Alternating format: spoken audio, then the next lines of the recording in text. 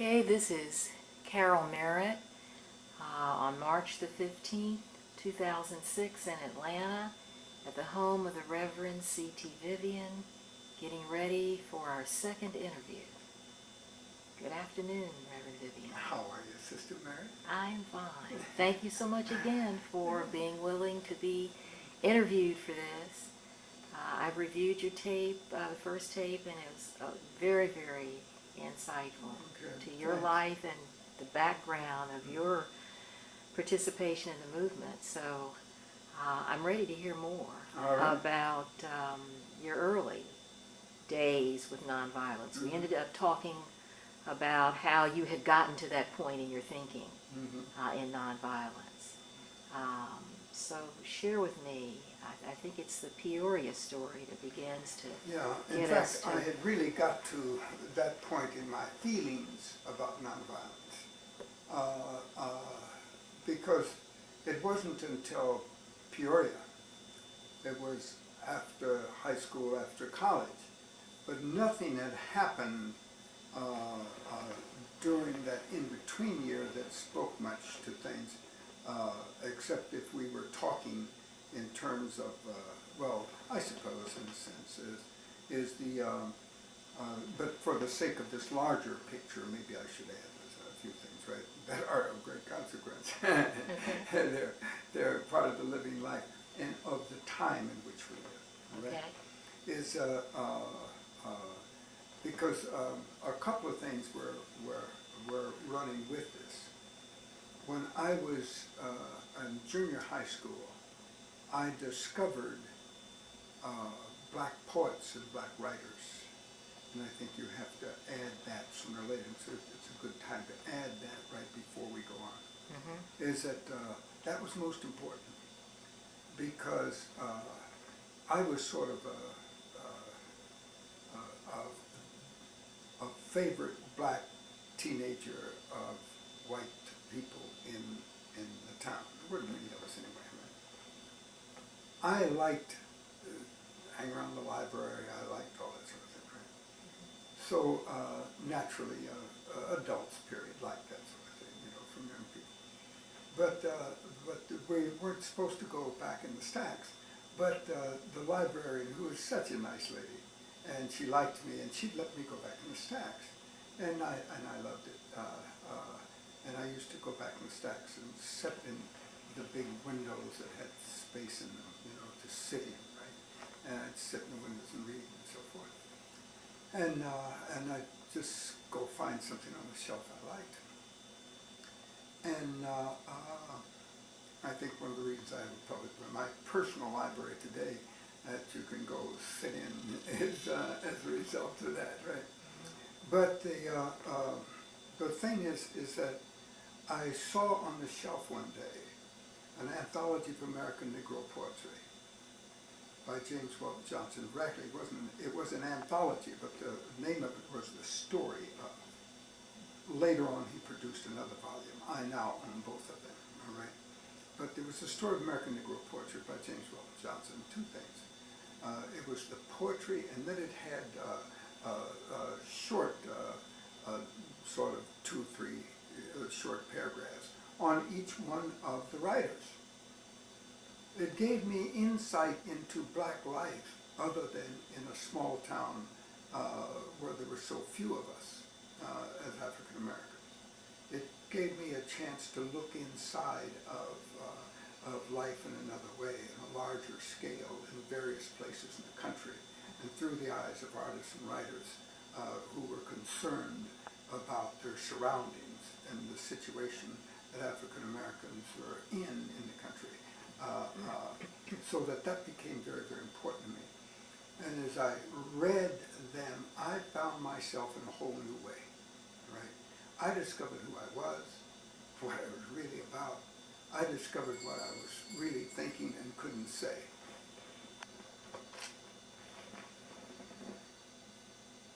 Okay. Forgot where we were.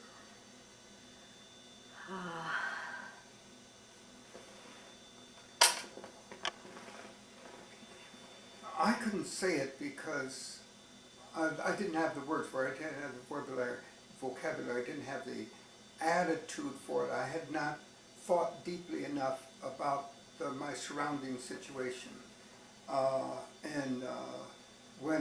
However, when it was presented out in front of me, it caused me to think far deeper about everything in life, right?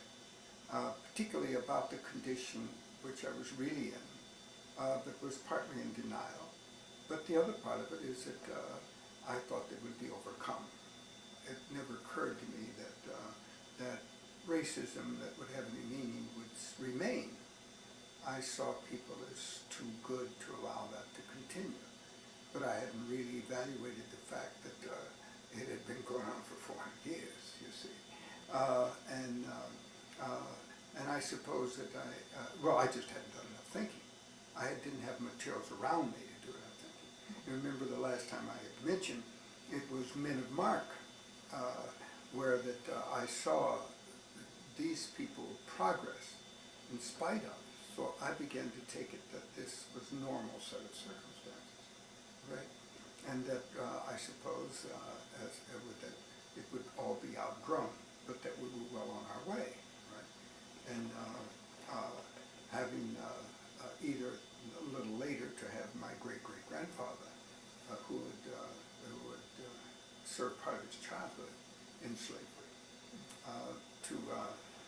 and see the situation we were in, and in my community, and now all of us lived in the same part of town, all of us knew we were going to.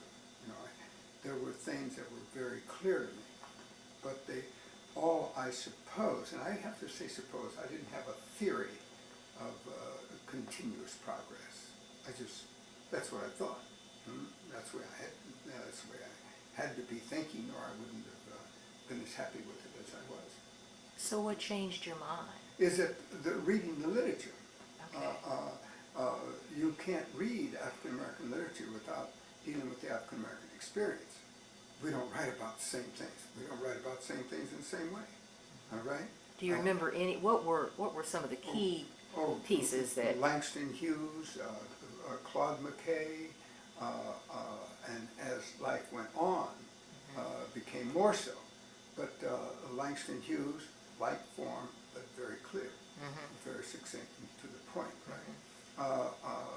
Made it very, very clear. Some of the women poets, as they talked about it, some of any number of the poets, actually, as they talked about what life was as black people and what we thought. And Dunbar was the only black poet that I had known before then, right? Very truthfully. And all I knew about him was comedy stuff. Later to understand that was just his slapstick side in order to satisfy white people so he could sell. All right? Is that wasn't really he. Dialect was not really what he was about. Right? Is that but there was 2 or 3 poems, however, because this was an anthology chosen by black people, not one that we got there when we went to social gatherings and church things and so forth, and somebody knew the Dunbar's poetry and said it for the enjoyment of the crowd, right? As Dunbar talks about the I wear the mask, right? But it's quite different, you see. I laugh, you see. Or Langston Hughes, when he says, America's never been America to me, right? And my favorite of Hughes, literally by the time I'm in high school, my favorite of Hughes is that I did when I was a junior.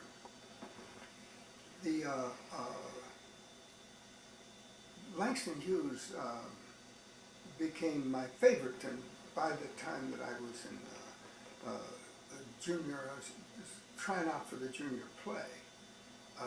I did his I've Known Rivers, and when I finished it, everybody was very happy, right?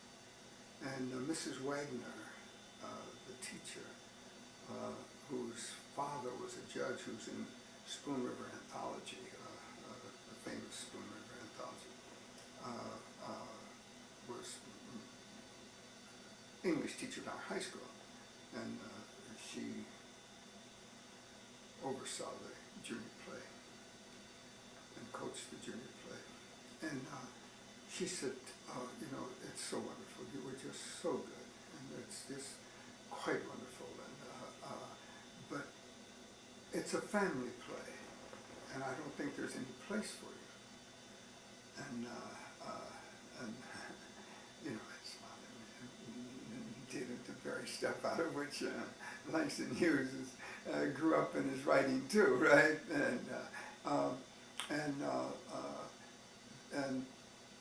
But she found a place for me in painting the backdrops, and she was just cutting her culture. With her, though, I think it was a little more satisfied with being in the culture. Right? I had another English teacher though that wasn't, you know, Mrs. Morris, that was quite different, and loved literature, and I love literature, and we just had a great time together. You know, it's one of those things where if you could have fallen in love with a teacher, that's who it would have been. You understand? Mm-hmm. We all have those kind of things, you know. Is that if you have any passion at all about your subject areas, but. The interesting thing about that story, again, it shows a difference between everybody involved, is that there was a young woman who, a student in our class, who, when I read I've known Rivers, and she loved literature, and we were in this special class, and where it wasn't set aside as special, but it was the level that we all took certain courses together. We all involved with this little group that really started in junior high school as this special group that I told you about that they put us in, these special groups they put us in. When we came, it all started there. We'd go to high school and pick up from there. She was excited and wanted to invite me to dinner. And she said she was going home and tell her parents that she just wanted me to come over to dinner and meet them, and one thing or the other. Well, so about 3 weeks passed, I suppose. So some time had passed, and she didn't say anything. I didn't say anything.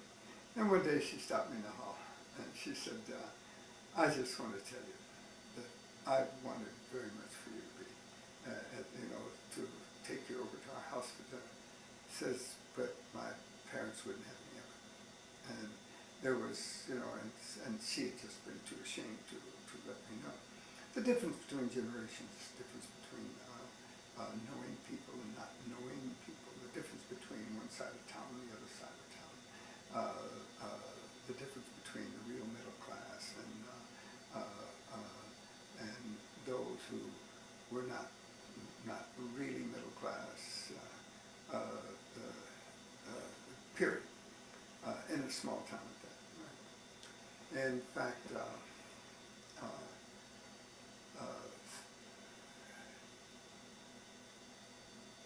had a lot of bearing on me, but it just made me understand very clearly, what was really going on, how things really live, and just was backing up everything that I'd been reading in the literature. And the literature probably made it easy for me to take it, right? And to understand it, because I didn't even know what was going on. Just I told you about the junior high experience when I found out that the kids were having parties and would invite me, but their parents. I think I told you about that. I don't remember hearing that. Well, anyway, when I was in junior high school, and this is the social side, right? When I was in junior high school, Don Coghill, who was in my class, and he and I were sitting out on the bleachers, waiting for the kids to come from the locker room. Don very seldom, he didn't like to take PE, and he didn't really fit into it. And I just, for whatever reason, was not there, and had to miss gym that day, right? So I was sitting on the bleachers with him, waiting for him to come up. So we go to the next class, and he said, "Man, I'd like to invite you over to my house. he says, but, well, says, we can't, for a party, says, says, it can't happen. Well, it was such a surprise to me. I didn't even know they were having parties. And I certainly didn't know they were having parties they wanted to invite me to. The difference between where they were, where I was, difference between their side of town with certain resources and understandings, my side of town without the resources, all right? And it interests me. I had other experiences like that. One other experience that was at a whole nother level. As I told you, there was another, at the end of high school, there was another group. Remember I told you there was first ward, second ward, third ward. And then there was the Western Illinois University high school that was really for the purpose of teaching, remember? And that the truly well-off kids went there. And their parents made certain they went there, right? And they also made certain that very few others went there. And I'm not even talking about color then, I'm brought down by both color and social ranking, right? They came and got me one day, summer. A group of them came and got me. A group of who? A group of these kids from this very special school, okay. right? That wasn't in our junior high school and wasn't in our high school. No, had been in our junior high school, but ended up not being in our high school, but being over in the experimental school. Right. And their high school and our high school played each other, right? Important stuff. Well, I wish I could think of everybody's name. I can't think of their names, but Charles Cutler was their natural leader. And they came over to my house one day right after school was out. And they were all bicycling, and they bicycled over to my house and found me. And they said, you know, we would like for you to join us for summer. We meet once a week every summer. And these kids had gone to Broadway, and these kids had done all kinds of stuff, right? And their parents were from the finest home that we had in town, down in a park. I'm trying to think of the name of it right now. Can't think of that real country. But and we would meet in their various homes, all right? And this was the first time I had been in homes of that quality and that level, right? Now, not all of them lived in those homes, but all of them lived in better homes than I did, or was on our side. Was this the first time they had come to your home? Yeah, oh yeah.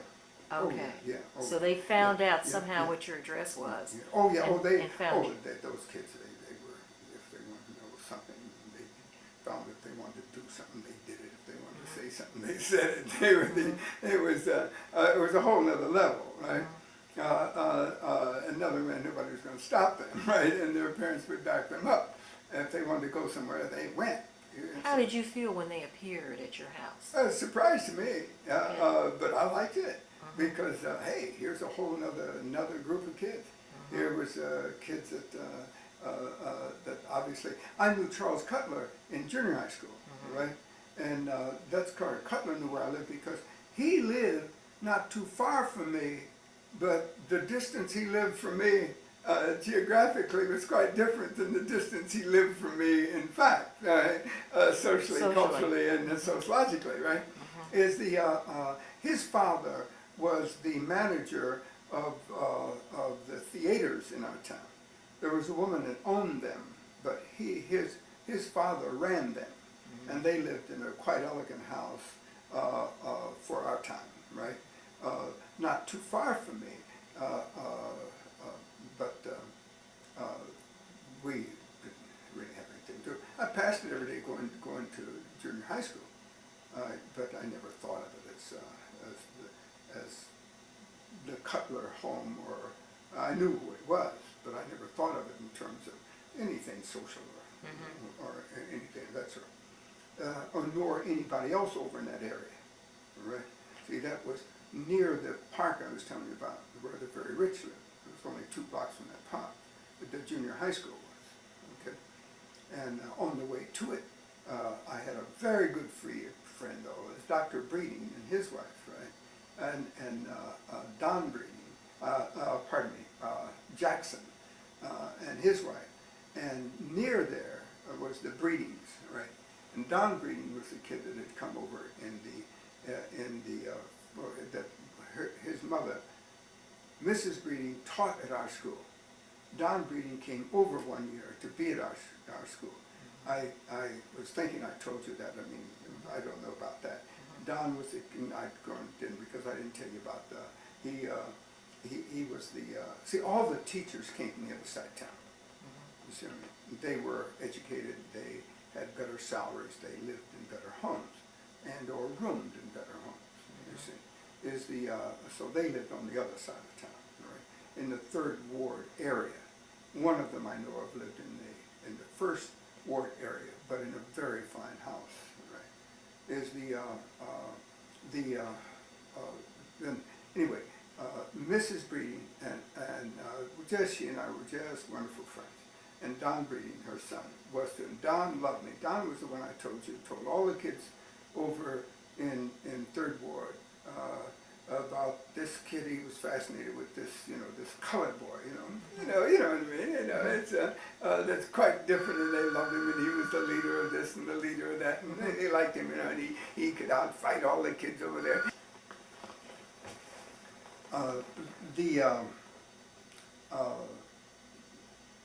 Mrs. Breeding was wonderful. Now,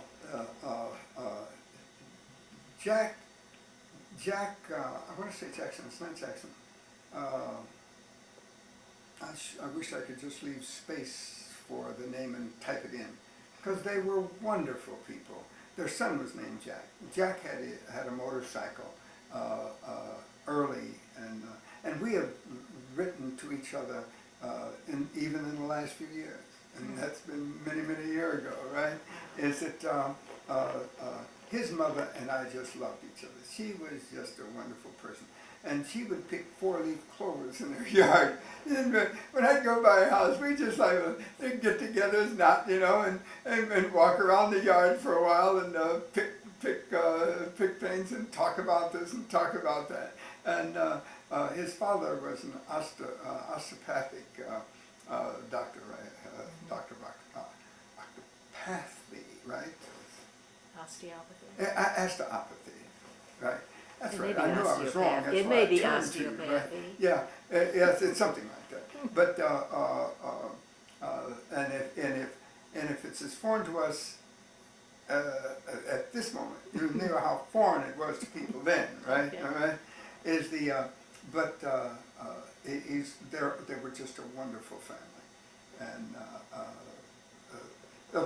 now my point being is that on my way back and forth to school at junior high, I was making these kind of acquaintances. I had these kind of acquaintances, right? But the group that came to your house that day, what were they asking? They wanted me to join them Okay. for a whole summer series of stuff. Okay. All right, where we just get together and do philosophical thinking and literary thinking and stuff like that. So what did you respond to that? See, and what? Oh, I loved it, and we did it all summer long, and Okay. it just had a wonderful time. I just had a wonderful time. In fact, I was thinking about years later. I was giving a speech in Denver, and ran into one of the people who was in that class. Right? I mean, in the class, it was just a group of us. Right? Mm-hmm. Just having a good time together. Right? Mm-hmm. And meeting at all their homes and so forth. We never met at my house. I mean, I made Why? Oh, well, I know. That's going to tell you. Because I made certain that they didn't. I mean, there was no real place for them to meet at my house, right? My house did not have that much space, and it was going to create more discussion about stuff that didn't matter than stuff that did. You know what I'm saying? And so I just let it go at that. Well, see, our house looked big enough and all that, but there's a whole lot of other kinds of stuff. When you relate a house like ours, which was an average house for Macomb, right? But older, right? Except my mother's house was brand new, except that it was a new for a house, except that because it had been built after we came there, right? But was too small for any kind of meeting. My grandmother's house was large enough, right? And especially in the summertime, because heat and cold makes a difference, right? But a whole different set of circumstances than what you would meet at Chandler Park was the name of the park where the well off of Chandler Park. Right? A whole different set of circumstances in a house like that, or in the Cutler house, although just several blocks away. Totally different setup for having 10 people over. So at what point, I don't want to rush your story Oh, no, along, I but do not mind.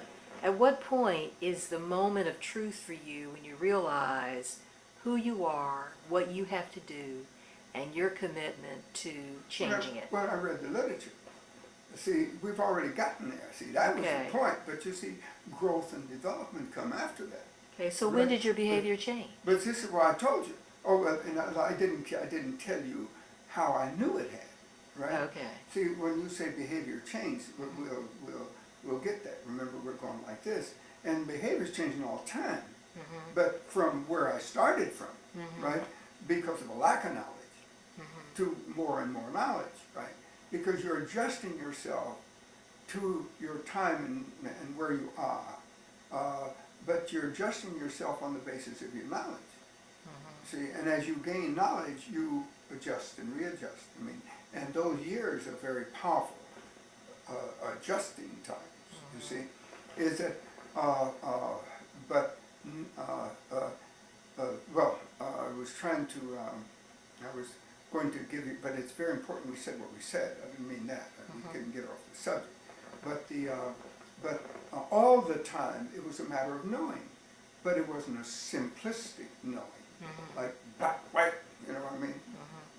World just isn't that way, especially when you're dealing with people who care enough to come to you and want to be a part of, care enough for you that you're the president of 14 15, 16 clubs and organizations during the time. Care enough for you that they make you the head of this and the head of that and the head of the other. You understand my point? All right? And at the same time, you are maturing in your faith that with a God that does not see color, but does see the treatment and mistreatment of people. You see what I mean? We see color. God isn't concerned about black, white, yellow, pink, or polka dot. He is concerned about just and unjust, decency and indecency, justice and injustice. You see, all right. So that when you're involved in all of this and understanding as you go, you don't just understand it. You see what I mean? You're understanding as you go, right? So that wherever you slice the bread in the life cycle, you see, is you get a slice of where you slice it. You see what I mean? You don't just say there's a loaf of bread, right? Because it was baked over a long period of time, like several centuries. So where you enter and how the bread feels when you get there is a quite different thing. How it tastes when you get there is quite a different thing. How it's going to taste 3 years later, 5 years later, right? Especially 20 years later, right?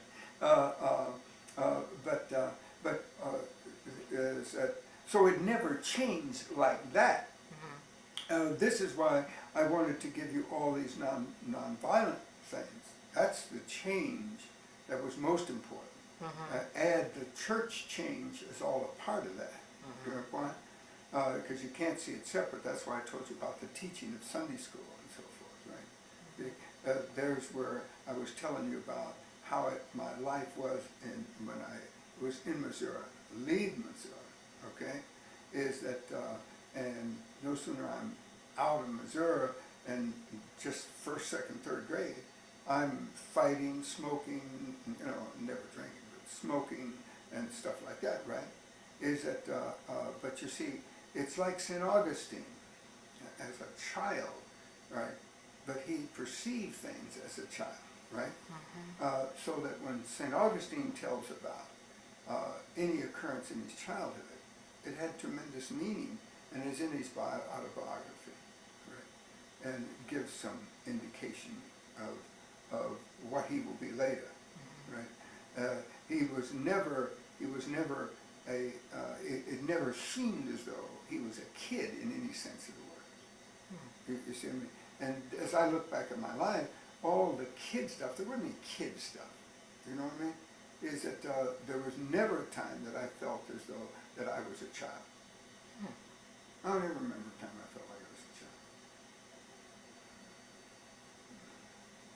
I don't understand. I know, and this is what I mean, because we all want to think that, and we see the child as child, but does the child see themselves as child? See, for instance, sister says, all right, but nevertheless, keep talking, because I'm gonna, what she's really said, I'm gonna make you make sense of this pretty soon. But see, is that I never remember myself as a child. Is that I just don't. I mean, the coming to Macomb, I had to be a child. Right? I was only 6 years old. Right? Well, you were a full-blown individual as far as you knew. Yeah, that's my point. And as far as I was concerned, I fit my surroundings. And I didn't back up for nothing. I mean, you know, in fact, my parents allowed me to say what I thought and gave it serious consideration all my life. And there were things I didn't do. She'd snatch me ball, you get my point? And let's put it the other way. She would whip me, right? And very clearly, I mean, your behavior was defined, right? But your thought wasn't, right? Or you weren't stupid enough to, you know, to say anything to your mother or your grandmother or anybody or your great-grandfather, anyone, you know, that was stupid or, you know, uncivil. There's just more sense in that, I mean, more love in it, more concern for that. More, the behavior of the house said that you didn't do that. I mean, it's just, didn't do that. Nobody did. Now,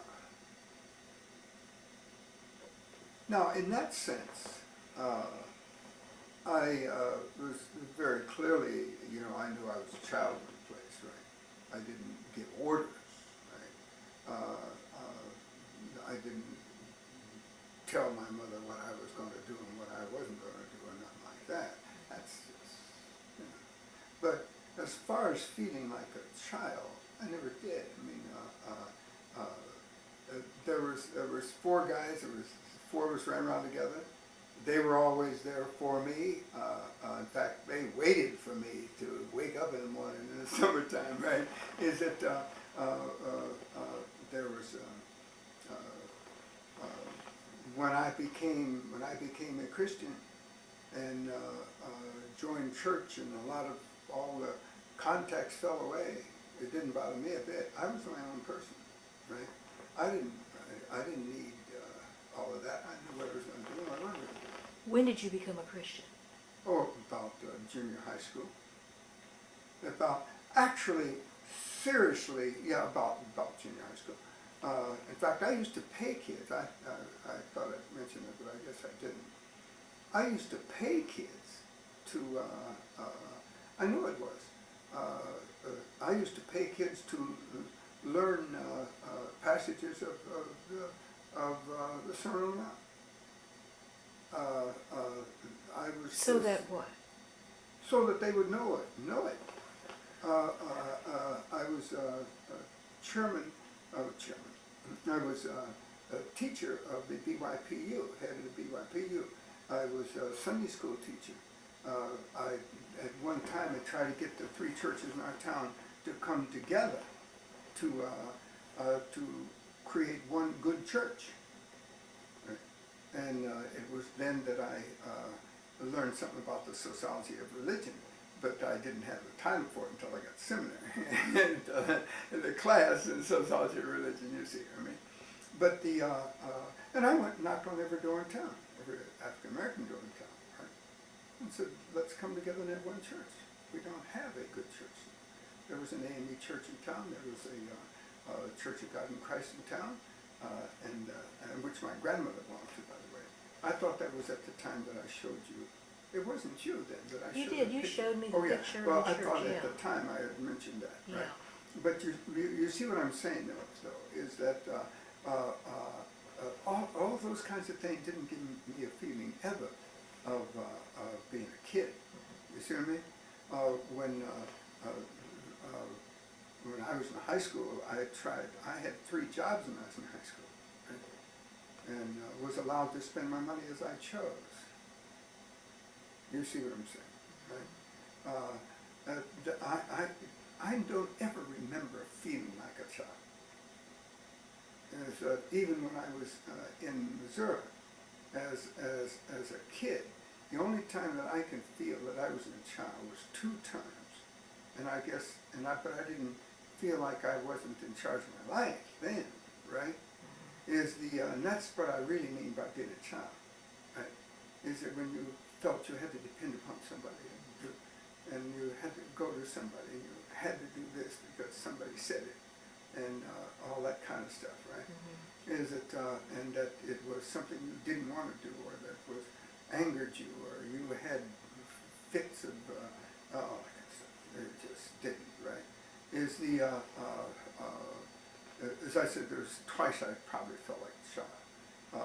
It could very well was before I left Missouri. My grandmother took me out to visit her sister and her child, right? And her child had cerebral palsy and had a problem with everything, and he was sort of a little brat kind of kid, right? And we were sitting around the table, and he threw stuff in my plate, thrown down from his high chair type, right? And I really wanted to, let him know about it. But I looked at my grandmother, and my grandmother gave me, the sign that you didn't, I wasn't going to do that, so I didn't do that, right? And I think there it was a comparison between his behavior and mine. See what I mean? So that I did not see myself as a child, I saw him as a child.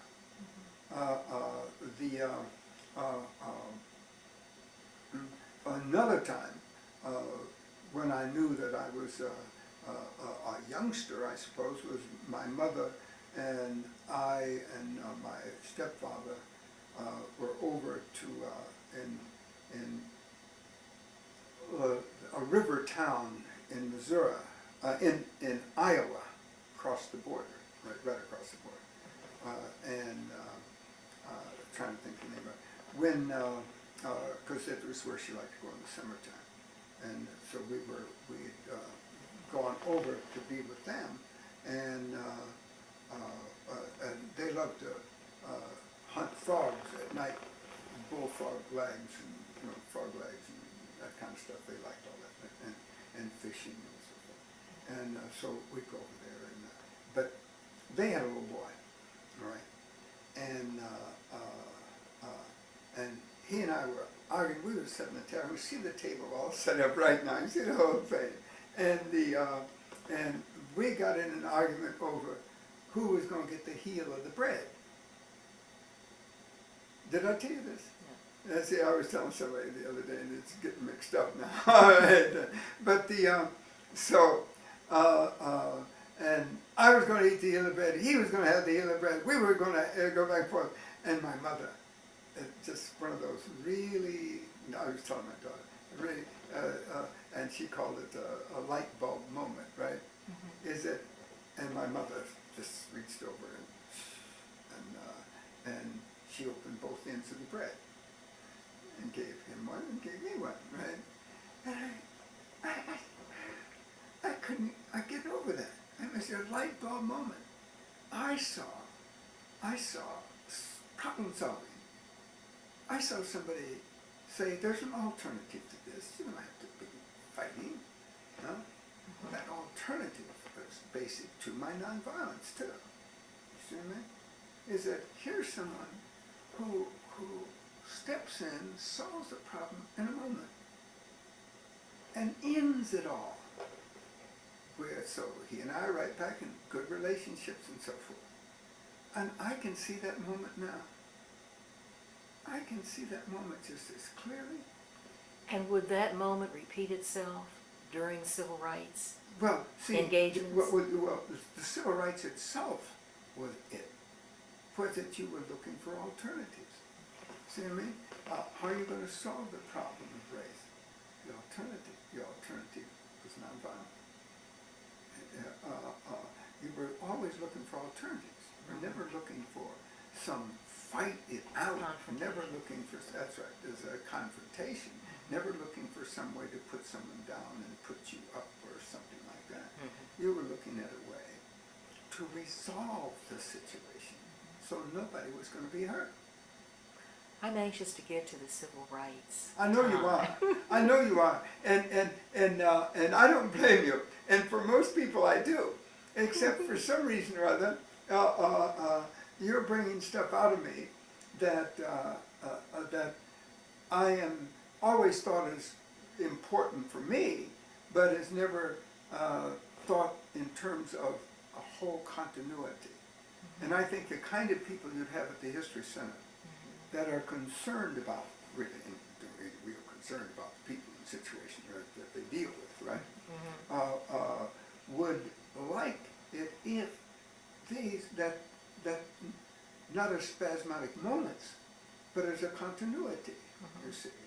And it's such a continuity to me that I see it to anyone looking. And if anyone ever comes to see this stuff, I want them to understand growth and development. Not simply, oh boy, he went out and did this, and he went out and did that. How did that happen? See, because I am a firm believer that your childhood decides your future. And that how you view your own childhood. You know, the unexamined life is not worth living. Socrates says, right? He's so right. I mean, is that but let's put it this way. To have no life early means you're not going to have much life later either. That you understand, care about, or anybody else will care about, right? The more insightful that youthful life is, the more insightful your adult life is, right? Just like the more horrible your childhood, the more horrible and mixed up and negative, both in terms of your output and your reception of life, will also be 99 times out of 100, you see. See, and this is why I'm doing this, right? But I also wait for all your things. But let's get to Peoria, because this is where we almost got started at until I went back. Go ahead. No, well, see, because I want to connect this, is that because I had to put down.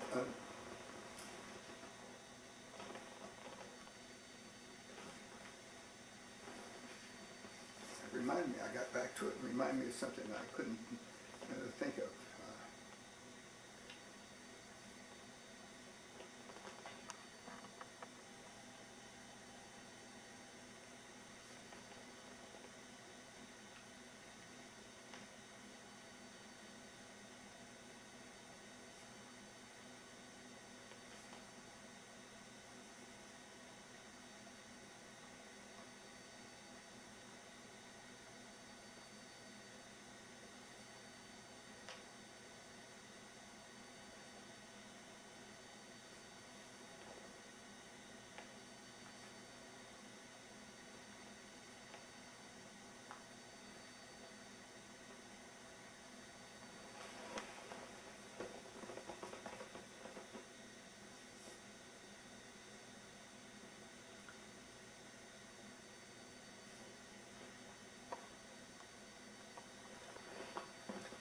I probably, the first time I went to Peoria,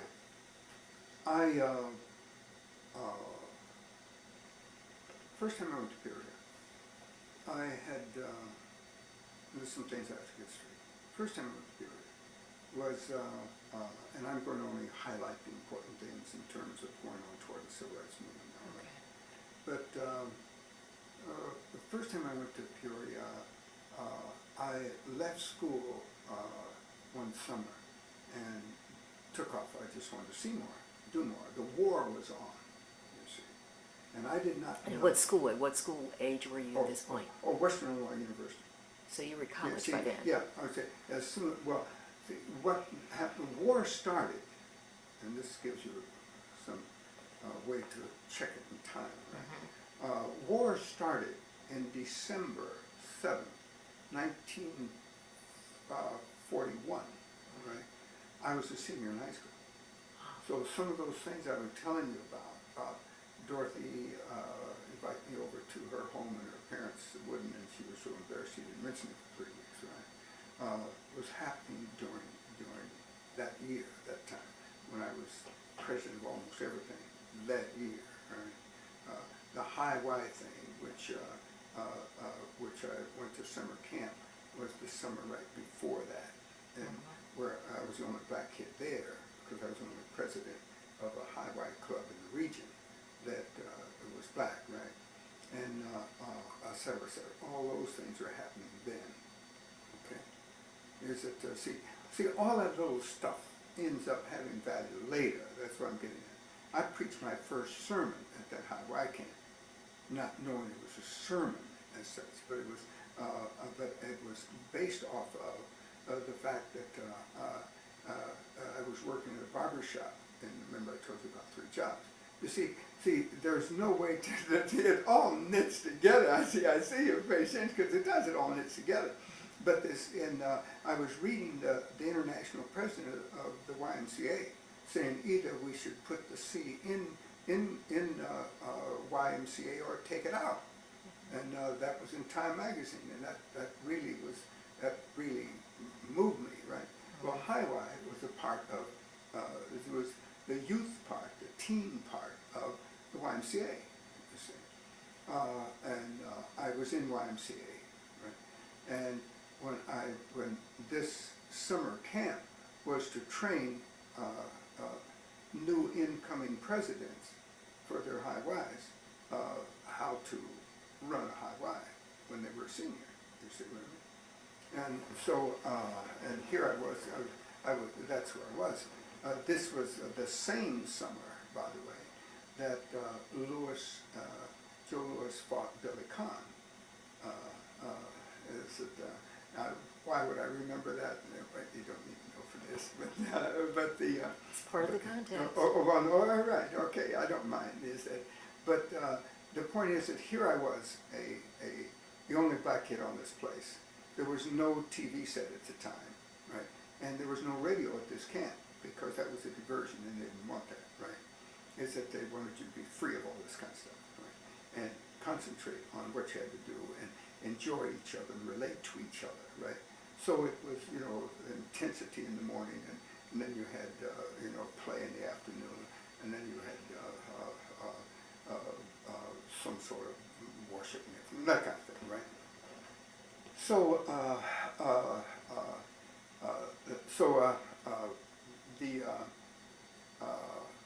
and as I say, the important thing, so I had the first sermon, it's my first sermon, but is that I gave this sermon around thinking about what he'd said about the sea in YMCA, right? And about the matter then, and the text for me at that point, only because I was intensely involved in church, right?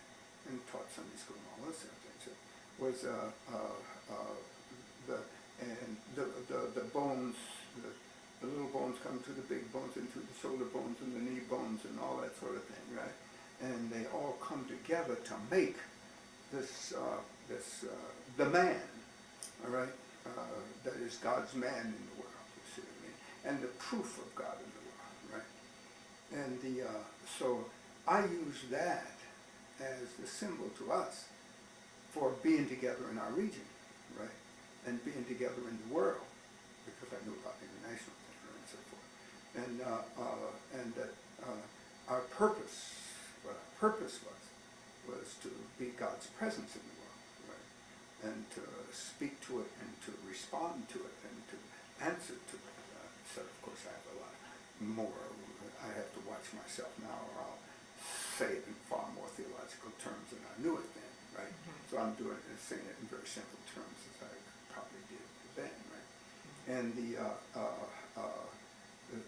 so that it was that kind of thing that later, much later, I thought it was a sermon. I never thought it was a sermon until I was fully an adult, right? What was the occasion for you speaking? Well, it was the head of the camp asked me to do the morning sermon, the morning devotional. It's called a sermon, right? Morning devotional for the group, right? And boom, I did. I think it was at that camp. I'm not for certain, but I think it was at that camp that something very special happened, and it could have been in college, but I think it was at that camp. I'm mixed up, so I won't say it, all right? Where that, but anyway, I just want to add it, just in case. Where that the speaker used a passage from Paul, but it was Onesimus, where that and where Paul is writing him and says, and receive him as a brother beloved. All right? He'd been a slave who had run away and had gotten away, but to come back, but he was still going to be a slave unless whoever was ended up owning him, quote unquote. I hate those terms, but would free him. And Paul has his real statement to slavery in that line, and that is, receive him as a brother beloved. Or, in other words, or you're really not in obedience with the gospel. You're really not in obedience with this Jesus of love that is come into our lives, all right, and into the earth, right? It's a very, very important kind of thing for me. It's a text that just meant the world to me in terms of looking at everything else in the scriptures, right? And cleared up a lot of stuff for me in terms of that the edge of your thinking, this sort of thing goes on, right? Well, how do you deal with race? How do you deal with slavery, right? Were all these people Christians or weren't they? What was their level of their Christianity? Did Christ mean anything to the people that surrounded me, that's doing all this talk about loving your fellow man as yourself, but it doesn't include anything but white people? Is that the level of their Christianity? Then they don't have much, right? Is that their understanding of love? Then they don't believe much in love. Is that their understanding of justice? Then they don't believe much in justice. See, but it cleared up. And Paul was very clear, right, as real spokesman for the Christian community. Right? So then I could understand it wasn't Christian community. It was, in fact, those who went to church. And because it was clear to anybody black that you can't be a racist and a Christian at the same time. Right? You know, we never say it. I said it in workshop one day, surprised everybody, black and white. Right? I just asked them the question: Can you be a Christian and a racist at the same time? Just took volumes of nonsense and condensed it into the one question that clears up all the nonsense.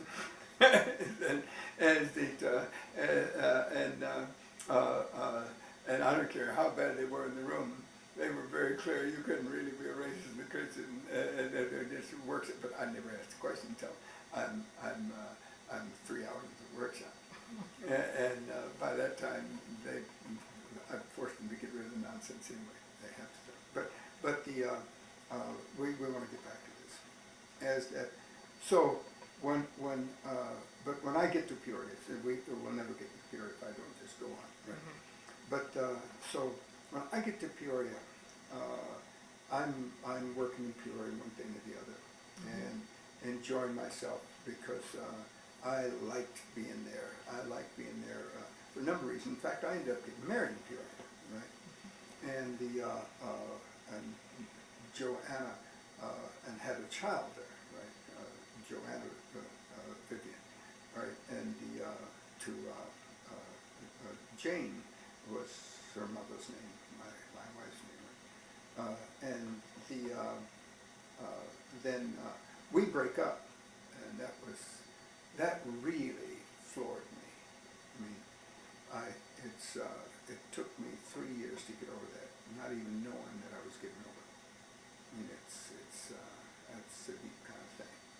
When you love someone and they supposedly love you, and it doesn't work out, and you are a person that believes so much in the whole understanding that people are just good, and that love is the high point of life, and that things work out from there, right?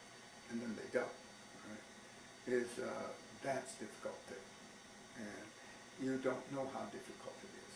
That is the point.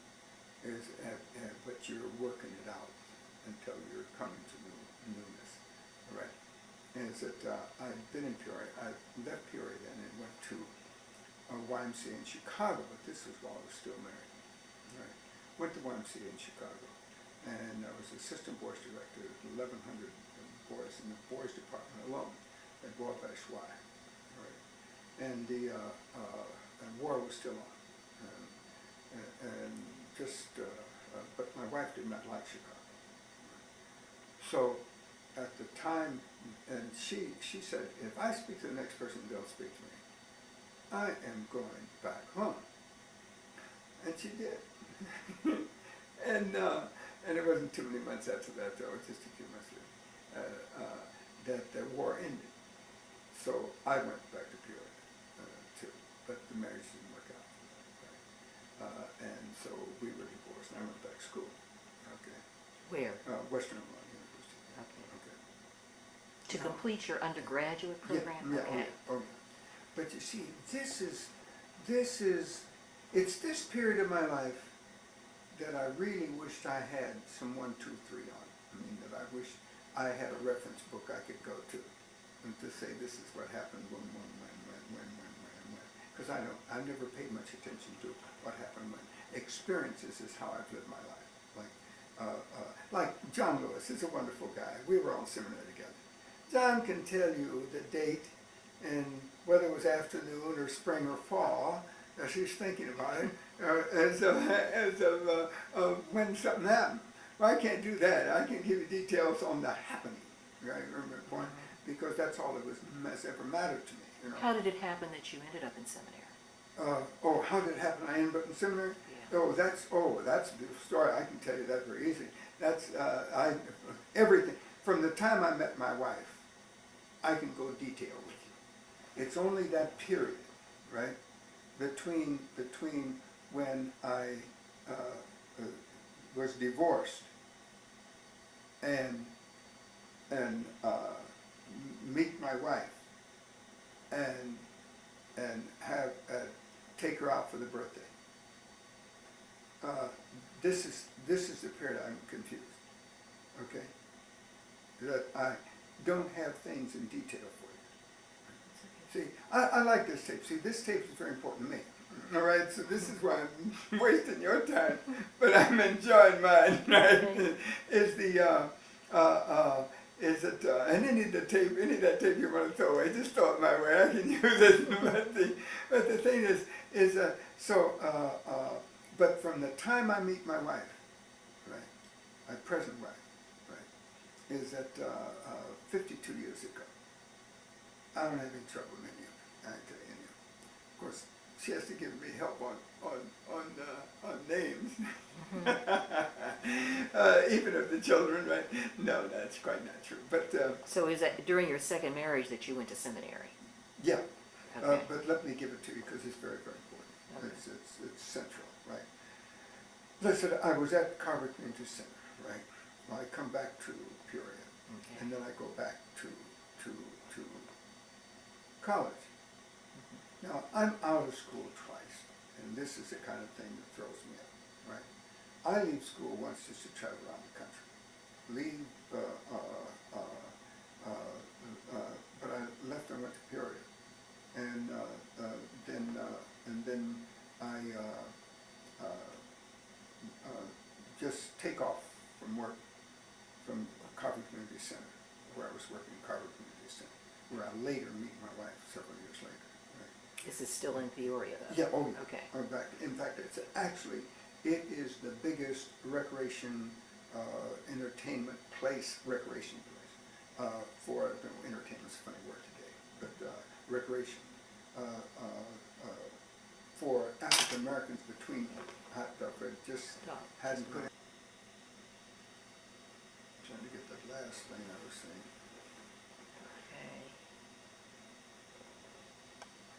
Okay. For African Americans between St. Louis and Chicago, the largest, right, is the, and that's where I had been. I left there because I thought I was going to be called to the Army. And I had, when I got out of high school, I enlisted in 3 different departments, because I didn't make it either one of them, because I have a hernia, right? Mm-hmm. And having this hernia meant that they turned me down. And because I wanted to deal with the evils of Hitler and his racism and his fascism, right? And his dictatorial conduct.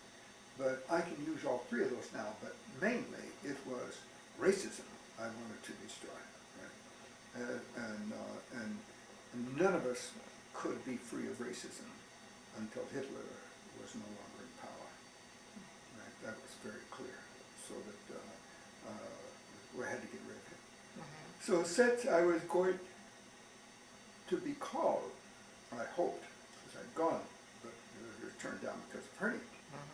But in a year or so later, right, after knocking around the country, well, I was in Denver at the time that I heard that, hey, is that they're going to take people with minor kinds of disabilities, right? If now that the war has gone on as long as it had, for instance, in my town, in Macomb, Illinois, we had a great number of young people who were killed because so many of our kids had joined the National Guard in order to make money. The Depression was on until the war started. To make money going out once a week or once a month or whatever it was that they did to parade around. Right? So, and we happen to have in our town an anti-aircraft gun. So our troops were trained in anti-aircraft warfare, as very few were. Remember, when World War II started, things were so bad that in the start of the war, soldiers had to use brooms to practice handling something like a gun. There weren't any guns, right? Very few. There weren't any at the time, right? I mean, there were so few, like for all the people we had to prepare, it was like none existed. And we had to wait for them to be built, made, before we could really give troops enough guns. We were just training them. Right? So now we've gone through another round. So I thought I would be accepted. Right? And I was in Denver, at the Denver Athletic Club, because I'd taken off from Peoria, from Carver Community Center, knocking around the country, right? I wanted to go to California. As far as I know, life was going to be over, right? I was going to war. I didn't want to miss the biggest event in my young life, right? Number one. Number two, though, well, that was number two. Number one was I needed to get Hitler, all right? If we have to put some numbers on it. Number one, Hitler had to be destroyed, one. Two is that I did not want to miss this great event. Number three, I wanted to see the country before I died, right? And because you never knew what was going to happen if you were war. So I really wasn't worried too much about it, but that's really what I wanted to do. So I took my Bible and My Leaves of Grass, Walt Whitman. Walt Whitman was my favorite poet at that time. And I took a copy of Leaves of Grass and my Bible and started out across country. This on a was bus. after seminary or before seminary? Oh no, it was a long time before seminary. Before seminary. Long time before seminary. Okay. Right? See, now we're talking. That's the problem with this back and forth thing. Right? But now we're talking about while the war was still on. You see what I mean? We're talking about even before Jane. Right, okay. You see what I mean? Is it? And you're a young man. Yeah. And On your own. Yeah. I come back to Peoria and meet Jane there. Okay. And there was another woman in between, but not meaningful. Right. So I'm in Denver, and I leave. I'm going through Denver on my way to California. Remember, that's where I was going to go. Right? I wanted to go all the way across country, and I wanted to go to California. Right? I stopped in Denver to go to church. Right? And Amy stopped on the bus. See, I mean, remember, you had buses and you didn't have airplanes. Right? See, it's hard for anybody to throw clear back to the 1940s, even those who lived it, right? You have to think twice because you'd say, well, why didn't you fly? You know, is it because you didn't? Why didn't you have a car? You didn't have any money. In fact, there weren't very many cars, right? It was surprisingly, there just wasn't.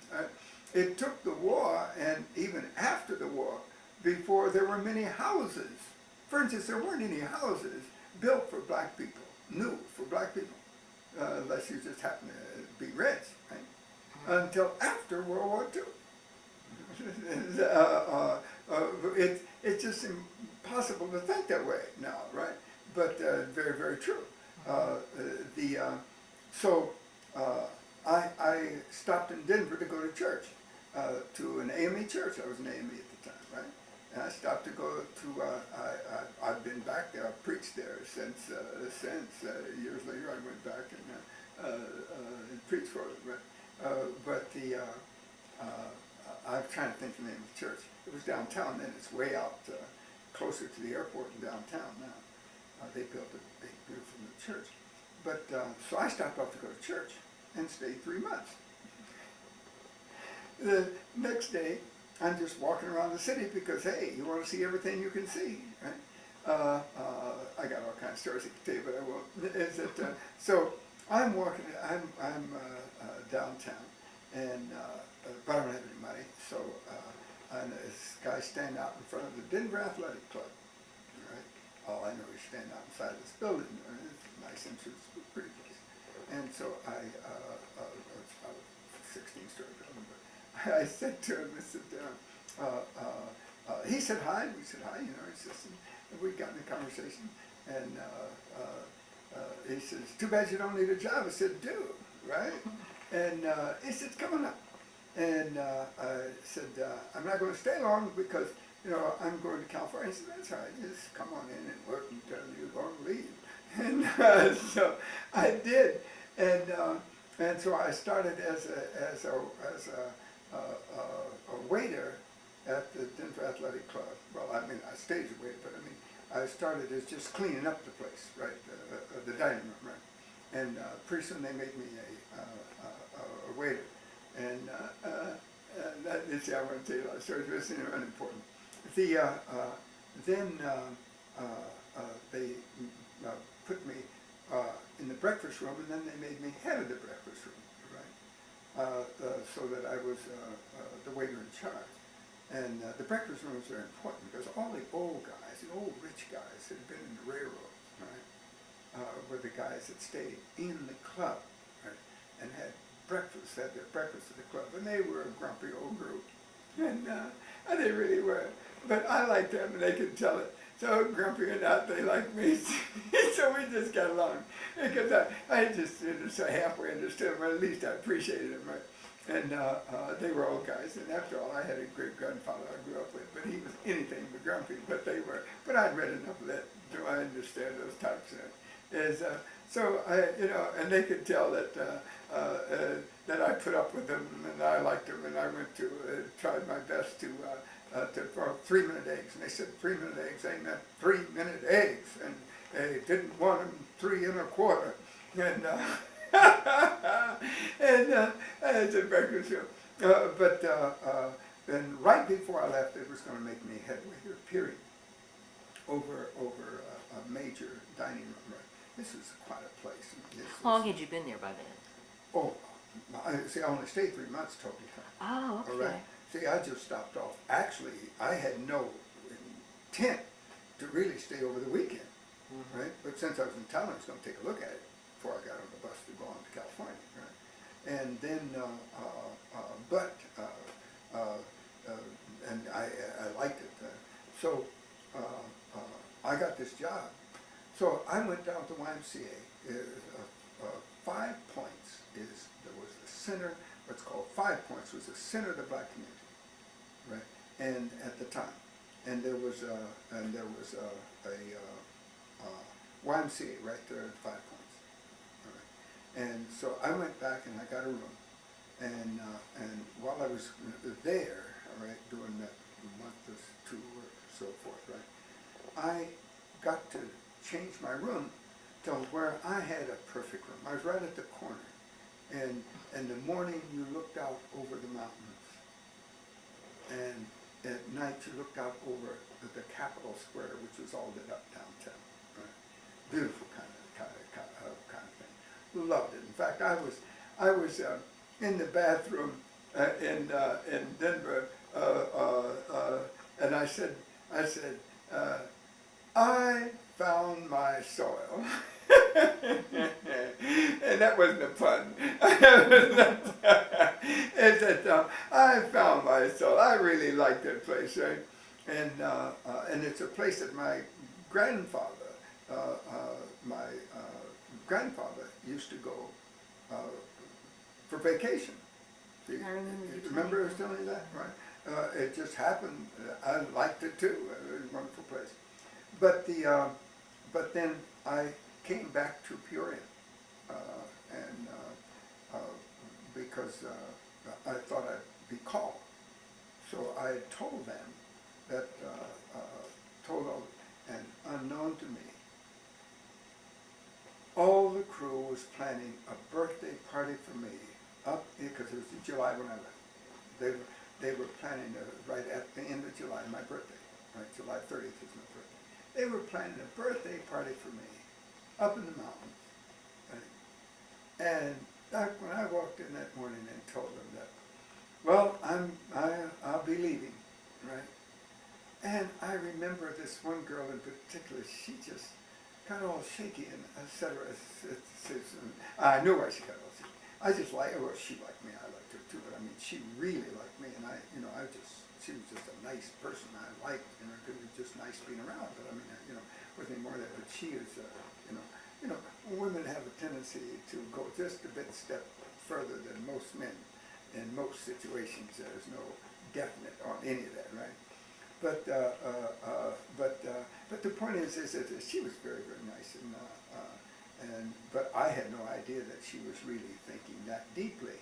But boy, you could tell it. She almost fell apart. She was just shaking, and everybody was trying to get me to stay over, and I said, well, I can't do that now. It's just, and so I should have. I really could have. As I'm thinking, and I should have, because I liked all those people too. I mean, they were nice to me, and I liked them, and it just had a lot of fun, right? Is it? Just the fun of living. That's what I mean. Is it? But anyway, but that's coming back, right? And that's where the mix-up again. But I come back to town. But and here again, though. But when I married Jane, see, I'm coming back from that before I married Jane. See what I mean? Is it? And I'm working at Carver again, right? And that's the only way I can say it. Remember, I'm getting mixed up. And remember, I told you I'm mixed up in this period right now. I got to one of these days, because I've never cared enough just to sit down and figure out and talk to people and say, when did what happen? What happened when? Right?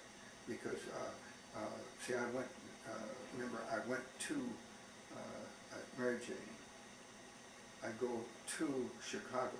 Remember I told you about that. So I come back. And then I go back to school. Because the war is over. Yeah, that's right. See, remember, Jane and I are married as the war's coming to an end. I'm in Chicago. Leave there and come back to Peoria, right? And then I leave Peoria and go to school, right? But and the school is Western Illinois University. Okay, back in. Or back in the same school. Oh yeah. Okay. Yeah. Oh yeah. Right, Oh okay. yeah. Yeah. Okay. Right. Is the now, but so much for that. So I'm having to go back to school. I see. This is where I'm mixed up again. Right? But the point being is, so let's start where I know I'm clear. Okay. Right? Because that's why I've always jumped over it anyway. Okay. So I'm back in Peoria, and I'm trying to save enough money to get back in college. Okay. And I stay with Ben Alexander. Ben was a research chemist, and we'd been buddies from the time we met back. So I'm staying at Ben's house, and there was another Ben that was also in Peoria who was a chemist, and then Dr. Smith, and Doc and I and Ben stayed in Ben's house, right? But they have already started their professional life. They're research chemists, both of them. They're at a very important research center in Peoria, a government-owned research center. I am working at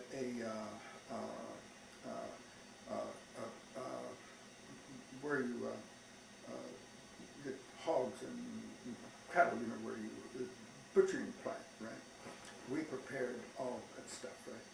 And but I was making more money actually, because I was on the heavy cruise that CREWS, and I was getting more hours, more everything. But it was really hard work. But when I left there, I was weighing 180 pounds of solid muscle. It was an interesting kind of thing. But while I'm there, Ben and I, right, got involved in, we did everything together, right? But Ben and I got involved in this group at the church where we did the movement work I was telling you about, nonviolence, right? What was the church? We opened the restaurant downtown. I can't think of the name of the church. Okay, it was a Methodist church? It was a Christian, meaning Christian by title Christian. Okay. I mean, not only was it a Christian church, but it was Christian denomination. yeah, that's right. The denomination was the Christian. Right? And in fact, I think it was United Church of Christ. No, it really wasn't. Yeah, I think it was United Church of Christ, right? Okay. And they call themselves Christians at that period, right? Okay. And then they all came together, the congregations and so forth and all that later on. Right? That's where we're involved together. And then, as I said, I was there. I was making money to get back to school. After that period was over, I go back to school. Okay. But you had some involvement in this church before you went back to school. Well, not in the church. Okay. My involvement in church was on my side of town, right? And Ben didn't go to that church either. Okay. Ben and I both went to Baptist church, a Black Baptist church, a Mount Zion Baptist church. So what did this church, this Christian church, do that you were involved in? Is that that was where the group of college kids were that did the nonviolent direct action. See, is that Jim Farmer was a part of that denomination in Chicago that paid the bills that created CORE. See, CORE was first committee on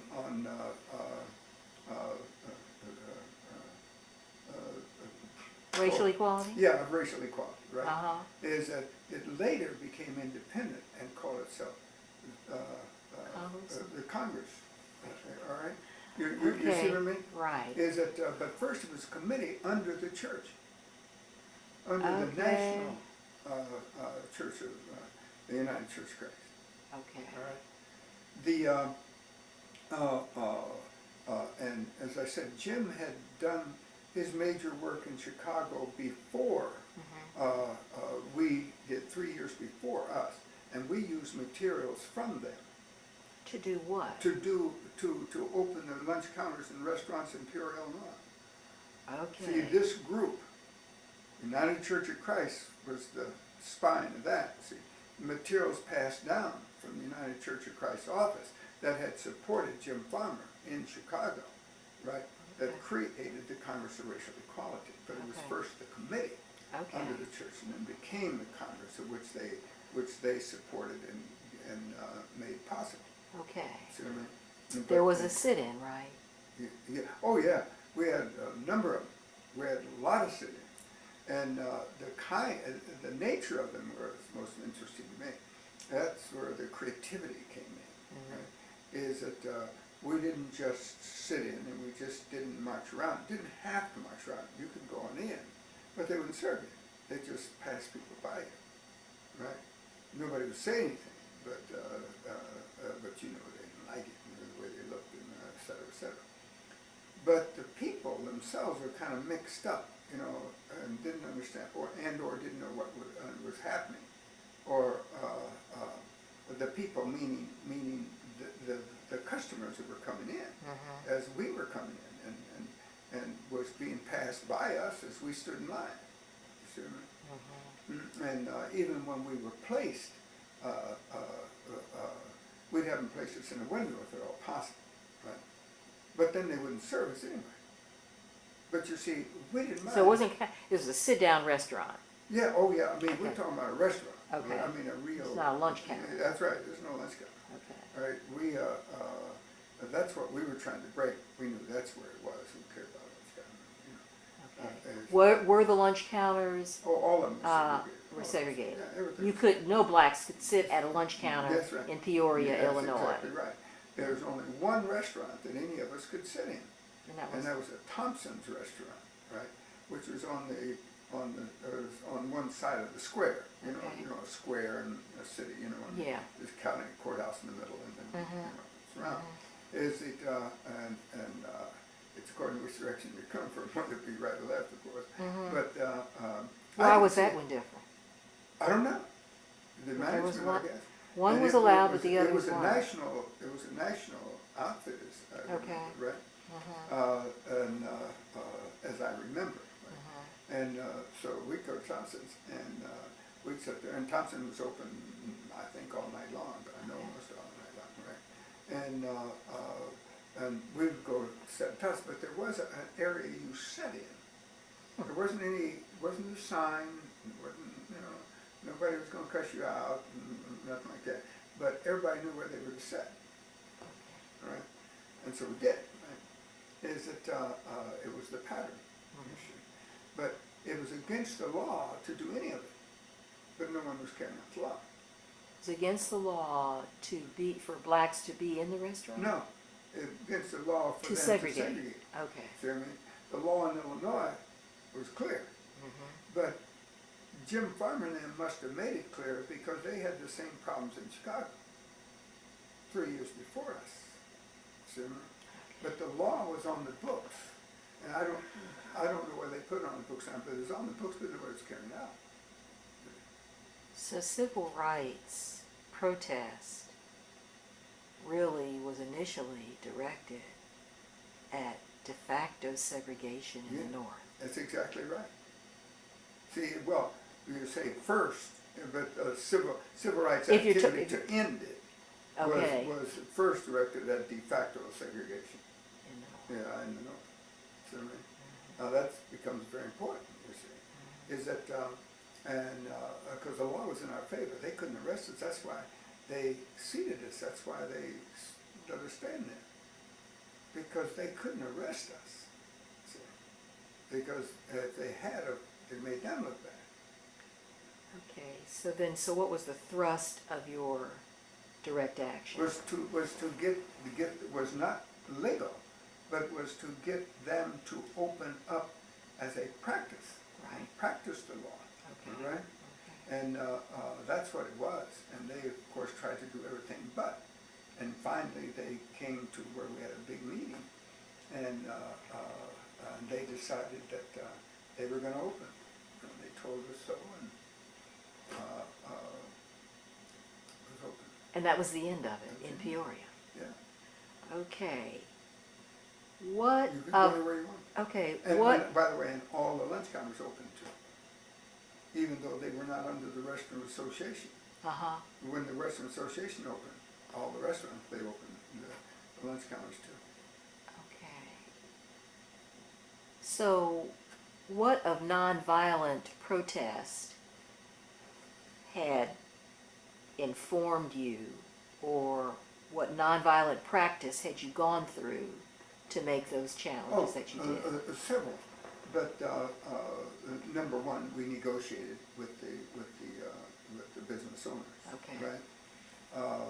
When they did not come through, right.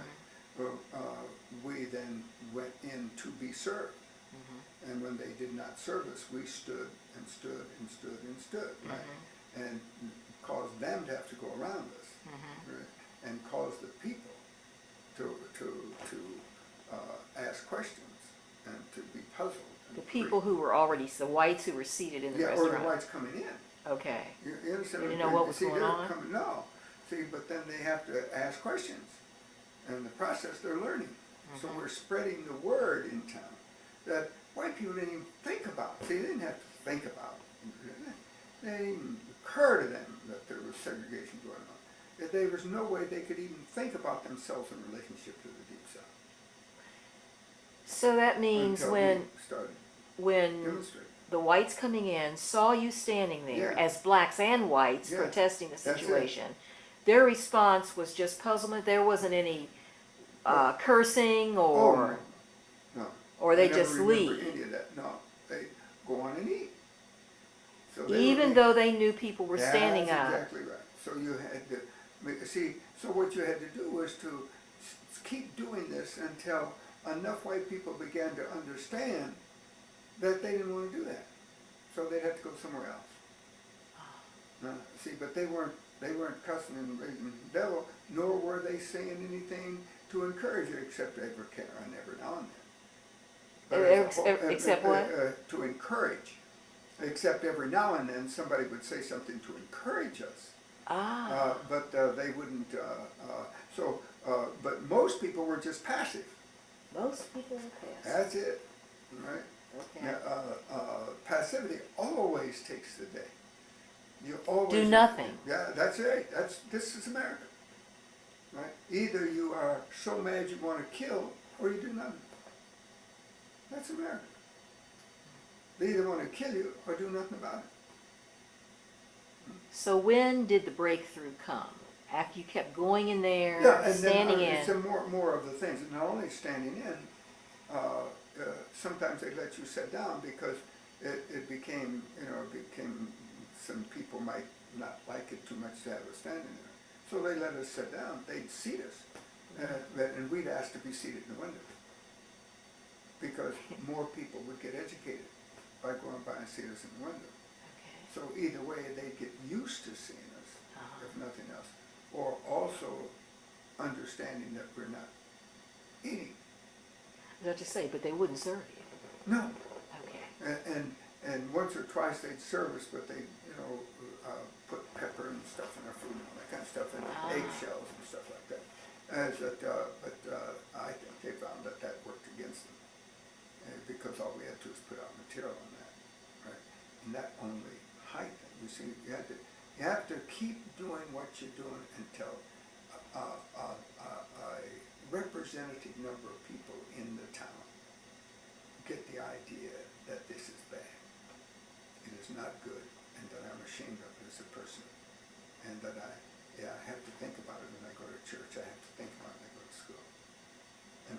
churches then begin to set up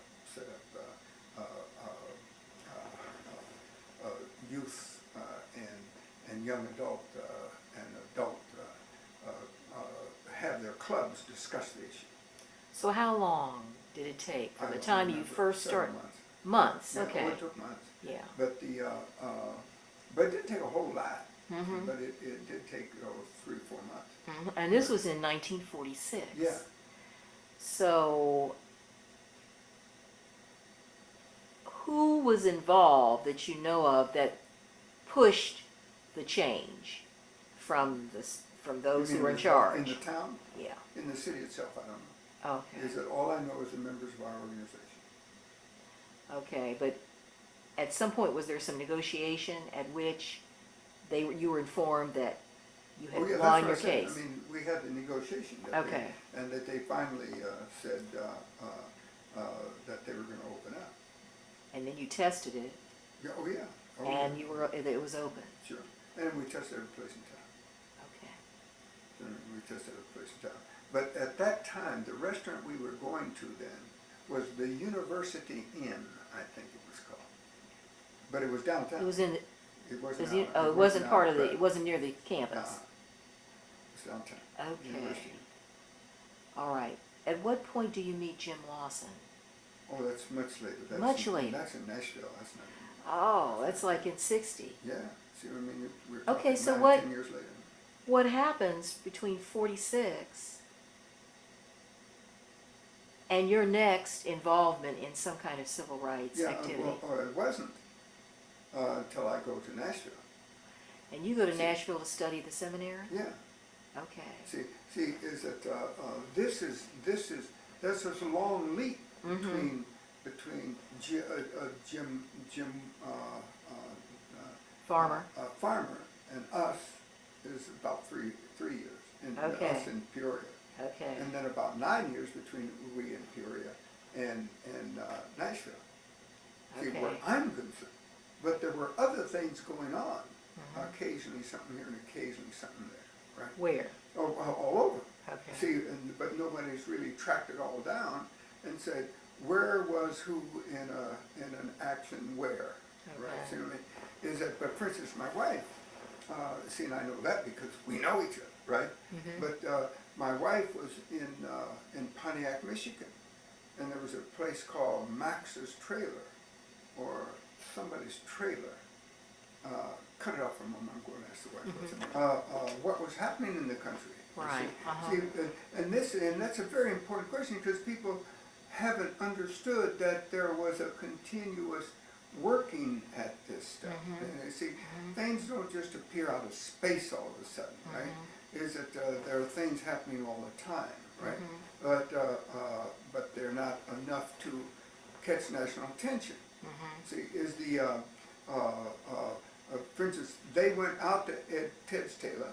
In Pontiac. Yeah, in Pontiac. The minister, by the way, her minister had gone to Morehouse, right? And he was really a solid guy, right? And AME, and so when they found out, but it was a drive-through. It was one of those drive-ins like the Varsity. Mhm. You see what I mean? Mhm. And that you drive in and sit there, and so practically all the action happened outside. But they had an inside restaurant. That's where they didn't serve you. You went in and they put your stuff in a sack and gave it to you and you left, right? Well, is that their pastor found out about that because I know the kids didn't because all the kids wanted to be in the drive-in because they wanted to be in the cars. You know? Mhm. So he found out about that. So he takes them out. They go in Ted's trailer, and they're going to sit there and eat. Well, is that the woman brings them over sacks of free food, and so they start going. He says no. They tear open the sacks and sit there and eat, and then after that they can eat if they wanted to. I mean, nobody stopped them. I mean, they served them, right? But then that's not what they wanted anyway. But they were breaking down the thing. Because the kids love to be in the cars, and drive varsity. More adult adults go into the varsity than kids. Even now, right? And the drive-in was a great novelty then. So it was the thing to do. So following 1946, Yeah. though, for you, Yeah. Following 1946 for me, right, is that that's an ending period, so to speak, and now comes because of the Alexander thing. Pretty soon, the wife and I am working in Peoria. I'm going back and forth to Macomb. I don't know what I'm doing. See, that's why I say I'm a Okay. lost period. Okay, but now Okay. your first wife is gone, right? By 46, Yeah, by but Peoria. we're divorced. Yeah. Oh, not only back to Peoria. Okay. We're both living in Peoria, but we're divorced. Right. All right? Okay. See what I mean? At what point did you decide you wanted to go to Nashville to study at the seminary? Oh, that's what I'm trying to tell you, right? It was a year after my wife and I married. Okay. I'm trying to, Okay. Octavia. Okay. I'm trying to get that straight, you see, so you can say exactly when, right? See, but it doesn't really matter. It's okay, Yeah. but because you were in Peoria in 46, Yeah. working Yeah. to get back to school. Yeah. Yeah, and no, I've already done that. Okay. Right? Is that get back to school thing? I went back to school, right? Mm-hmm. And then, but I'm going back and forth between. See, right in there is where I get mixed up. Okay. All right? But I meet her in Peoria, right? And she's at Parchment Community Center. In Peoria. Okay, all right. After 46. Yeah, is it, no, well, 46 is when, oh, yes. After 46, if we can move on from 46. Yeah, okay, well, we can do that easily by just doing it. Yeah, all right? okay. Because otherwise we're going to get wrapped up. And into a lot of that's stuff okay, that because doesn't you know matter what, I don't have to have Yeah, that's what I say, it doesn't matter anyway. that straight Right. narrative. Yeah, because, see, I never get years and stuff right anyway, period. I mean, during the movement, after the movement, anything, right? Is that it's great events in my life that stick out for me. And right? that's okay. Okay, good. So let's deal with that now. So what happens is that when I meet my wife, I'm at I'm working at a mail order company, right? Helen Gallagher Foster, mail order company. They used to advertise in all the House of Beautiful magazines, all those kind of magazines, right? Helen Gallagher Foster were a mail order. So I'm working at Helen Gallagher Foster mail order, right? So I'm working about a year. I don't know how long I'm working there, right? All I know is I'm working there, right? So, because I never know that. But my wife comes into town, right? And we have, and the professionals in town, the young professional group, right? Because I was trying to get back into something substantial for me, and it was at the time I meet her. Well, let me forget all of the nonsense and just talk about the important stuff, right? So I'm at Helen Gallagher Foster, and just working, nothing unusual, right? And but all the time I'm trying to think of how to start a mail order company, black, right? Is that because see, after the war, the idea was that we had now money coming into the black community like we never had before, right? So and you can't do mail order. Your patrons have to have a certain amount of money.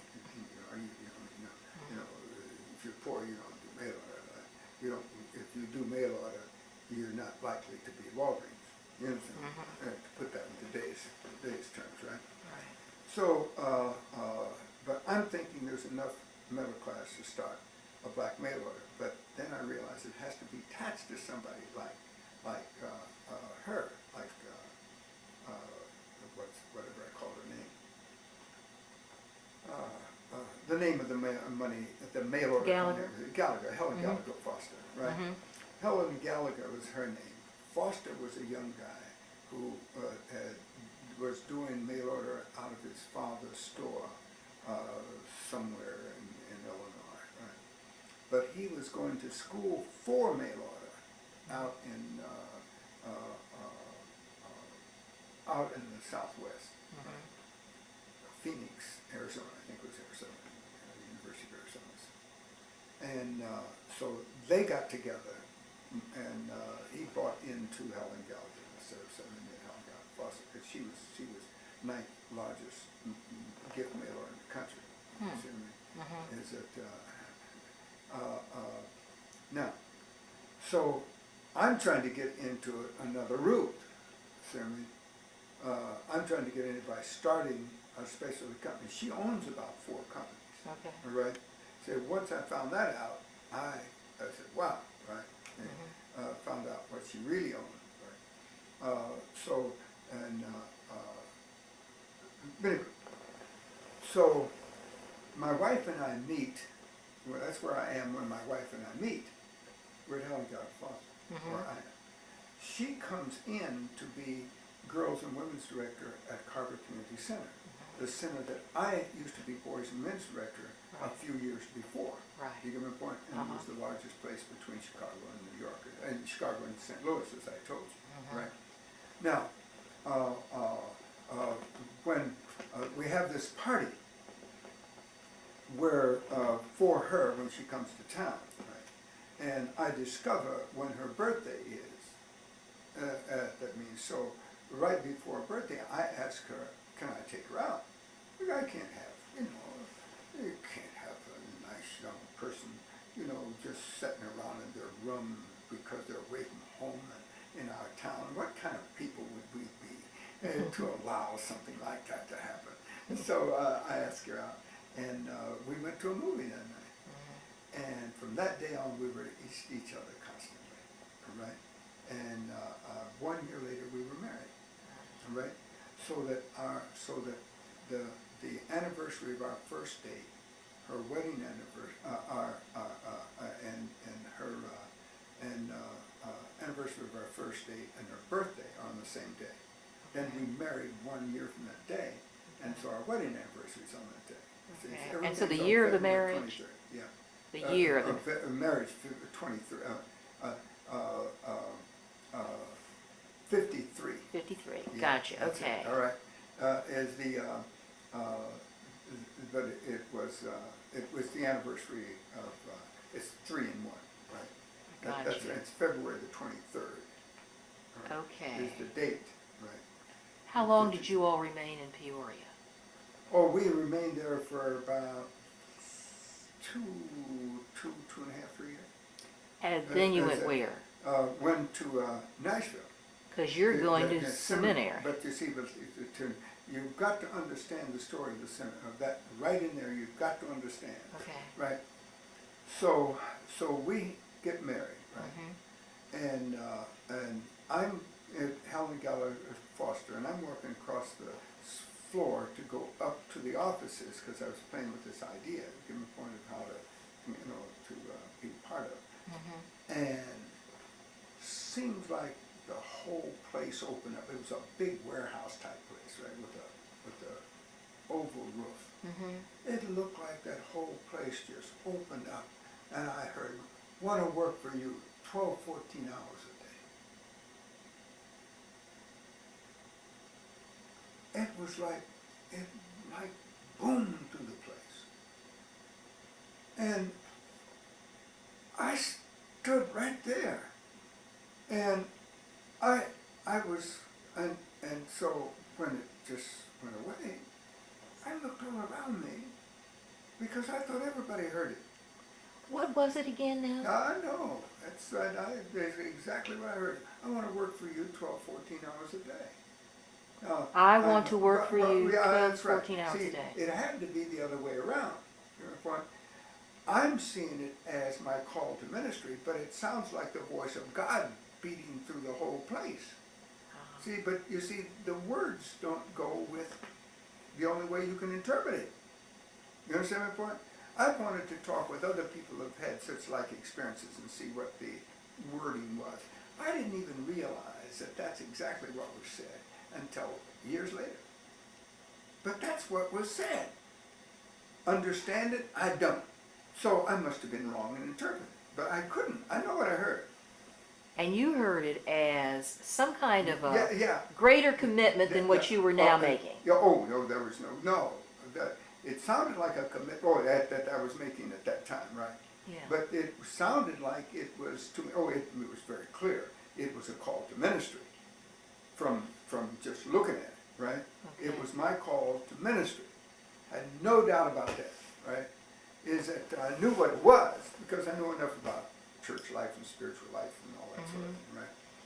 But which are two different things. But the and boom, there it was. So I knew what was going to happen when I told my wife that well, I was going to tell my wife, right? So that night or a couple of days later, because I don't know exactly, but you got to tell your wife this thing, right? And you know what it is, and you know what so I don't know how long I played with it, right? Before I told her, but anyway, I told her it wasn't long, because I keep that from your wife. But what your intent had been at that point was to present a proposal to Helen Gallagher. Yeah. Basically, what you heard stopped you from making Precisely, that plan. because I knew what was going to happen. It didn't stop me, but I mean, it might as well. It was only a couple, 3 days in between. You see what I mean? Is it as far as Helen Gallagher knew, it didn't stop me, right? But it's an interesting thing. Right? So while we're here, it's an interesting thing. Last year, let's put it that way. I get a letter from a woman who was a friend of Helen Gallagher. And she says, I found this letter, or in so many words, I found this letter on Helen's kitchen table. She had died of a heart attack, and this note was being written to you. By Helen. What? And it was, listen, I read it and I put it away somewhere. I haven't even looked at it. But it was a nicety, it was, like a nicety kind of piece. Recalling when you had worked That's there it, that's and right. appreciating what you had That's done. exactly right. And remembering me. I mean, we're talking about last year, right? I don't got a big fact, it was 52 years ago. See, because the wife and I got married and was leaving for seminary then. So it's probably 50 years ago, 50, right in there, right? And I never even answered the letter. It stunned me. I mean,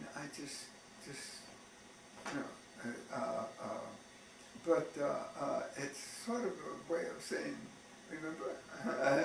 and I do. But anyway, so unknown to me, my pastor had been collecting money for my going to seminary, and had talked to the Fosters, Helen and her husband, and they had given money as a part of the money for me to go to seminary. Right? I didn't know this until later, right? But anyway, so I'm going home, and I got to tell my wife this. Finally got to tell my wife, whatever the timeline was, right? So, and we're living in an apartment in Peoria. And so, Rick and Red go to bed. We're getting in bed. And so I said, baby, I got something to tell you. She said, let me tell you first. I said, well, baby, no, let me tell you first. So we're laying there in the darkness.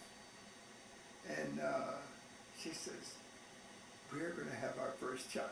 And she's so happy. You could hear a sound in her voice, and then she'd said so before she turned out the light and got in bed. You could just see this glooming, right? But she didn't want to tell me at lunch, the evening meal. I just wanted to wait until we got in bed to tell me, right? And so she did, right?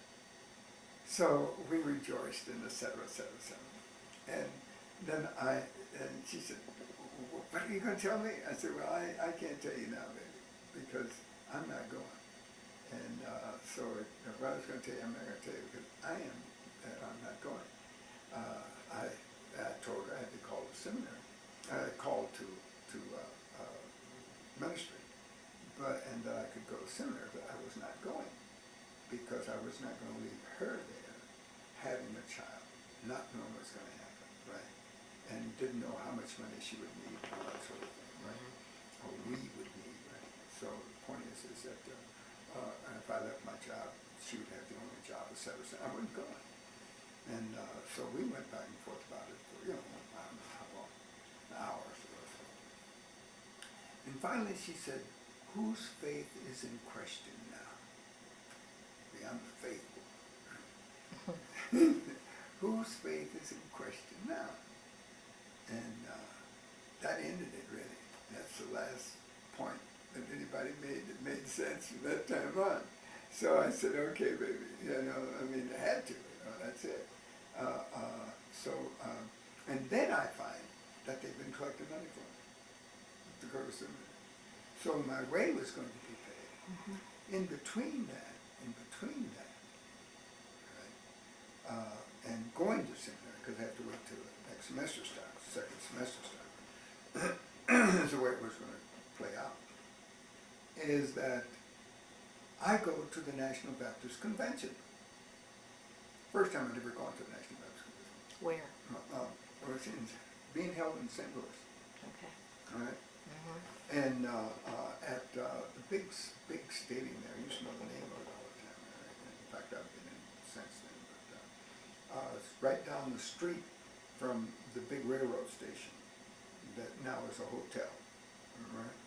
It goes downhill to the station from the station sort of. It's right across from the big water fountains that have kids playing in them. I mean, the sculptures is of kids playing in them, and of colored kids playing in them. It's real nice. It's real nice. It's really wonderful. But anyway, so that's where I went. Now, get this. No sooner do I arrive is that Miss Bronson, I'm glad I remembered it for the camera, Miss Bronson. Miss Bronson was a marvelous woman. She was head of missionary work, home missions for the National Baptist Convention, which was then the largest black organization in America.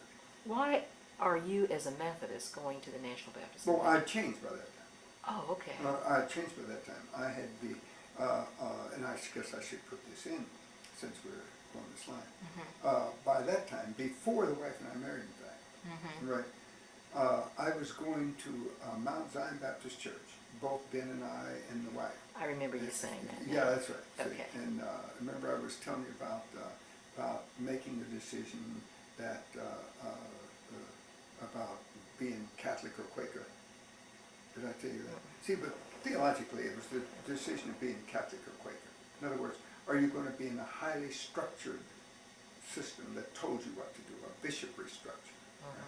Or are you going to be in an independent structure, which is what, if you translate that in terms of black people, that is, you're going to be a Methodist, or you're going to be highly structured, bishopric, or you're going to be a Baptist, independent, etc.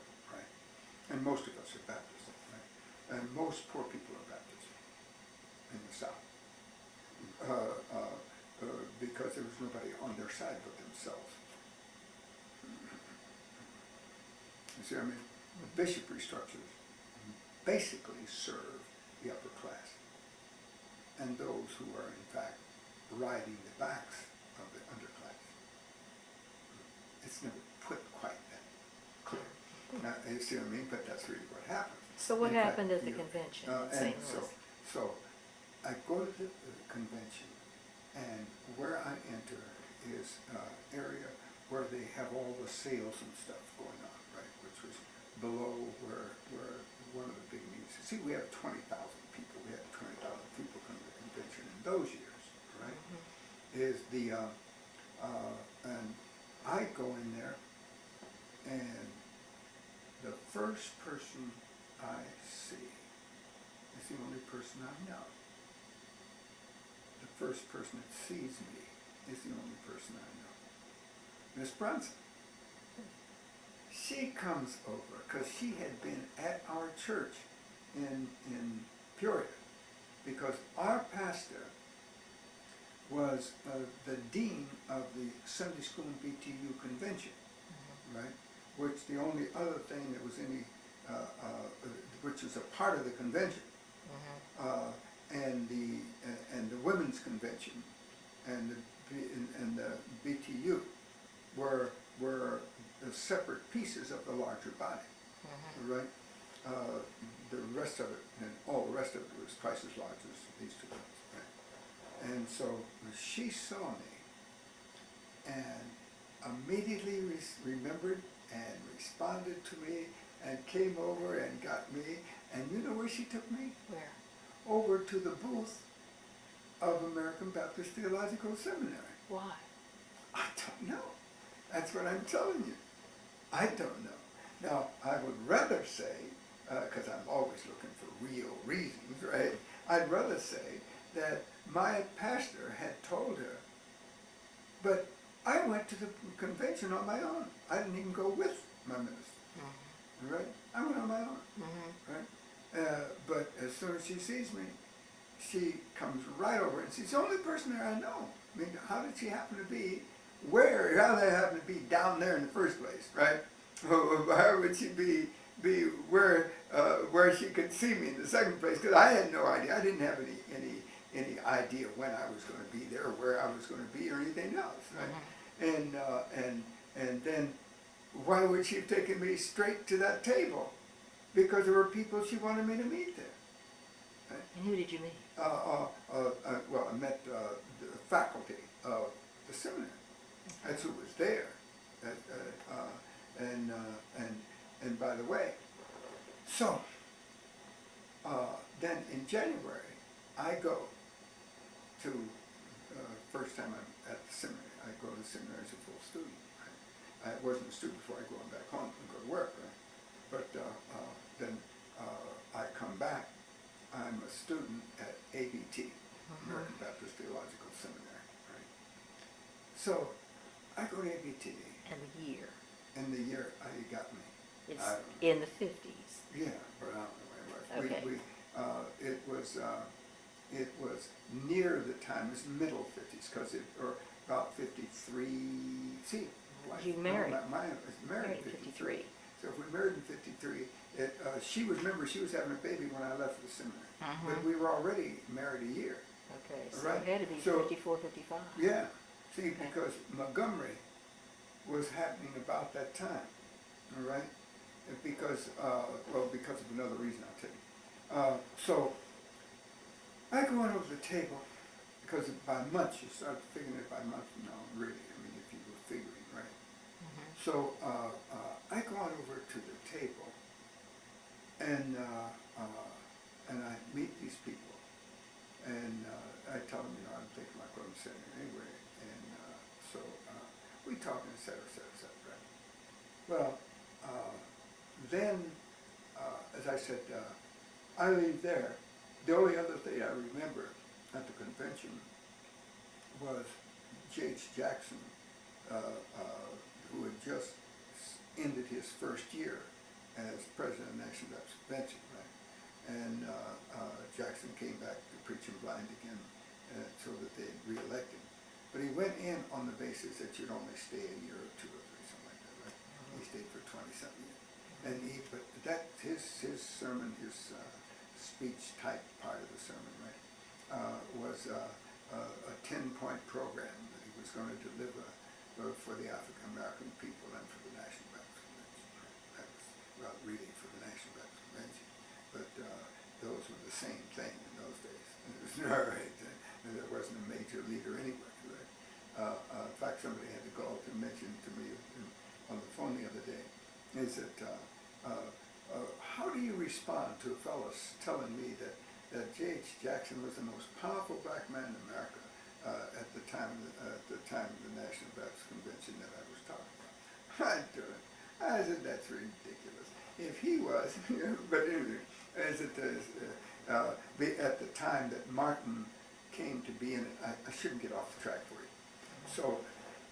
So I go back. I come back in January to come to Nashville in January to go to seminary, and I do, and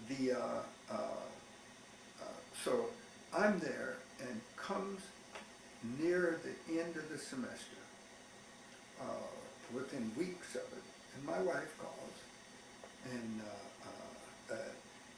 somebody tells me, my wife's on the phone, knock on my door, tell me my wife's on the phone in the dormitory, right? So I go, because there's only one phone per floor. All this is important. There's only one phone. So I go. And I'm standing down there talking with the wife, and I'm so happy because I get to talk to her, and she's happy, and et cetera, et cetera. And whenever my wife got happy, I was automatically happy, right? But, and she says, I'm coming down to see you. Hey, boy, that was wonderful, right? We're going to be together for a while, right? So I said, well, how long do you get to stay? She said, well, I'm coming to stay. Silence. Silence at my end of the phone. I'm thinking, what? You're coming to stay. You know? And I'm thinking about all those man things, right? Here you're coming, baby.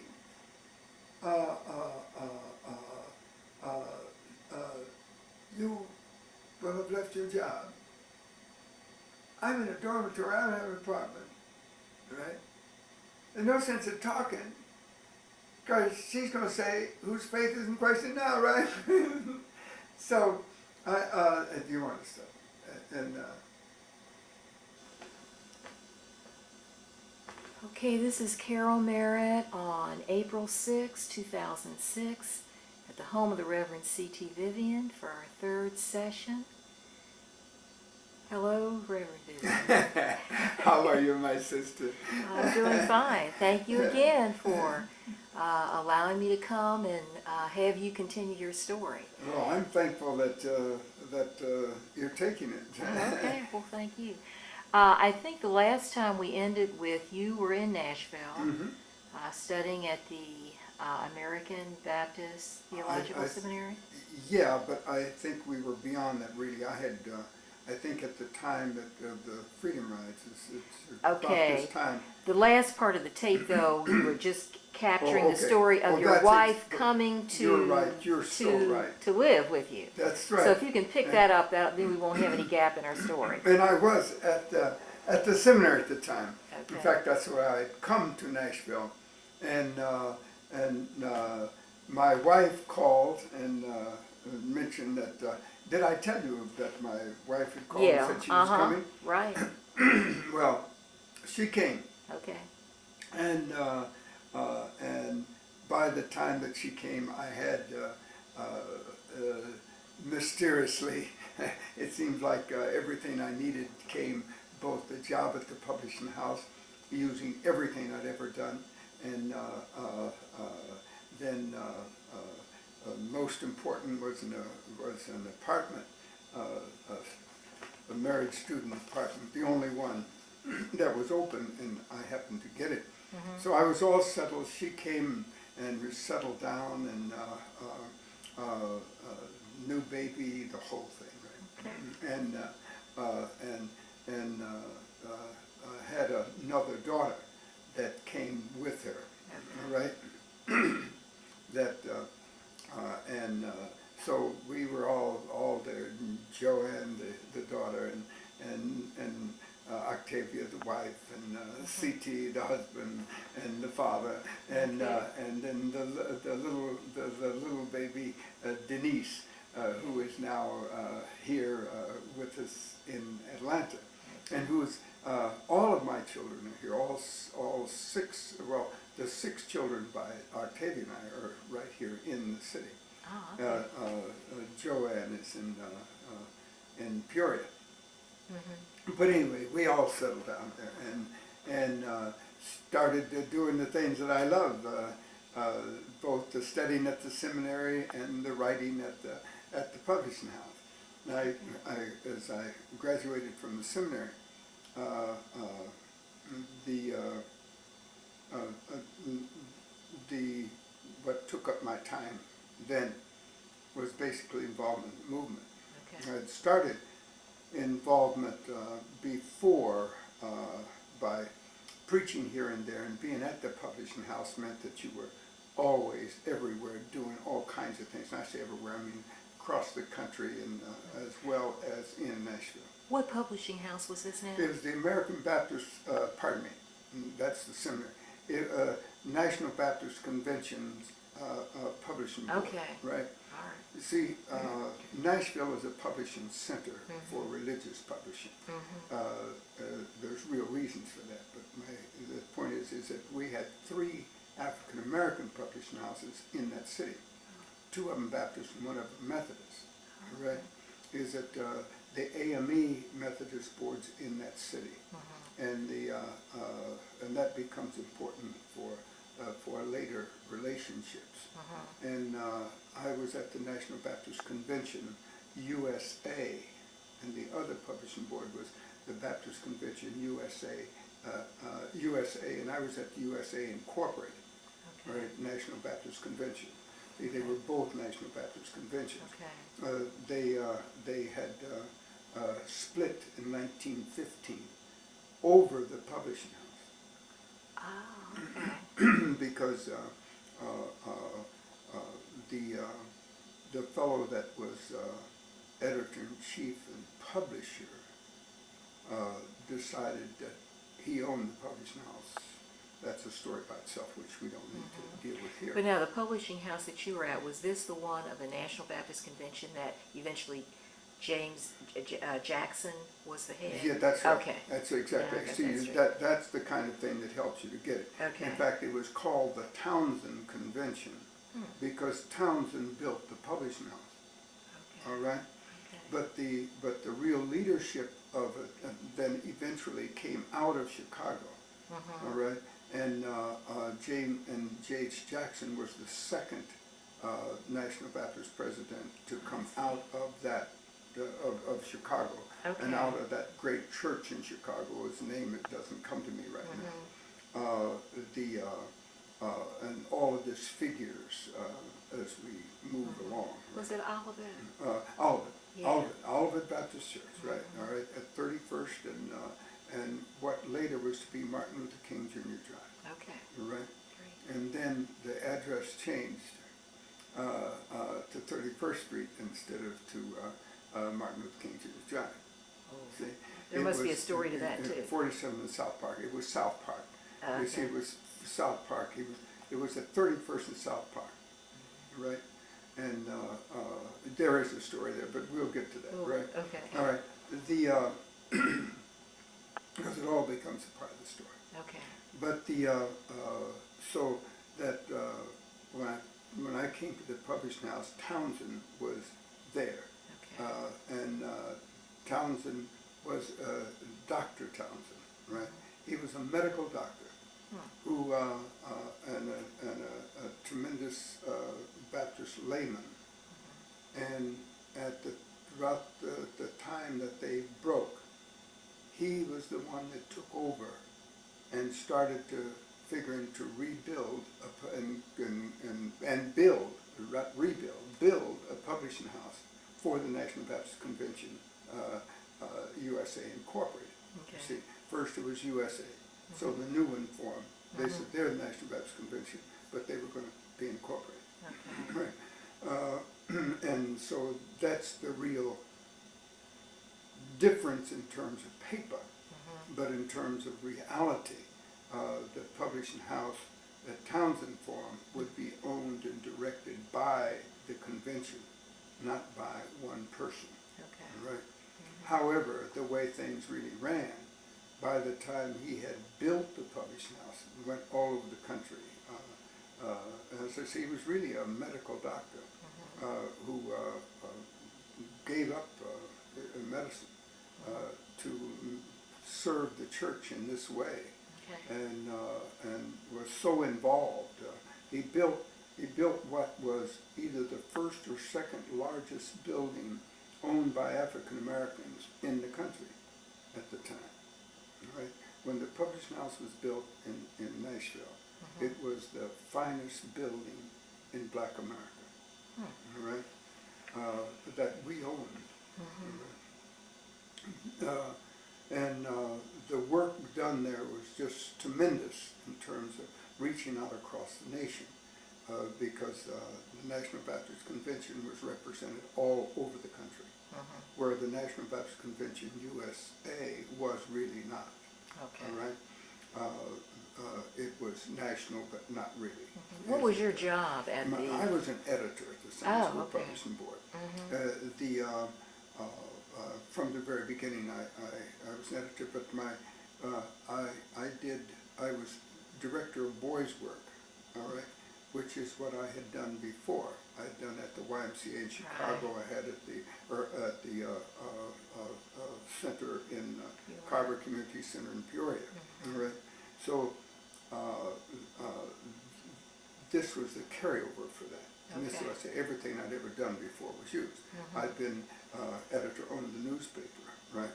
Here I was at a publishing house, writing materials out of the other experience. You see what I mean?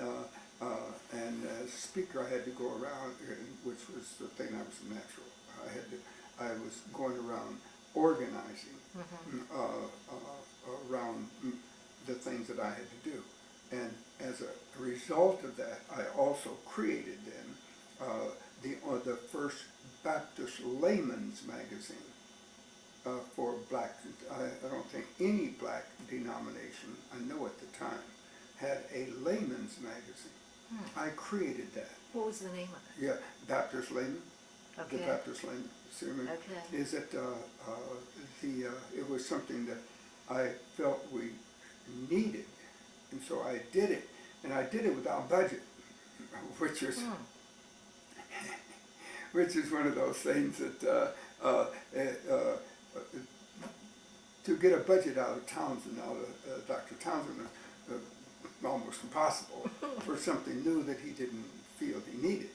Once you created something and he saw that it served a real purpose, then he was with it. He was behind it. But you had to prove that. Well, I proved it myself, which he something that he it was a surprise to him, and he would always look as though but you always knew he appreciated you for doing something unusual that he felt served the convention. And that was a very special thing in terms of our relationship. But our relationship was not one that you would say was formal or personal, because Townsend was working day and night. He was at the publishing house until 8, 9 o'clock at night. Right? It was his life. He created it from nothing, and he made it, developed it, and as I say, it became known as, even the whole convention became known as the Townsend Convention. How did you get involved in the Nashville movement? In the Nashville movement, yeah, that would be the natural next thing. Okay. And keep pushing me, because I will stay in one thing for a long time, right? And I know that, so I don't mind. Is that, see, I had been in nonviolent direct action in Peoria, which is, I think I mentioned to you, right? So when Martin moved in Montgomery, I had already done stuff 9 years before. Yeah. The connection wasn't clear until Kelly Miller Smith, who was the president, who was the pastor of First Baptist Church, and the finest personality I ever met in my life. In fact, all of us loved Kelly Miller Smith. Everybody here ever knew Kelly Miller Smith loved him. And he was just a marvelous personality, a wonderful person. Came out of Mississippi.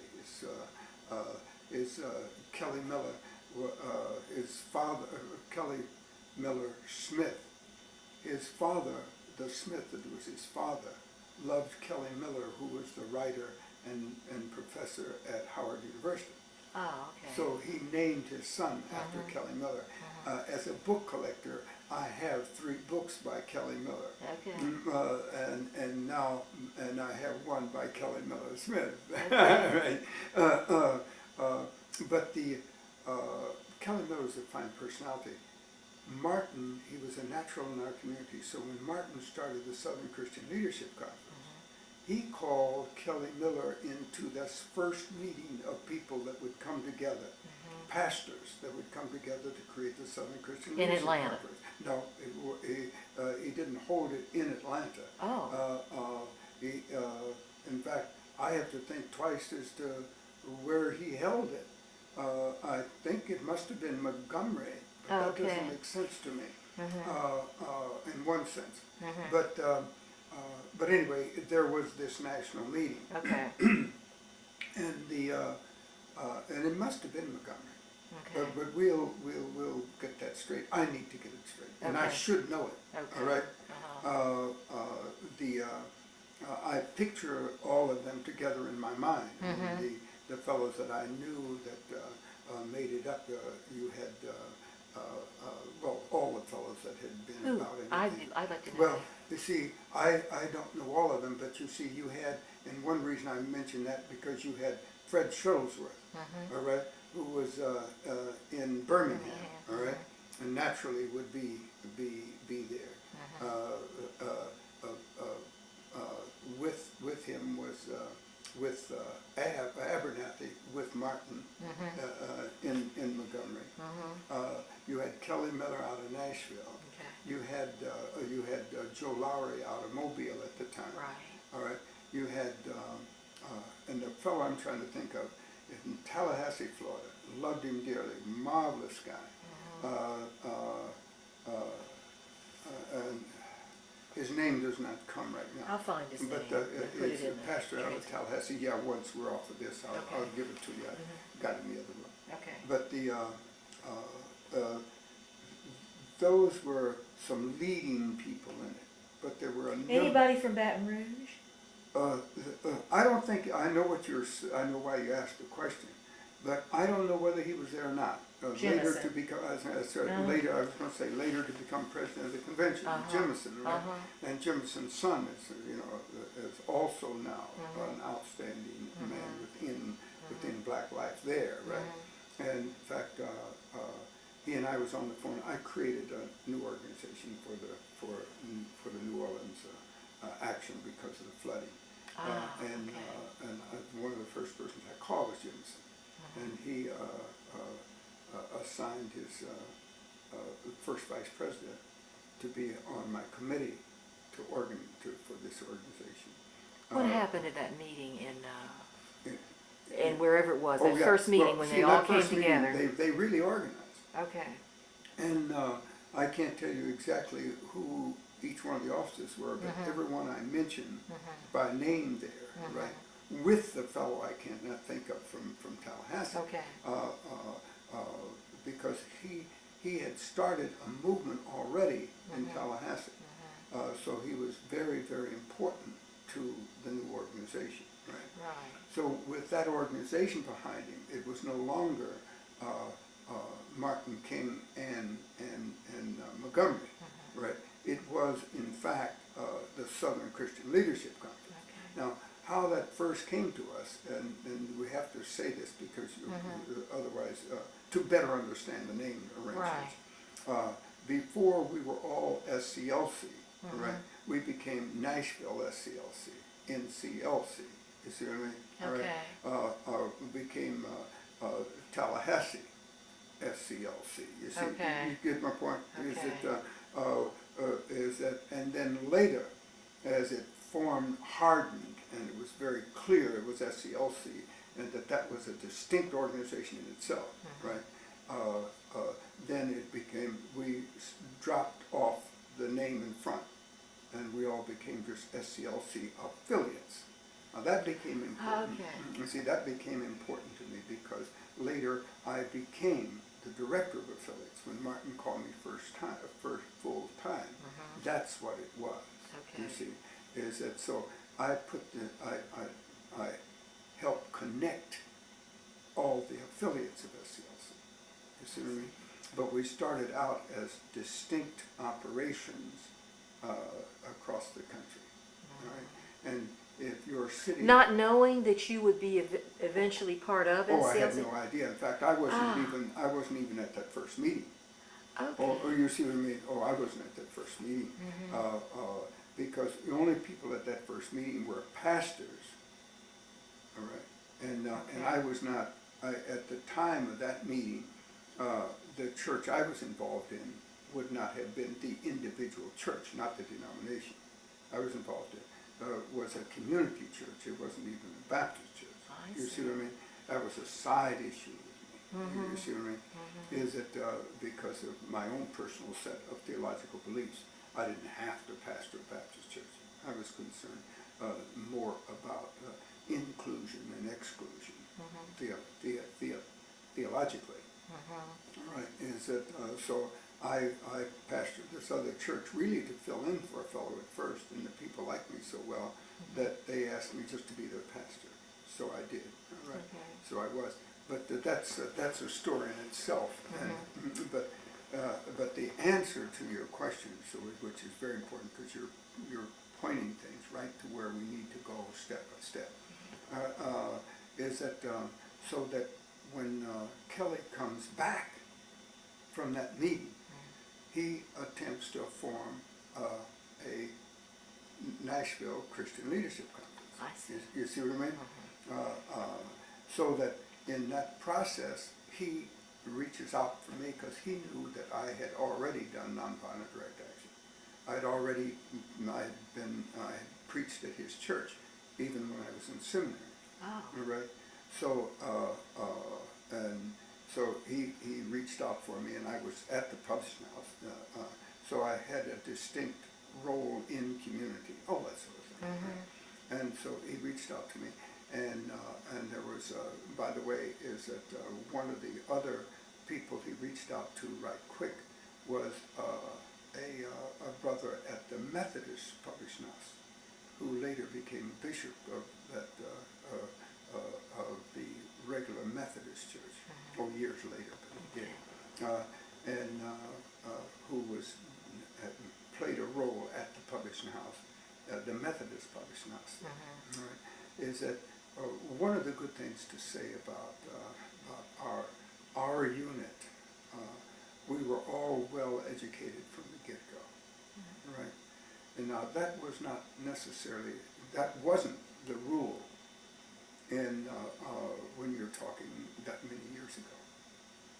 Very few of our men had a degree in ministry, or a seminary degree is what I should say, because the degree in ministry itself is a new thing. But very few did. We did, which highlights for me, and all of us appreciate, everybody in our town, in Nashville, that would be a part of anything like we. If they were not well educated from a seminary training, were well educated in their own sense of, or had some college. You see, when you think 50, 60 years ago, that was not the rule. Did Fisk, the presence of Fisk in Nashville, have anything to do with that? Only later. Educated cadre? Oh yeah. Oh, they would have been, in fact, but not with. They were not a part of. They had their roles were so. They were so busily involved in running those institutions. They didn't have time for this. But all with it. All right. All with it.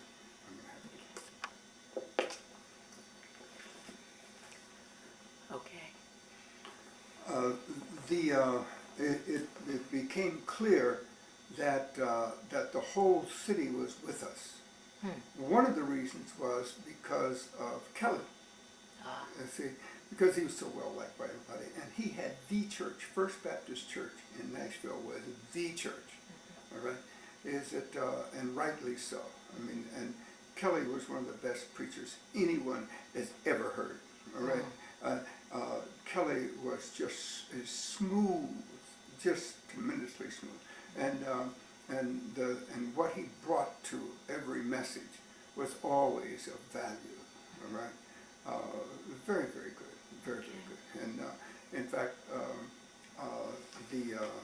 the pulpit from which he preached was sort of distinctive in itself. It was not a huge, it was just like the Roman stand, in which you, which stood more in front of you than you behind it, and from which you spoke.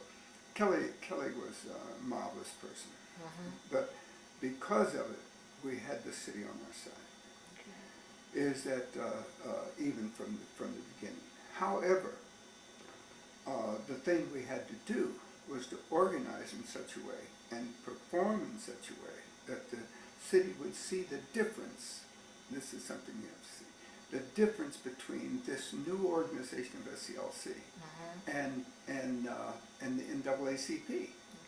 See, nobody quite understood that. But we had no problem in our city because of Kelly and because, you know, of the group. But I remember later on, once the action started and it was very clear, great pastor in the city at Pleasant Green Baptist Church. Right? We were at his church. We circulated having mass meetings from one church to the other. Right? And we were at Pleasant Green, and he came down,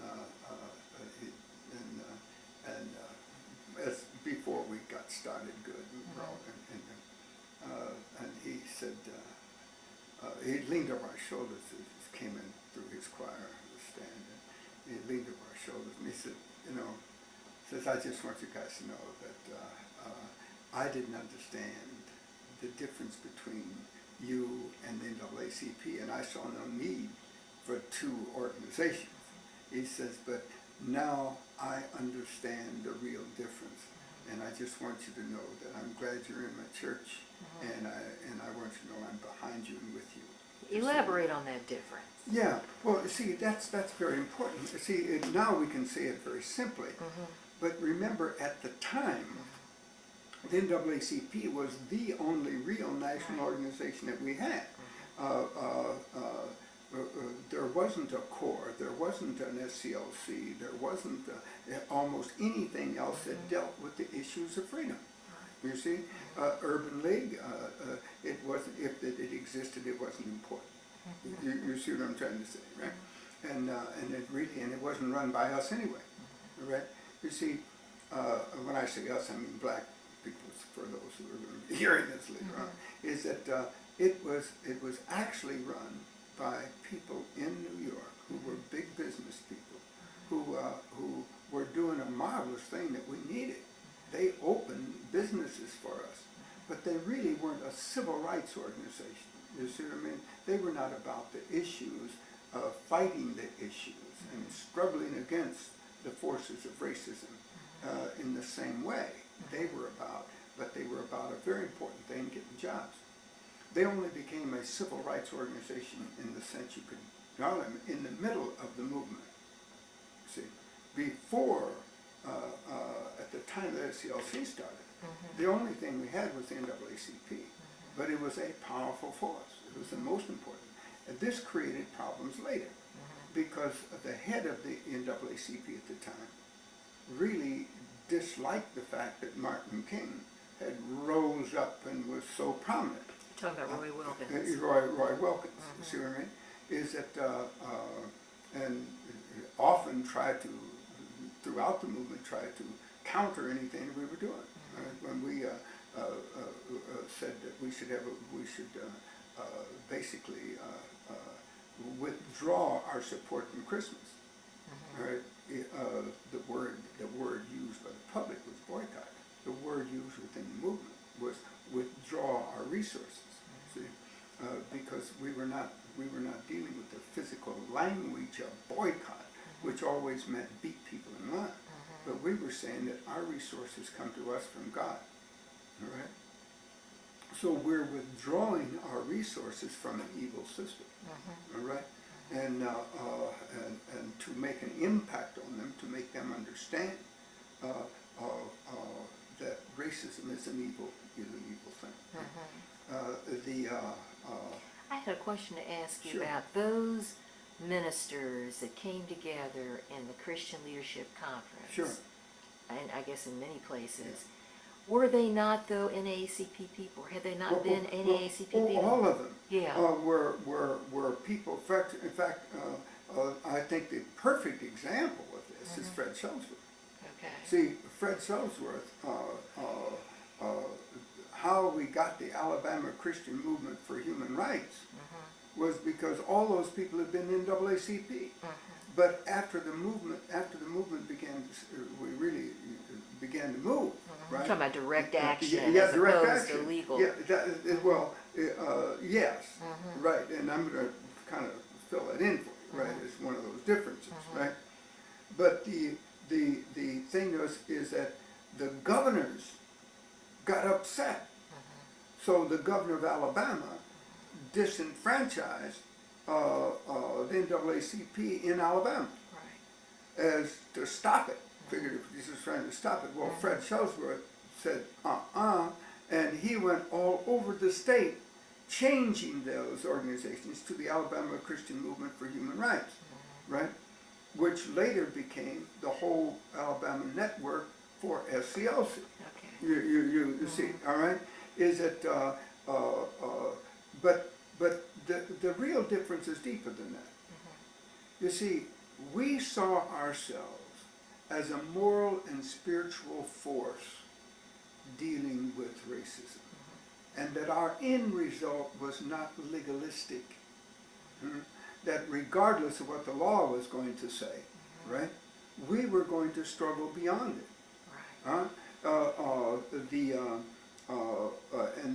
And that ultimately, if we had gone by law itself, we could have been closed down by something like this. You see, we were never closed down, right? They could put us in jail, but they couldn't stop us. You see, you could break the law, and you didn't break the law. You said that there's a higher law beyond this law. Well, see, this was never understood by the NAACP until much later. I'll give it to you. In the middle of the movement, we had a mass meeting at Fisk Gym, right? And in the middle of the meeting, as the meeting was getting started, the fire chief of the city called and said that he had telephone calls that that the place was going to be bombed. So he sent out all of his men to search for a bomb. During that time, we had to go to the back of the gym to those that are part of the people distributed all over the place, but I mean, we were part of the program. Went to the back room, a back space, and we were around a conference table, and our speaker for that event was Marshall, right? Thurgood Marshall. Thurgood Marshall, right? And so we were all talking, and one of those pauses come in the middle of stuff. And suddenly he reached across the table to me and said, "You are a dangerous man." Thurgood Marshall said that? Yeah, pointing his finger at me. "You are a dangerous man." All of us are back there, but he's pointing his finger at me, right? "You are a dangerous man." And so I thought, what is wrong with this man, And so, and I didn't quite understand what he could be talking about at first. You see what I mean? And he repeated it, right? And before we could get the conversation, they called us back into the meeting. But what he didn't understand is a direct action. He could not, and that's why I said, speak to what you said later. He could not understand that he thought that the only reason for direct action was to have a legal case. You have direct action, you call in the lawyers, and then the lawyers take it from there, and everybody goes back home. And he and all the lawyers center stage doing the necessary work of following up legally. Well, he was thinking one way. So direct action, Thurgood Marshall. So he did not understand direct action as we understood it. He understood everything legally. We understood it morally and spiritually. See, it's not an accident we were ministers, right? His end result was to change law. Our end result was beyond that. In fact, as Martin wrote on the window of SCLC, to redeem the soul of America. See, we saw the problem much deeper than law, all right? And that law could never in itself solve it, you see. Quite difference in total understanding. The difference between how lawyers think and how ministers think, you see. It's really the difference between a courtroom trial and putting the whole society on trial. See, these are quite different things. Is that to us, getting the law passed was only a step toward where we were going, but that could never even be, and that no matter what the law was, it could not be carried out. We already had the laws. The same laws we got on voting, we already had, even constitutional amendments, right? But they weren't followed through, because you see, the problem was much deeper than that, right? Is it, it's just like, and this is why I had to deal with Marshall about, was that he'd gotten the law passed in terms of education. We had seen the law passed in terms of Brown versus Board of Education, right? Now, the problem being is it didn't change one school in the South. So what good was that? See, there had to be something else. That what they settled in the court did not settle anything in the body in the populace. Just wanted to slip this question in, knowing the failures of school desegregation. Had it been something other than a legal fight, what were the other options for changing so that we would have today some better measure, larger measure of school desegregation? Well, the point is that at the time, you didn't have anything until nonviolence came on. You didn't have anything. You see what I mean? Once nonviolence was here, right? Like in Virginia, I mean, those schools, they just changed everything. Farmville was the first, all right? But to just absolutely close down all the schools right, in Farmville. But which is an example of what happened even when they passed the law. But that told us of a deeper thing, all right? Is that there wasn't any way that we were going to get a decent education by simply having a law passed on the issue of education. Even when we went to those schools, we were treated like animals, not like people. See what I mean? See, those who created the law saw one thing. Those who had to live them saw it totally different. Average white person was not going to have it simply because there was a law. See, this leads to everything that we were about. We had to create a conflict between the Constitution and states' rights. See, between federal law and local law. But you couldn't do that from a courtroom on an issue here and there. See what I mean? We were about changing it at the highest level. Right? And when we went to demand by our very bodies, that's where the real issue would come, right? See, because the issue was never, the issue was, for us, was right and wrong, justice or injustice, decency or indecency, you see what I mean? A whole deeper level of understanding. But those are all underneath any kind of action that the masses must deal with. Right. You see, because the masses are really not concerned about law if it isn't based on right, what they consider right. You see, I mean, that's just basically true. All law is based upon custom and tradition, which is based upon, in the final analysis, what they think God's about. What they think God is about. See what I mean? Okay. See, I don't care what culture you're in. If they believe in God, then their traditions are going to be based upon what they think about God. Customs and traditions, mores, that creates what is later law. Law is based upon deeper stuff than that. Which you may not be, which you cannot separate. That's the point. See, and so what you have to do is to show that the law is wrong because the customs are wrong, the traditions are wrong, and your granddaddy was wrong. See, that's the total difference here. You see, and we understood that as a race. We understood that the whole South was wrong. We understood the whole nation was wrong, right? But you see, but they did not. The majority, but it was based upon an evil of racism. So it had to be wrong from the get-go. We knew that, right? We sang it. We even put it in song, right? We understood it thoroughly. But how were we stopped from making right the predominant thing? By outright violence.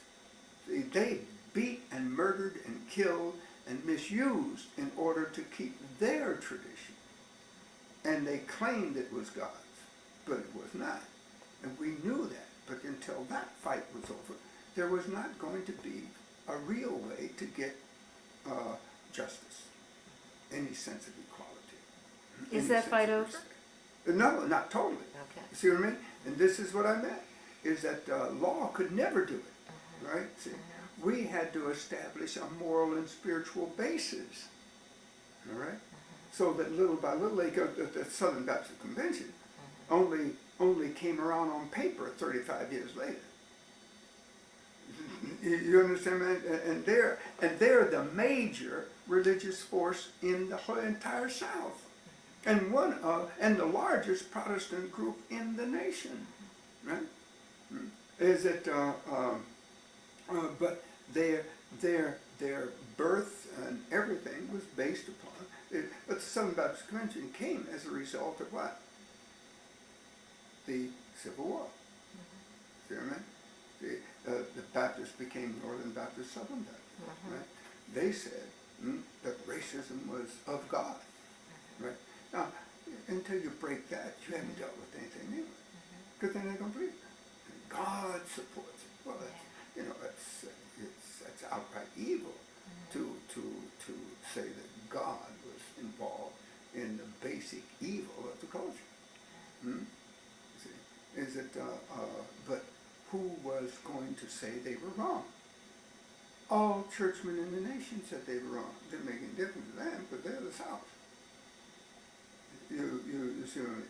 So, and we know those Northerners and those New Yorkers and all that. I mean, they're no good people because they don't think like we Southerners. The most ignorant, backward section of the nation was acting as though they had supreme knowledge.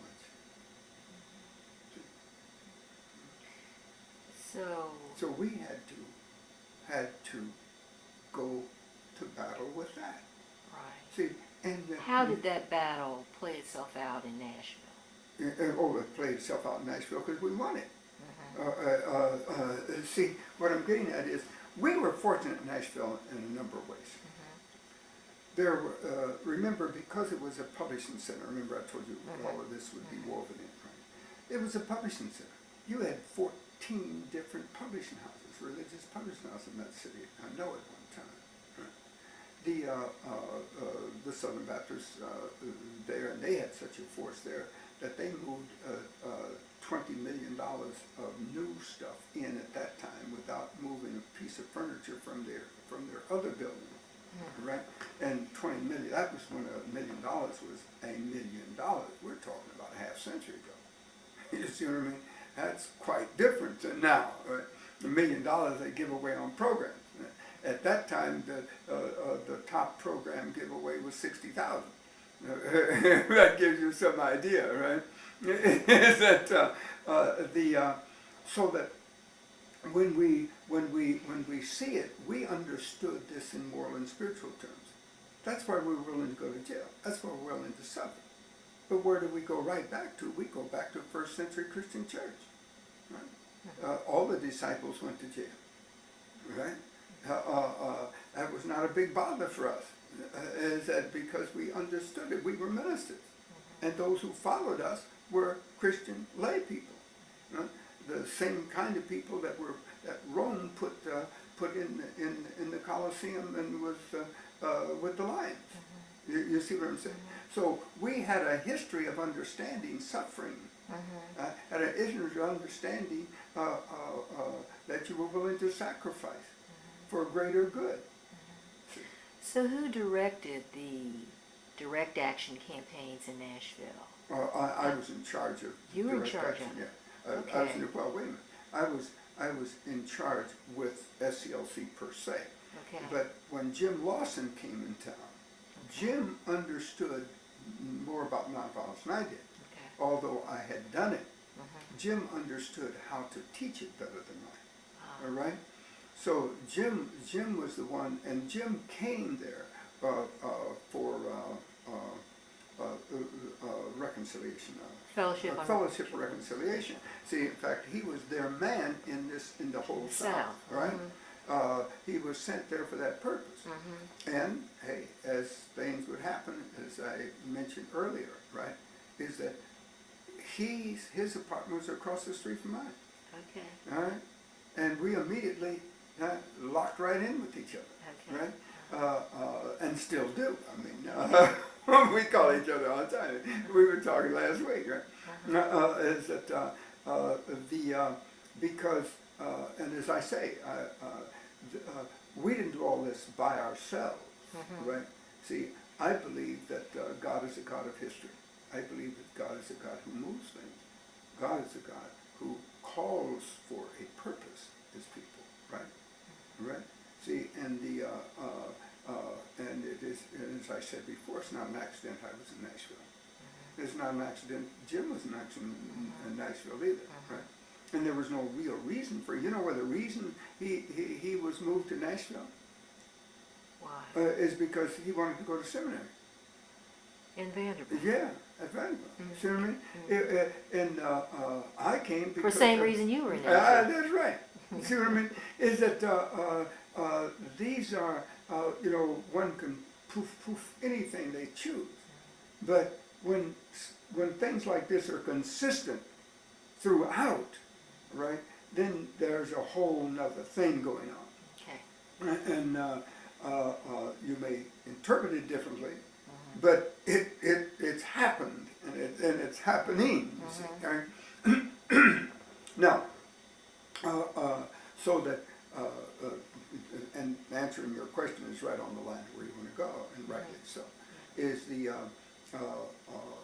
so that when Jim comes, he comes for the organization, Fellowship of Reconciliation, which had been at nonviolence for a half century, you see, and understood it firmly. Plus, Jim understood it and had been in India, all right?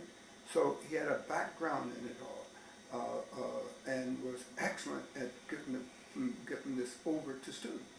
And so he began to get this group of students formed around him, and it's no accident, half of them was from American Baptist Theological, because we were already working in one way or the other. Right. All right? So so you had this group that I believe was sent there for this kind of purpose. As I mentioned, some of them had no reason to be there. I mean, John Lewis shouldn't have been in a seminary. Why? Because he didn't have a background for it. You mean you didn't have the academic Yeah, background? that's my point. But you get the point. Here again we go. We see that you would have simply been dismissed normally, but he wasn't, and rightly so, and thankfully so, and proven so. See? But now, before he left, he had an undergraduate degree and had this background in seminary see what I mean, right? Is the, but when he came, we could have easily been dismissed as not being worthy. But see, a lot of things happen. Is that I think that's one of the reasons an ABC was chosen, because it did not have the regular rules and regulations of most other places. You see, it's just like most black colleges. When I was dean of the thesis school at Shaw, right, it became clear to me that the most important year was the first year. It's because we took in everybody. But our main thing was not to exit them, right, but to prepare them so that they'd have a chance to stay. The first year, though it was supposed to be a normal, formal year, was not it by any means. We were continuously working with every one of those students who were not up to par to bring them up to par, hoping that they could make the second year properly. You see? And that's the history of black education. Is that you can even see as we were, as the movement moved to the point that all the major schools in this country, the Harvards and Yales and so forth, took people in, right, that they wouldn't take in before. They took in a great number of people who that first year was 24-hour-a-day struggle. All right, but once they grabbed it, we started making A's and B's like everybody else. You see, it's the entry level was what was keeping us from so much. It's just like buying a house. Do you have the down payment? All right. Now, once you make the down payment, you always make the rent because you were doing that anyway. But it's the same way there. But you can find ways of rejecting people or accepting them. Just like at the bank. We can make a loan or we don't have to. No, I say the average bank. Is that what I'm saying is that this is what's made our bank a success. The same thing that made the black college a success. We understood the problem, sympathetic to the problem, and organized to deal with it. See, you can always organize to deal with people if you choose. That doesn't mean every individual one of them. But anytime you're dealing with masses of folk, I mean, most of them are as good as anybody else, got as much on the ball as anybody else. All right? They just don't have the background. Right? Well, how do you do that? If you're a banker, you can say, well, 10 years ago, you had this debt that I'm not for certain you can. You see. Or you can say, 10 years ago, you were not able to sustain such and such. But the last 5 years, your record has been very, very good. And it's been good enough that we're going to give you this loan. All right? You take everything into consideration. You're not there to reject, you're there to accept. Right? And this is the way we have to see everything, is that as soon as we made that door open, they found ways of doing it. And will. Right? Is that before they were so, like at the restaurant, they were so concerned that some white person may not like it, that they rejected a third of the population. Now, once they had to open those doors or close down the place, they found they could live with it, and they made certain other people could. See, because far more people were willing to accept than would say it. See, in fact, one of the studies done, I'm taking up your time, but one of the studies, very quickly, and I'll try to avoid this, but one of the studies showed that soon after, when they opened the stores in downtown Nashville, they had they had, one of the studies was done was a person who stood outside and asked questions like, one I remember, would you have a black clerk wait on you? And a high percentage of no. Right? They go into the store. It was a clothing store. They go into the store, right? And they ended up letting a great percentage of it ended up letting black people wait on them. And they came back out. This person was asking them, says, "You said that you would not, but a black woman did wait on you, didn't you?" Yes. Well, why did you? She was so nice. You see, and not only that, we were cooking their meals anyway in their kitchens, taking care of their children, huh? Advising them about everything, right? It always tickled me when white people got in problems, they came to the maid wanting to know what they ought to do, and it just tickled me. Is that, and black women were always seen as extremely strong people, right? And particularly by white women, right? Because white women didn't have the freedom of black women when you get down to it, right? They had the freedom socially, but they didn't have the freedom in terms of life itself, right? The obligation. Yeah, that's it. The other thing about it is that we had a rougher time to live, so we had to think more about how to handle life's problems than the average white woman. In fact, for her to show strength was to be a turnoff for most white men. As I say, I'm using it for time. That's okay. I still want to hear just a little bit more about Nashville and your strategy, or maybe even an example of one particular campaign that, say, made a difference, and then kind of your assessment of the success. Every campaign, but shall we say right within Nashville.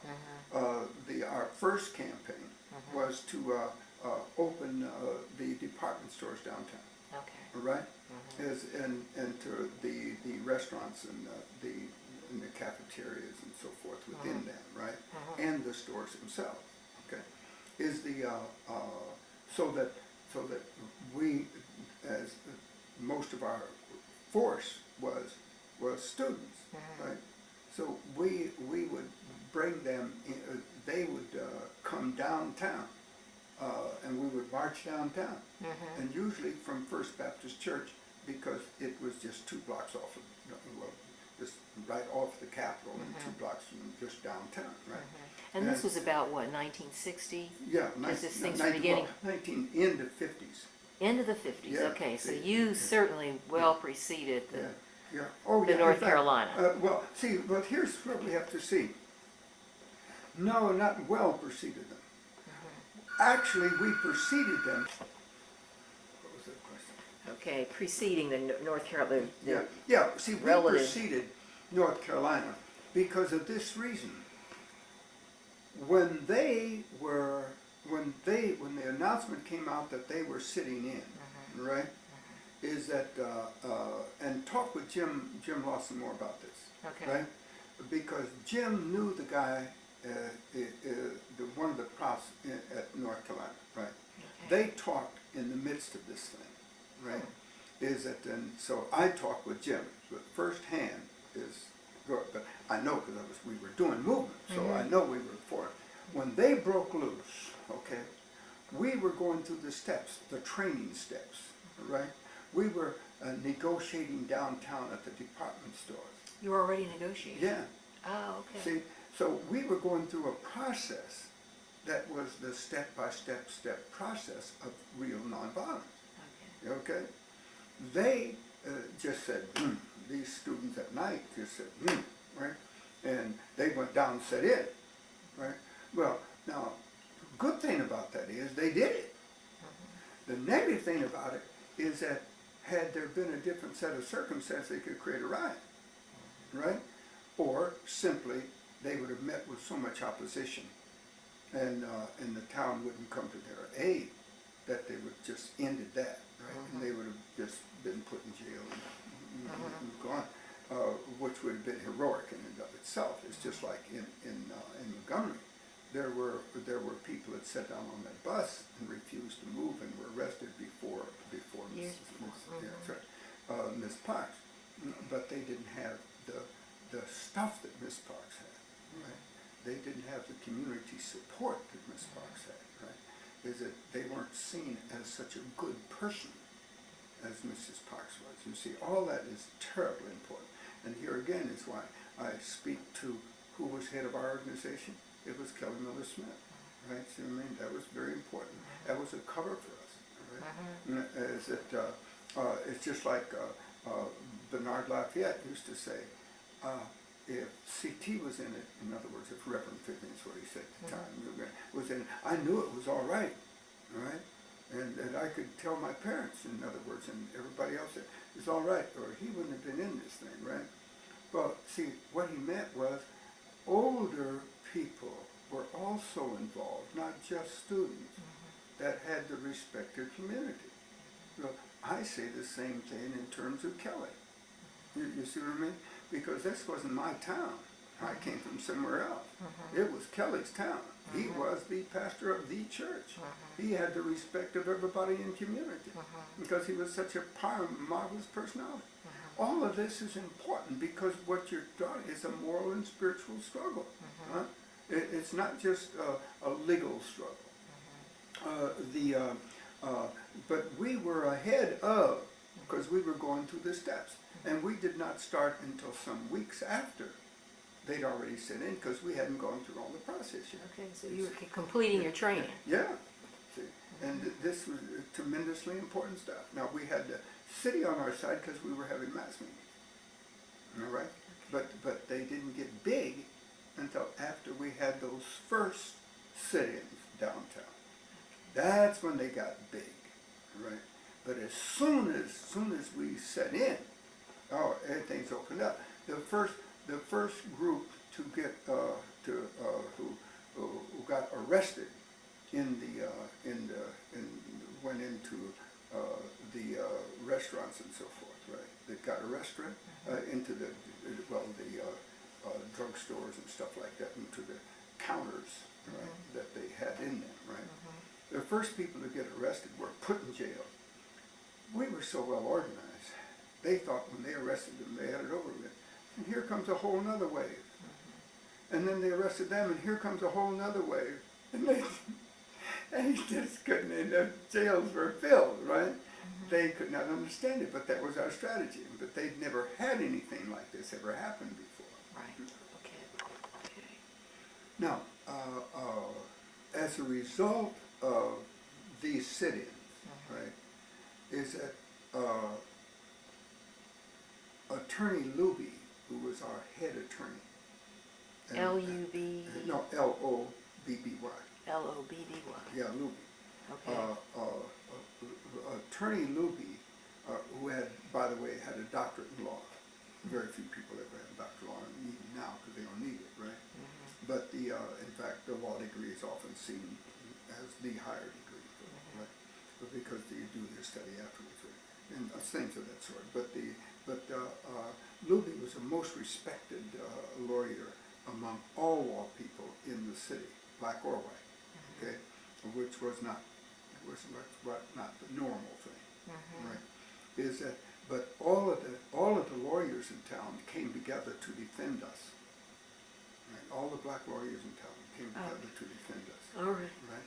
Is that Luby was the head person, was respected. His home was bombed. We were having a meeting, the SCLC group, right, which was both student and ministers at the time. Okay, that's what the whole town was involved. There was no difference.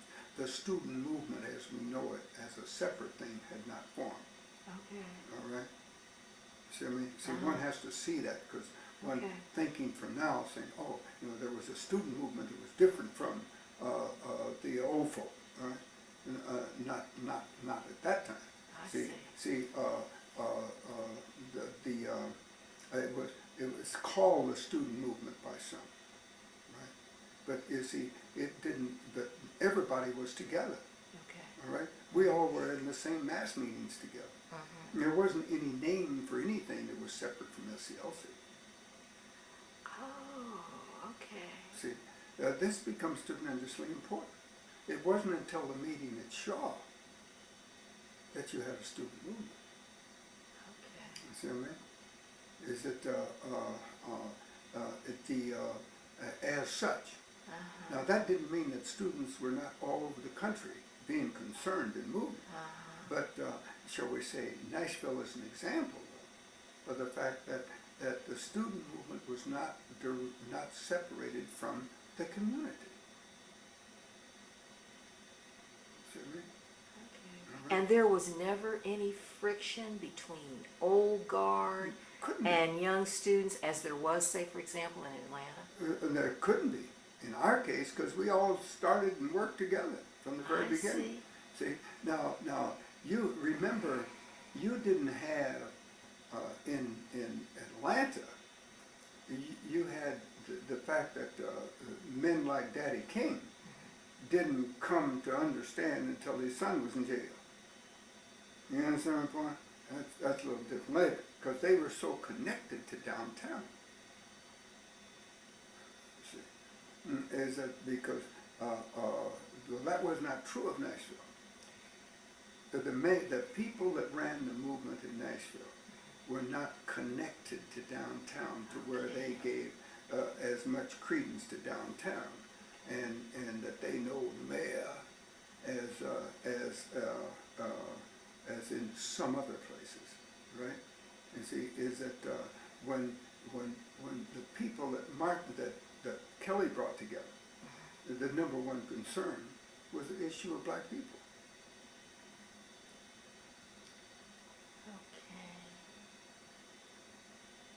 And their view of the social gospel was different, maybe?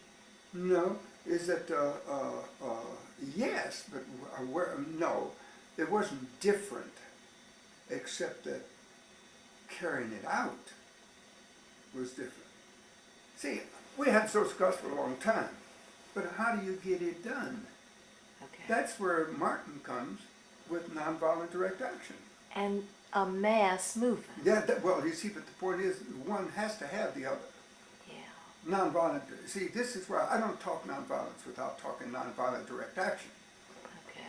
See, because if you don't, what happens, you give people an excuse. Well, I'm nonviolent because, you see, I'm not violent. As though that makes you nonviolent, you see what I mean? They don't understand nonviolence at all in that way, see what I mean? See, it's not until you're in the action that you're tested, that you really understand the power of nonviolence. It's not until you're willing to go to jail for it, until you're willing to break the law for it, until you're willing to stand up and speak out against the evil, until you withdraw your resources from the evil and make it clear that's what you're doing. See, all of those are the kind of indications of real nonviolent direct action. Right, and then I'm wondering also, there's a difference in how, say, Martin Luther King saw people and being an inclusive community-wide Sure. action, as opposed to perhaps his father, because of his generation, seeing it as a handful of people that negotiate. That's it, because they saw themselves as imitating white America's style and everything. So that automatically made them a second-class outfit, hoping to become, eventually down the road, fully accepted. But you see, that's what had gone on for 100 years.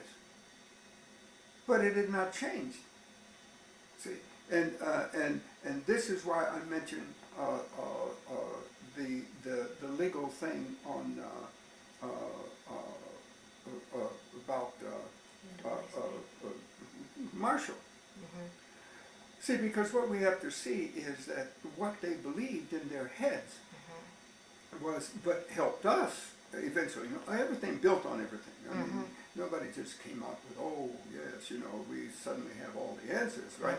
It was step by step. You have to deal with all of this. Is that, but although we had shown all the political acronym and did it with the mayors and all that, gave them information to move with, right? Is that we were never accepted. The President of the United States had what did they call it, a kitchen cabinet, right, of black people, right? Mm-hmm. They called it the kitchen cabinet, right? It was the cabinet, but it was the kitchen cabinet, right? Right? In the back room, with the back stair. You see what I mean? Now, my point being is that, but it didn't work. We figured that would do it. Not for this nation, and particularly for the South. This is why you could have the law passed, right? But you couldn't enforce it in the South. You see, is it how was it going to get enforced? So when in a sense having the law, they just had the law, but we had the war law since 1865. So what? Right? We were still being destroyed. One of the great lines for me, and I used to use starting any number of speeches, was I found it in jail in Jackson, Mississippi. That's where I said it. It was in the book. Lerone Bennett put it this way. He says the African American dilemma was this: is that if we fought back, we would be violently. We'd be destroyed by violence. If we didn't, we'd be destroyed morally and spiritually. See? All of that understanding there is like pus underneath the sore. We look at this little sore, but we don't see all that pus underneath it. See, and if you don't understand all of that was going on underneath all of that, right? Then you miss the importance of this sore and are surprised when it erupts into cancer. You see what I mean? And we say, well, that's just a pimple, right? Well, that's the pimple, but underneath it is a cancer. you see, and this is why we have to clearly understand the mind of each one of these. What was Marshall's mindset? Marshall came out of a strategy. Well, see, if we don't see strategies, we don't understand Black America. But if you understand black strategies, you understand black history. But only to, see, I have a way of teaching, talking, dealing with black history out of black strategies. See? Because we've always been fighting to be free, right? What were the strategies used? How did we get to where we were, right? What happened to the strategies we used? What did we learn from them? See, this is it. I can teach black history through black strategies. And the only black history that's important, right? Just like anybody else's history, right? Is it, but so to speak. I mean, but to us, it is central, up front, basic, okay, for our survival at any given moment, right?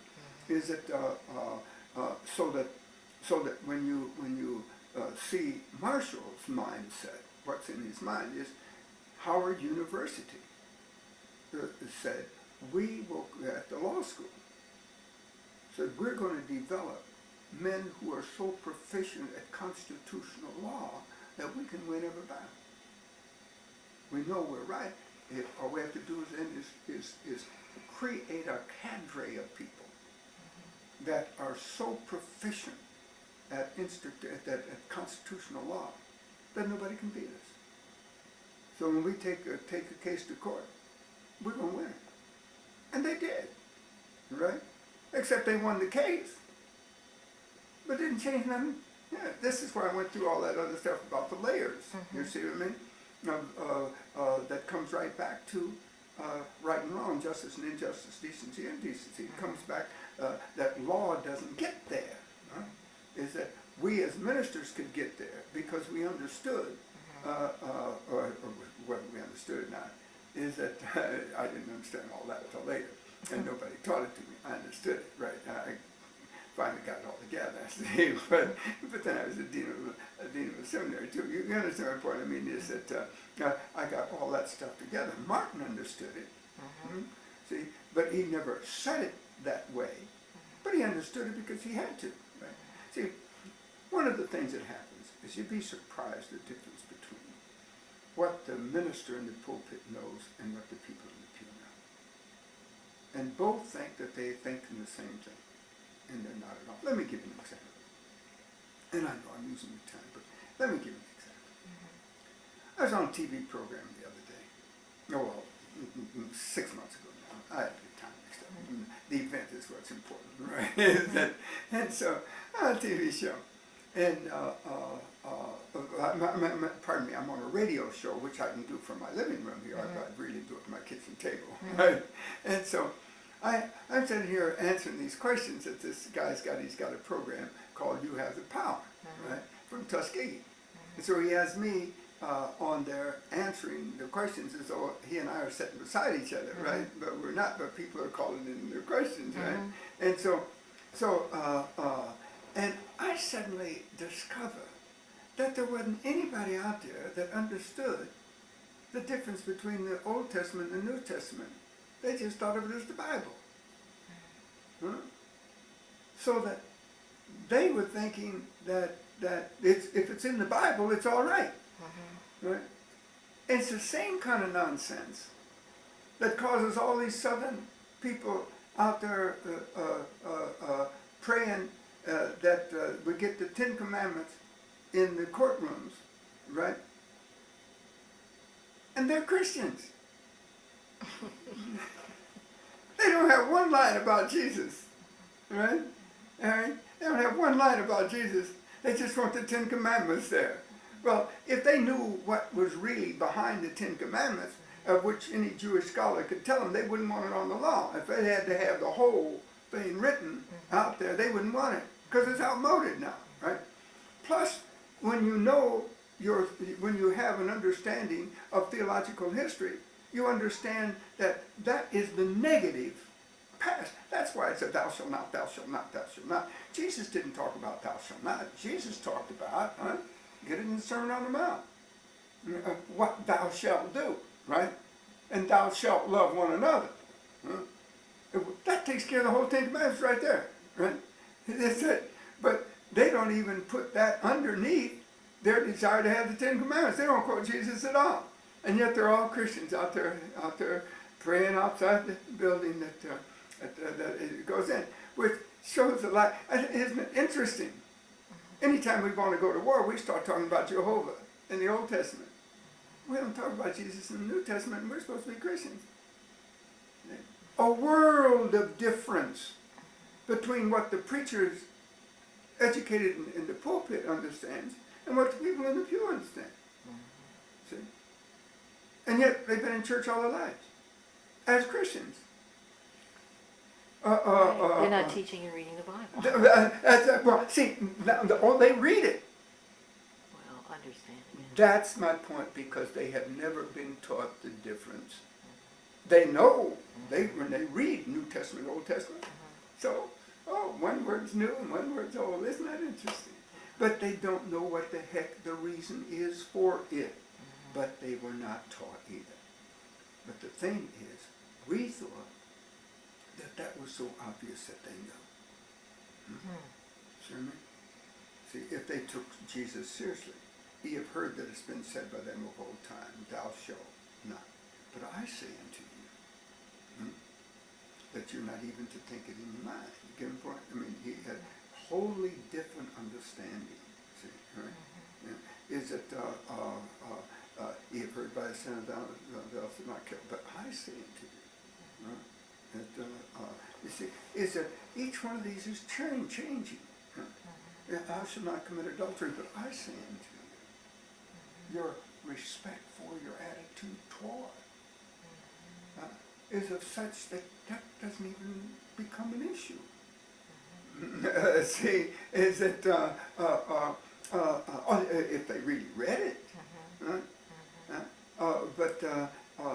and it's amazing, is that, but it's in the Bible. Right. Well, so what? And is that, what part of the Bible is it in? What age was it preached? What is behind it? Nashville. Yeah. Let's finish Nashville. Yeah. Thank you, sister. When you see me going off, just cut it off, and so. Okay, keep going. So, what was the last thing? Well, you were just talking about the outcome, the results of Nashville. Yeah. Oh, so as a result, we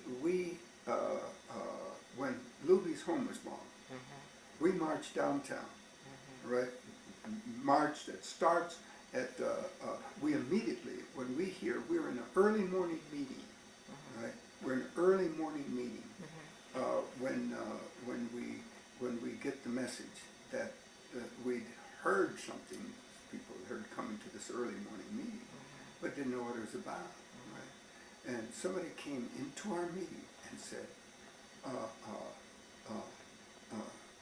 Attorney Luby's house has been bombed, and that it knocked out the windows in Meharry Medical School, which is across the street. It was behind, but across the street from, and even knocked out the windows. It was so tough. The only thing that saved Luby and his wife was that the papers told us the bomb did not.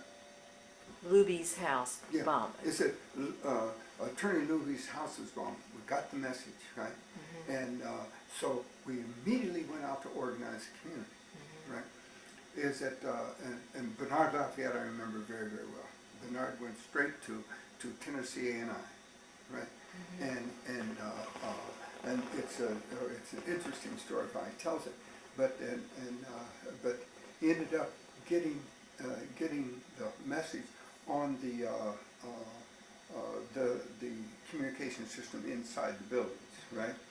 And so all the students knew, right? Somebody else did it at Fisk or did something like it at Fisk.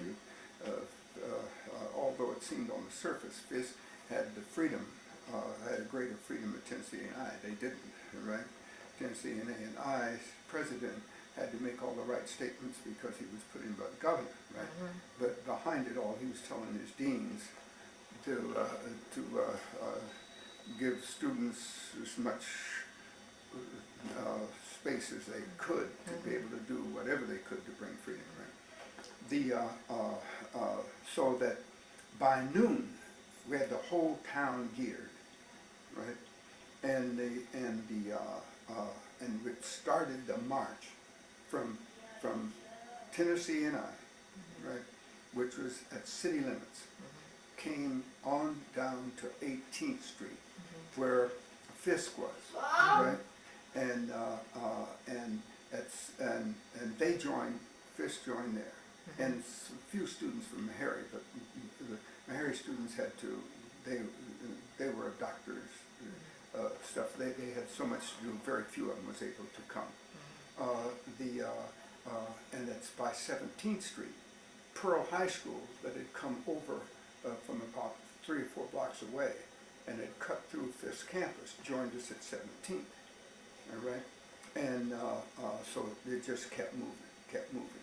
By the time we got anywhere close to downtown, automobiles were just slowly moving beside us, all the way down, right?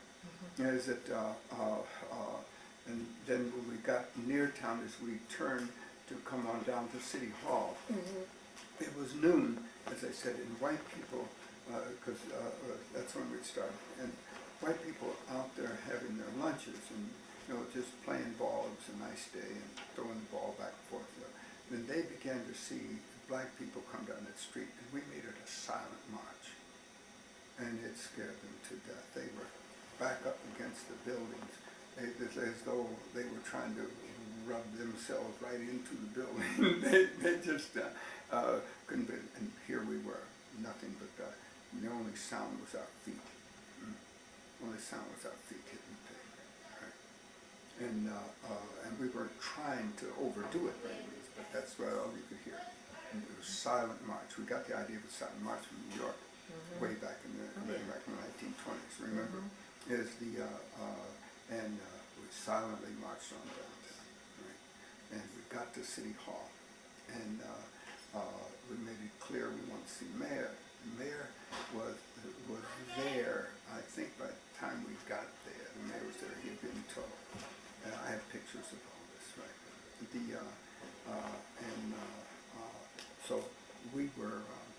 we were there, and the way we had it planned, I was to give a short speech, and then Diane Nash was to ask him questions, right? So I did. Diane asked him the questions, and in the midst of it all, the place was surrounded by students. I mean, clear out, and the traffic was stopped clear out from City Hall, right? There's a whole lawn in front of City Hall, like the regular southern town, right? But this is, even a southern city, right? And so we were filled with all the space between the street and traffic was couldn't move in the far lanes, right?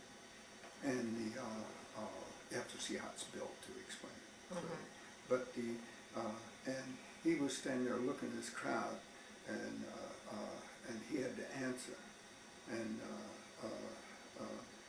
Diane asked him a key question, which keeps being done, is now on it. Diane Nashville. Yeah, Diane and so- Bevel so is Nash, right? Well, no, by Nash at that. She didn't come till much later. Right? So Diane, who was the student leader for our group, right? Diane asked him questions like this one question in particular, and I can't remember it right now, but it's in The Children by proper names are throwing me off, right? But we're friends. In fact, he was at the newspaper in Nashville at the same time I was editing my own newspaper in Nashville. We used to trade material, right? Because I was inside the movement, but he was all over the white community. So that would give me a way to fill my stuff out and give him away. Except he had a daily and I had a weekly, right? But he wrote the book later called The Children, which is on Nashville. And it's a huge, thick book, right? A very, very important book. Because Nashville slowly became understood as the important point of the movement, because we trained our people and they went out to continue the movement everywhere. How did the mayor respond? Or generally, what was the response? No, it's very specific. He says his response is that yes, we were right, and that the city should be open. 1 week from that day, the city was totally open. Totally open, right? 1 week.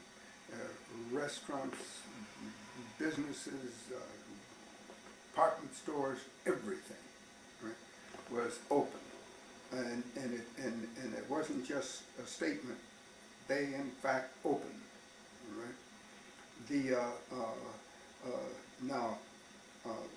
What I haven't told you about Nashville is important. What I have told you about Nashville. I mean, how we all went to jail in the first part, and the students were there, and how we went out and had to shovel snow. It snowed right after the first day we were put in jail. It snowed and etc. And we had to remove, and they put the kids out there. The kids on a warm day were arrested. Next day it was snowing, so they didn't have any clothes on them, but they put them out there. When the TV set showed it, the town went mad. Black people just, said, what you do, you're trying to kill our young people. And a little snow for the South, and they think that, it must be like Alaska. But it is. And so it just brought everybody together. Getting people out of jail when it had to be done, like, see, it was out of, and then later on out of Nashville. See, that's just a touch of Nashville, what I told you, right? It's the main part, but you see, later on, after the city is open, we're still at movement, right? Because that's not our end result. You see what I mean?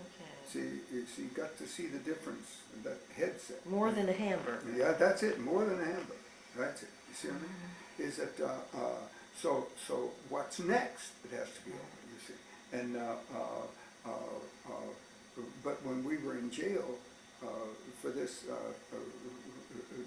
then then that's when students in Nashville, right after that is when students in Nashville really organized as students, right? Right, but okay. not as the student movement. You get my point? All right, see, that makes a difference, that you have to see this blend. There was no just breaking off from here and there, right? But,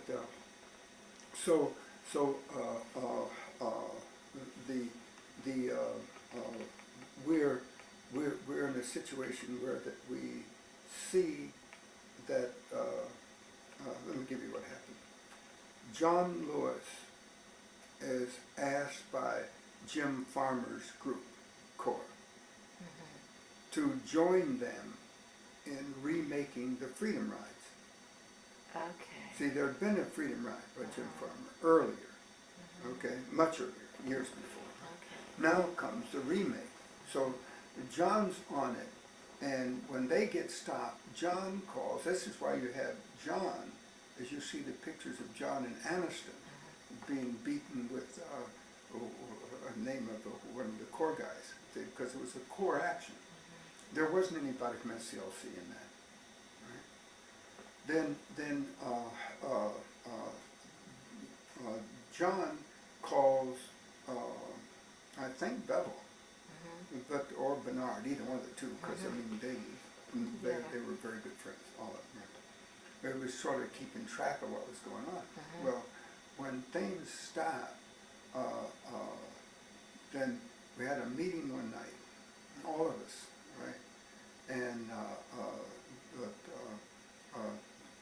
Diane was in charge of the meeting, right? And the idea was, but what came out of it was, well, what shall we do? All right. Here, John and so forth. Here we got this movement going on. What shall we do? All right. Well, Bernard was, I think by that time, he was a part of a bus that went on into Birmingham, and they had to run for it to keep from being destroyed too. Right. Remember, the bus was burned in Aniston. Right. It was. They had in Birmingham. They had it surrounded, and the police left. See what I mean? And so they were really going to be destroyed too. They sensed it and got out. Most of them got out. All right, but there was also federal people that came in, right, which kept from an outright bloodbath there, right. But that's detail. I was not the detail. I was not there for. So I don't know, right? Okay. Is that? But at that meeting at night, the message was that convinced us all was the idea, and Diane put it well. We'd always said it, but Diane put it well at that meeting. Is that, and then we broke to decide is that we cannot allow violence to ever defeat nonviolence. And we all know what that meant. Because you see, this is how we've been defeated for centuries, right? Through violence. Right? Is that nonviolence was our strategy? Is that we could not allow that to happen, because if we did, it let it happen at any time, it would be used at all times. See, I mean, the victory could not be won by ever letting violence defeat nonviolence. See what I mean? And then everybody, then there was a break. I remember the break very well. Everybody doesn't remember the break. I remember the break very well, where we were to come back and decide what we're going to do. It was time to think. Come back and boy, there were people that broke down and cried at that meeting, right? Because to inner Mississippi, because that's where we had to go, right? Inner Mississippi there was nothing like it. I mean, murder was taken for granted in Mississippi. Murderers were accepted as pastors, as anybody, right? You know, I mean, if you murdered anybody black, what difference did it make? Right? Because they were so wrong theologically. Right? They were so wrong in their heart. They were so wrong in terms of their culture. Right? They were so caught up with the Civil War. Right? They still were living, a century or two behind. They were still backward. They were still poorly educated. Right? They had never had to deal with these issues in terms of their wholeness, only deal with them in terms of their backwardness. You see, right? Is that to murder a black man in Mississippi meant nothing.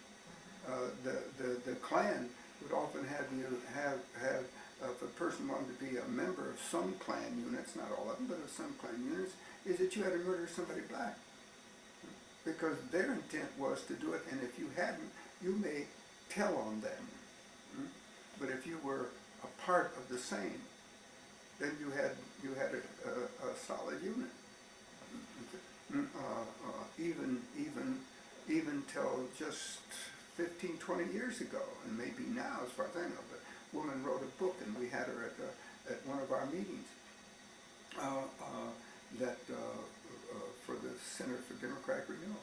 And she said she could find the Klan in every state but Mississippi. She couldn't find the Klan. You know why? It was taken for granted that every white man was a Klansman, or would act as a Klansman at any time need be. Right? Is that that's what she found out? I mean, her research found that out, not something I said or we said or somebody said. Right? Her research found that out. Right? Is the so Mississippi's always been bad. So, but that night, 10 students left, going to Alabama. Right? So wait a minute. After the break, It came back. only 10. Well, but there weren't that many at the meeting. Okay. But 10 designated to leave that night. Okay. That didn't mean that others weren't going to follow. I Right? see. Like the ministers, we were all had families and so forth, and had churches and so forth. So what we had to do was to tell our people what we were going to do. We couldn't leave that hour. You see what I mean? Okay. We had too much responsibility. We had to tell the wife. It was the next day that I left. Right? Okay. Is it because I had to tell the wife? Is that we had 6 children. You see, I mean, there's a lot of stuff had to be done. Right? Well, I didn't have 6 then, but we had 4, I think. So, did you leave by bus going to Well, what? Where? Birmingham? The young people that left left by cars. Okay. They were stopped at the Alabama line and told to go back home. Right. They could Escorted get back here. Right. They were met by police. Right. So when they were met there, is they started back, but they didn't go back. And in fact, somebody in the group had told the police, "We'll see you in Birmingham in the morning." Right? And they did. And they did. Right? Is that and then 4 ministers came later. Right? In Birmingham, not in Birmingham, but in Montgomery. Oh, okay. Next morning we met in Montgomery Okay. at a I want to think it was a dentist home. And I got into this with somebody the other day. We were because we were driving down the street in Montgomery, and I said, "Isn't that where Dr. So-and-so lived?" And where we had that meeting before we left to go, which a big meeting was held, and I wasn't there. It was held the night before. There's a picture of it in one of the books. I'm not in it, and there's only about 3. I haven't cared about it in pictures, and I put about 3 of them I really wished I had been, and that was one of them. Right? Because but the students were coming from all over. Right? Is that in the next few weeks? I mean, this opened up something. So Because I think SNCC had some students coming. That's right. But Ruby Doris Smith. In fact, Ruby Doris. Yeah. In fact, you had that's Stokely was in jail with us, right? And that's the first time I met Stokely. In Jackson. Yeah, but he came in Jackson. See what I mean? He comes a little later, right? But he came, right? Jim Farmer comes a little later, but he was there. Yeah. You see what I mean? Is the but When anyway, did you join on the bus? When did you get on? The next day. The next day. Yeah. Okay. See, Out of when the Montgomery. bus, when the bus left Montgomery, I was on it. Okay. All right. Is the because as I say, I had to tell the wife and so forth. Right? So I come down, and when we're to leave the next morning, we go over to the Well, a number of people came in, this quickly run, because I got pictures of us at the lunch counter at the Greyhound restaurant. You have pictures? Yeah, I got it somewhere. Oh, Of, love to see. I got it somewhere, right? And the, of a number of the people, so you can look and tell who they are, right? And you know, they must have been, see what I mean, right? Is that, I know I came, but anyway, see, it's, details confuse me, not the actions, the details, right? Because I know what happened when I'm there. When I'm not there, I'm not quite clear. Okay. Or I'm never clear on days, right? Because that doesn't bother me. The sleep period would never bother me. I'm still thinking about that as part of the action. You see what I mean? But I know the next day I went down, but I think it was the next day that we got on the bus too, right? Is because by the time I get there, this other meeting had been held, right? What other meeting? Well, I mean, a meeting where this picture was taken. Oh, okay. That I was not in, which I wished I had been. That's what I was talking about, right? There's only a couple of pictures I care about, but I did care about that. Right? Is so we go down we're at the lunch counter until the bus gets ready to leave. We all had our tickets. We get on the bus.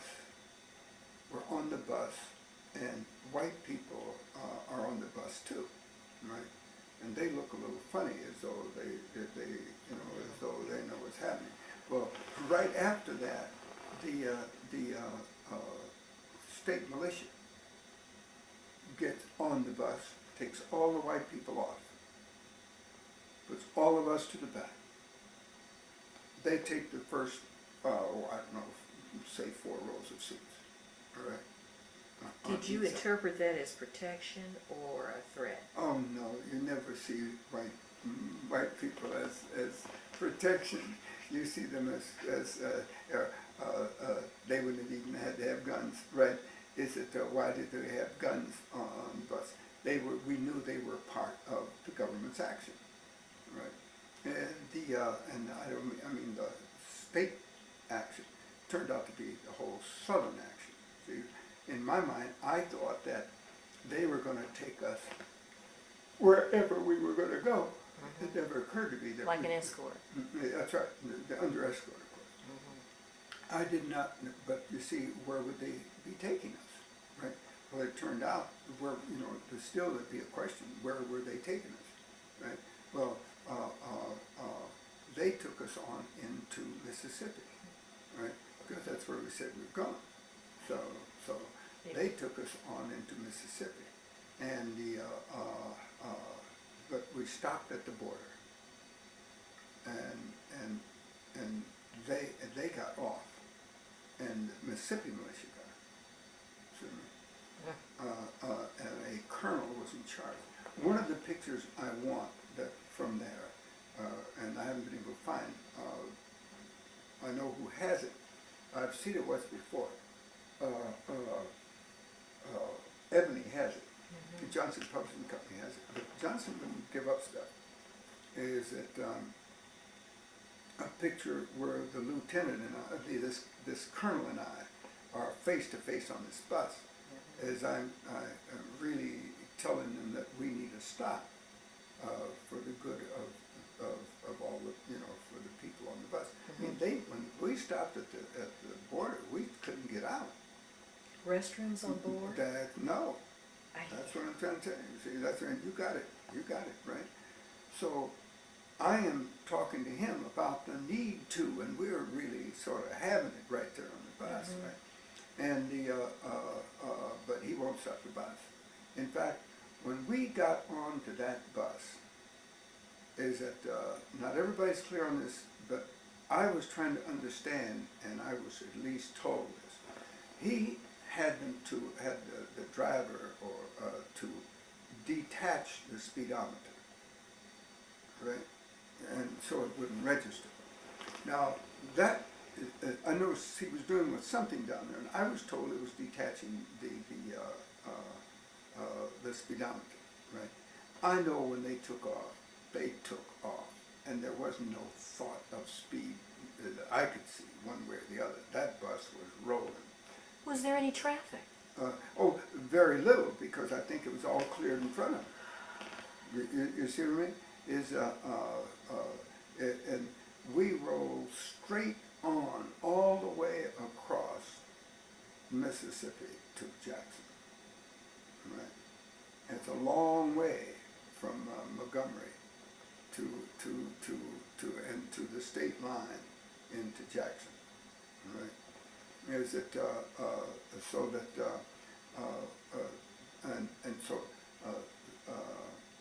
but anyway, so when we get to Jackson, is that as I say, all of us have to go to the bathroom. So everybody tumbles off to go to the bathroom. I was really wanting to go,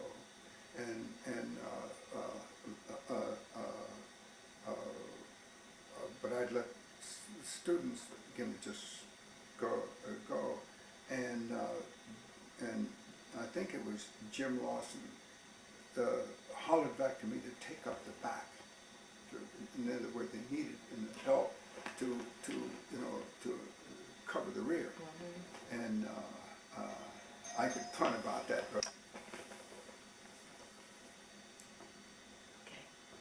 Is it? You were doing, you had to, Yeah, instructed so by I Jim took to take up, I took up the, brought in the rear of the bus, so I was the last one off to make certain that everybody was off and everybody was all right, and accounted for. It's a quick, easy way to say it, right? Accounted for. So then I go on into the bathroom. When I come out of the bathroom, which is much later, right? There was this captain, and I should be able to think of his name because everybody knew his name, right? Later, we all know he was, but because he was the one that stopped and did throughout the summer, made certain that they arrested everybody, right? So when we came out of we went to the bathrooms in the Greyhound station. We came out, they were arresting us, leading us right on to the wagons. By the time I came out, everybody was on. And they were closing, they're getting ready to close the door. Now, if I'd really wanted to, I could Just forgotten about that. yeah, I could just walked away, and they wouldn't even know, right? They were out of the closet, right? But I came up to Captain, and I tapped him on the shoulder, because his back was to me, and I tapped him on the shoulder, and he turned around and looked at him, and I said, I'm with them.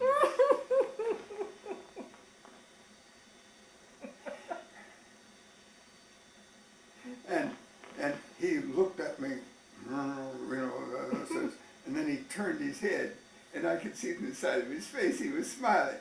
He probably thought this is the first time anybody ever asked me to arrest him, right? You put him in a paddy wagon. So he turned back around and scowled into his back, and he said, "Get in there." So I get in. We go to the jail in Jackson, right? Which is a whole story in itself. All right. I got the piece when I was let out of Jackson. Well, Parchment prison really, which is followed the Jackson jail.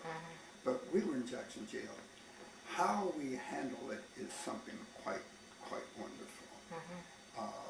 Is that during the time we were there, and Jim Lawson was important to this. Jim had been in jail in India, and so he had us to break up not in groups, but that broke the day up, so that Jim had us to break the day up, and as one part of it, when it came time for meals, they slipped our trays through a slot in the door. And everybody be up there fighting, to get there. Jim had us all to sit down and told us not to move. and to the door like that, right? We had already planned this though, and that two people from each table would get their food and bring it to them, right? Just like we do at a summer camp, okay? And the next day, two other people would. The next meal, two other people would. And the next meal, two other people would, right? And it really was a shock to the jailers. They had never seen anything like that. They expected to see us all up there fighting to get the meal. And it wasn't much of a meal anyway. But What was it? For Do you recall? breakfast it was a thick kind of, what do you call it? It's a southern kind of thing, hominy grits. Okay. Right? It was a thick kind of grits thing and a weak coffee, right? And water, of course. That was kind of it. I don't remember the meals too well. In fact, we had at one point because of some things that happened, we had fast. After 3 days of fast, you don't get hungry, but you're not paying much attention to anything about food that matters to you. But anyway, but the thing is that I remember is not necessarily what we had to eat. It was, it wasn't anything to write home about, of course. But and it was just fair. It was nothing more than that. You kept body and soul together, kind of thing. That's how they thought of it, right? Yeah. Okay. Okay. It's in, and so we break up, so we shower at a certain time, we discuss and plan and think together about the movement and what we're going to do and how it should be done and the theories behind it and etc. And we'd have a time for rest, all right? So that everybody would do whatever they felt like, but it was a time of sort of silence and rest, right? Reading, etc., just thinking, etc. I really liked that whole concept, and I've always used it in jail, even when other people weren't. I've used it for myself a certain time, and because there's always one or two or three people in jail with you that are willing to talk or discuss. And oftentimes, you're in a cell. You're not in an open kind of situation where all of you are together. At least, anyway, most jails have the open area, but they often don't let you in the smaller jails. Like we were in Parchment prison during the first days there. We didn't have any open kind of place to be in.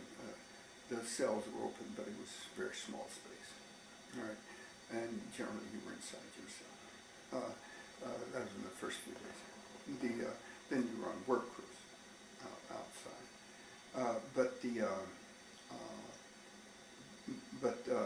I like that about Jackson. We were there for a week at least. Right? From there you could tell everything happened. One of the things I remember from there is the clock. There was a big clock at City Hall that you could see from the jail cell, and so you knew what time it was. Okay. And that's Keep track something. of time. Yeah, it was, which was interesting. Just one of those side things you remember. But I remember the singing and so forth that we had in the jail. I remember we had a church service in jail Sunday morning, and we Did all in fact, available come? Take part. So it wasn't a matter of coming. We were Or, in, I mean- well, I'll tell you how it happened. We were in cells. Now, in the cells, we were not let out on that Sunday, right? Okay. So, but in fact, I had to put the sermon, the service together, right? And so we put the service together and tore off who was to do what, and passed it from one cell to the other around the corner of the cell. You see what I mean? One cell to the other. So that we had a whole church service. And everybody knew when the singing was it, but who was to do what was on this paper, right? And then the songs we were singing together, just like a regular church service in the sermon, right? And I forget who did the sermon, right? But we did a lot of singing in jail, right? But there was a way of organizing everything, okay? Is the Jim was that one I don't think was Jim's, was somebody. Anyway, we did it. You know what I mean?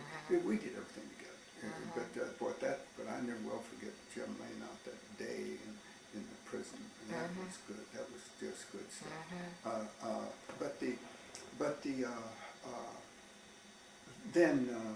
But I remember one of the songs that the only thing we did, we were in a cell with a fellow who's now dead, who who pastored after seminary, pastored in New York. Said the only thing we did would be wrong is we something too long. The only thing we did right is when we started in to fight. And well, we added that the only thing we did right. No, the only thing we did wrong, we stayed in the wilderness a day too long. That was that. We added one of them. The other one was there, and we added the other one. The only thing we did right, we stayed. The only thing that we did right. The only thing we did wrong, we stayed in the wilderness a day too long. The only thing we did right is when we started in to fight. And it always meant something to me because when you think of the New Testament, see, you could just take the New Testament.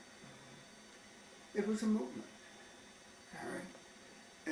And you can just see it in parallel lines with our movement.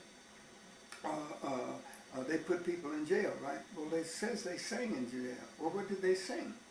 Is it because they were the New Testament? They were new people. They were a whole new thing, right? They had to change old songs into new. That's what we did, right? We changed old songs into new songs. We were singing the same songs, but they had tremendous new meaning now, you see. It became tremendously important. It just made you feel very, very good about everything. And we were ministers too, right? And seminarians, same thing, because we were on our way to be if we weren't. And those are kinds of things that I remember from it. I remember, Bernard could make up a song in no time at all.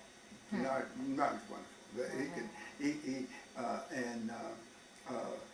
So he would. This is Bernard Lafayette. Yeah, Bernard Lafayette. Okay. Yeah, oh yeah, Bernard Lafayette. Bernard was the singer. He could make up songs, and he remembered stuff. He could play back stuff. We remembered that Bernard Bernard was reminding us when we were in the courtroom in Nashville, how one of our lawyers was defending us from the sittings that we had there in the restaurant, and so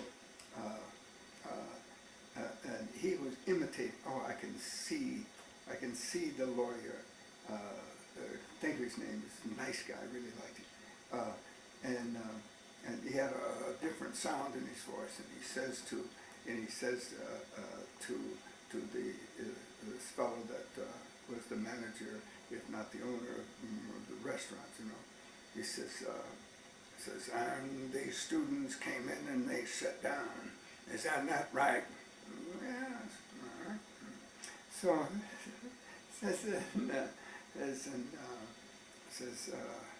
and then what happened? He says, all hell broke loose. And so the lawyer says, hell broke loose? He says, yes, hell broke loose. So he says, did anybody holler? Shout? He says, well, no. He says, did they jump up and down and run across the building?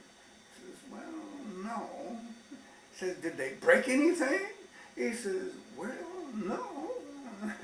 So the lawyer says, I suggest, sir, that the only hell was in your mind.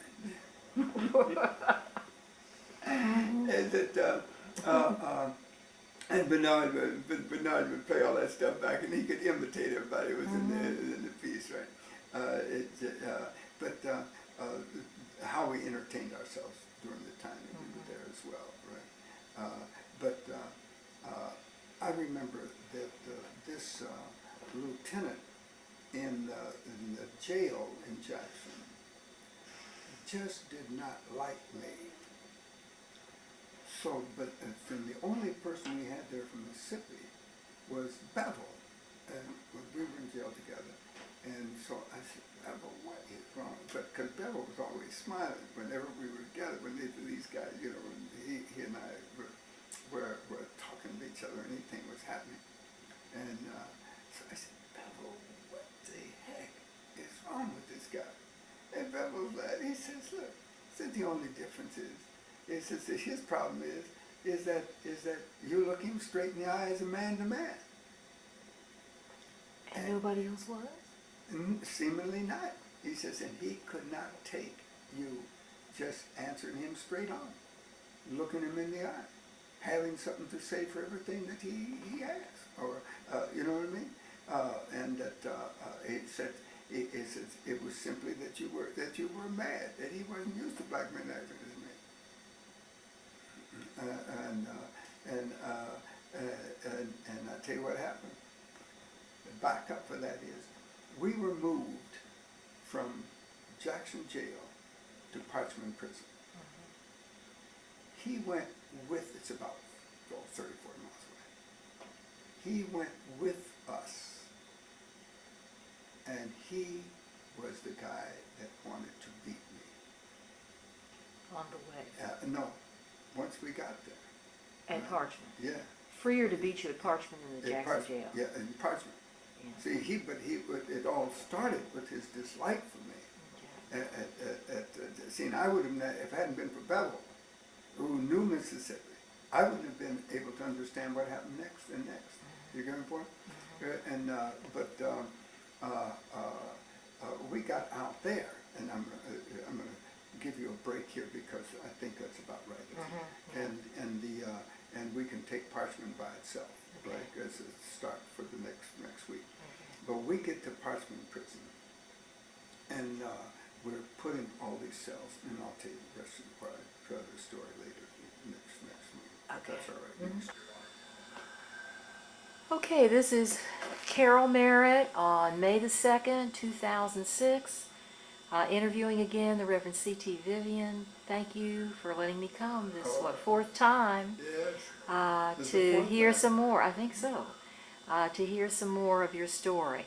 And I think the last time you were telling me about the Freedom Rides ending up in the Jackson jail, but then you wanted to go on and tell me something about Parchment. Yeah. So if we could spend a little time talking about that, and then we can move on to some of the other things that you did. I'll sort of quickly do that, but Parchment was an unusual experience.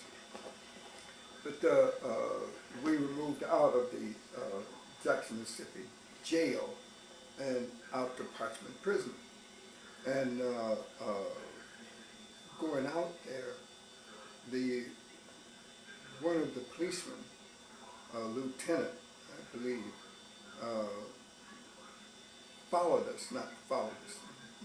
went out with us, right, and to make the delivery. But he was very upset with me, which I told you last time, and I couldn't understand it because I did no more than ask questions or answer them. But Bevel told me that he just couldn't understand. Here's a black man just looking him in the eye, answering, not only answering but asking, simply because I wanted to know. So it seemed strange to me. But he went out with us to the prison. And while they were questioning us, they questioned us, each one of us. There were several of us. And he got upset. Well, not only he, but the warden and he and one other guy in particular, was four of them, got upset. They'd ask me questions and I would answer, and they'd say sir. So I didn't mind at all. I mean, why not? You know, if there wasn't anything I was upset about.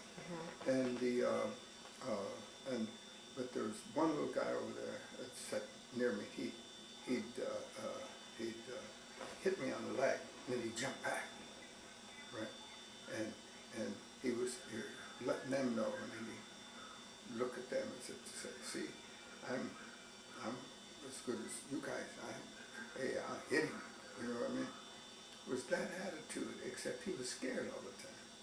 It's just a strange kind of thing to me. Is that,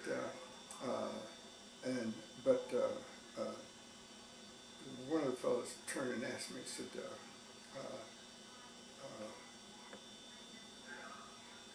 you have syphilis? And I said, no. And he said, you didn't say sir, and they jumped on me, right? What do you mean they jumped on you? I mean, they jumped on me. They stood up and jumped on me. I mean, to beat me. Oh, and okay. in fact, did. They were a little slow, and I was warding them off pretty well. Except that, because I wasn't going to hit them, I was going to fight, but just the way all of them came down. The three of them mainly. The other little guy, he acted like he was still scared. And and in this coming down and beating me, one of the guy that came in from the prison, from the jail, had a flat, what do they call them? Some kind of jack. They beat you with a billy club, we would call them. Yeah. But he had a real fancy one. It was the flat steel was inside of two thick pieces of leather, all decorated in the center. But the edges, because it was thick, the edges were kind of sharp. Well, you're not supposed to hit anybody with the edges of them anyway. You're supposed to foam, see? And but in the process of this little scuffle, with all of them coming at me, I guess his thing twisted, and he cut me right across the head, and it opened up my head there. Well, as soon as they saw the blood, and that they really opened up my head, is that they moved back right quick. See, because the reason for this flapjack type of instrument is to bruise you but never show blood. See, and because this was a national event now, coming across the country, and news was on it, and covers of Life and Look and so forth, they knew better than to overdo it, but they had overdone it, right? And they weren't for certain how it was going to turn out. As a result of it, however, the warden of the jail was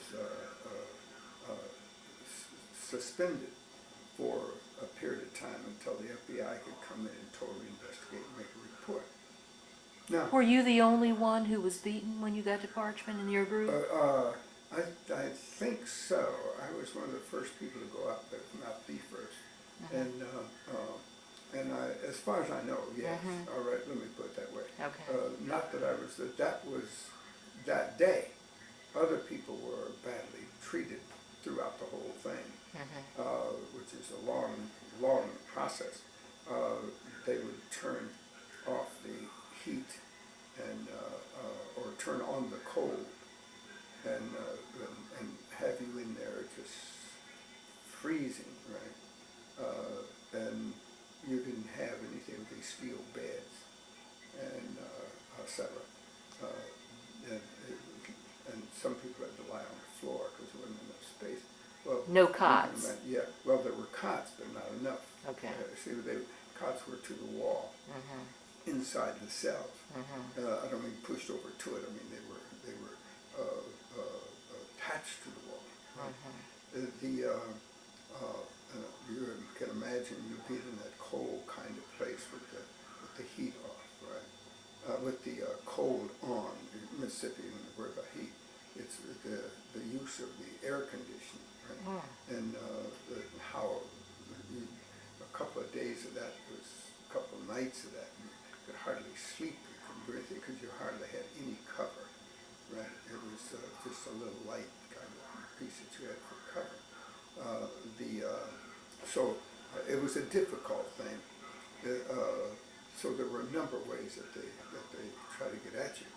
But the real story for me at that place that links faith and everything else, right, is after they had beaten me in this little scuffle and the blood was running down and all that, is that one of the fellows had to break me back to the cell. Now the cell setup was made. The cell setup was made so that there was a row of cells down one side in the cell block.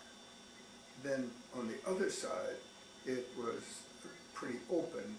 It was solid. When I say open, it didn't have cell blocks. It was solid at the bottom, but at the top was screened so that the air could come through, right?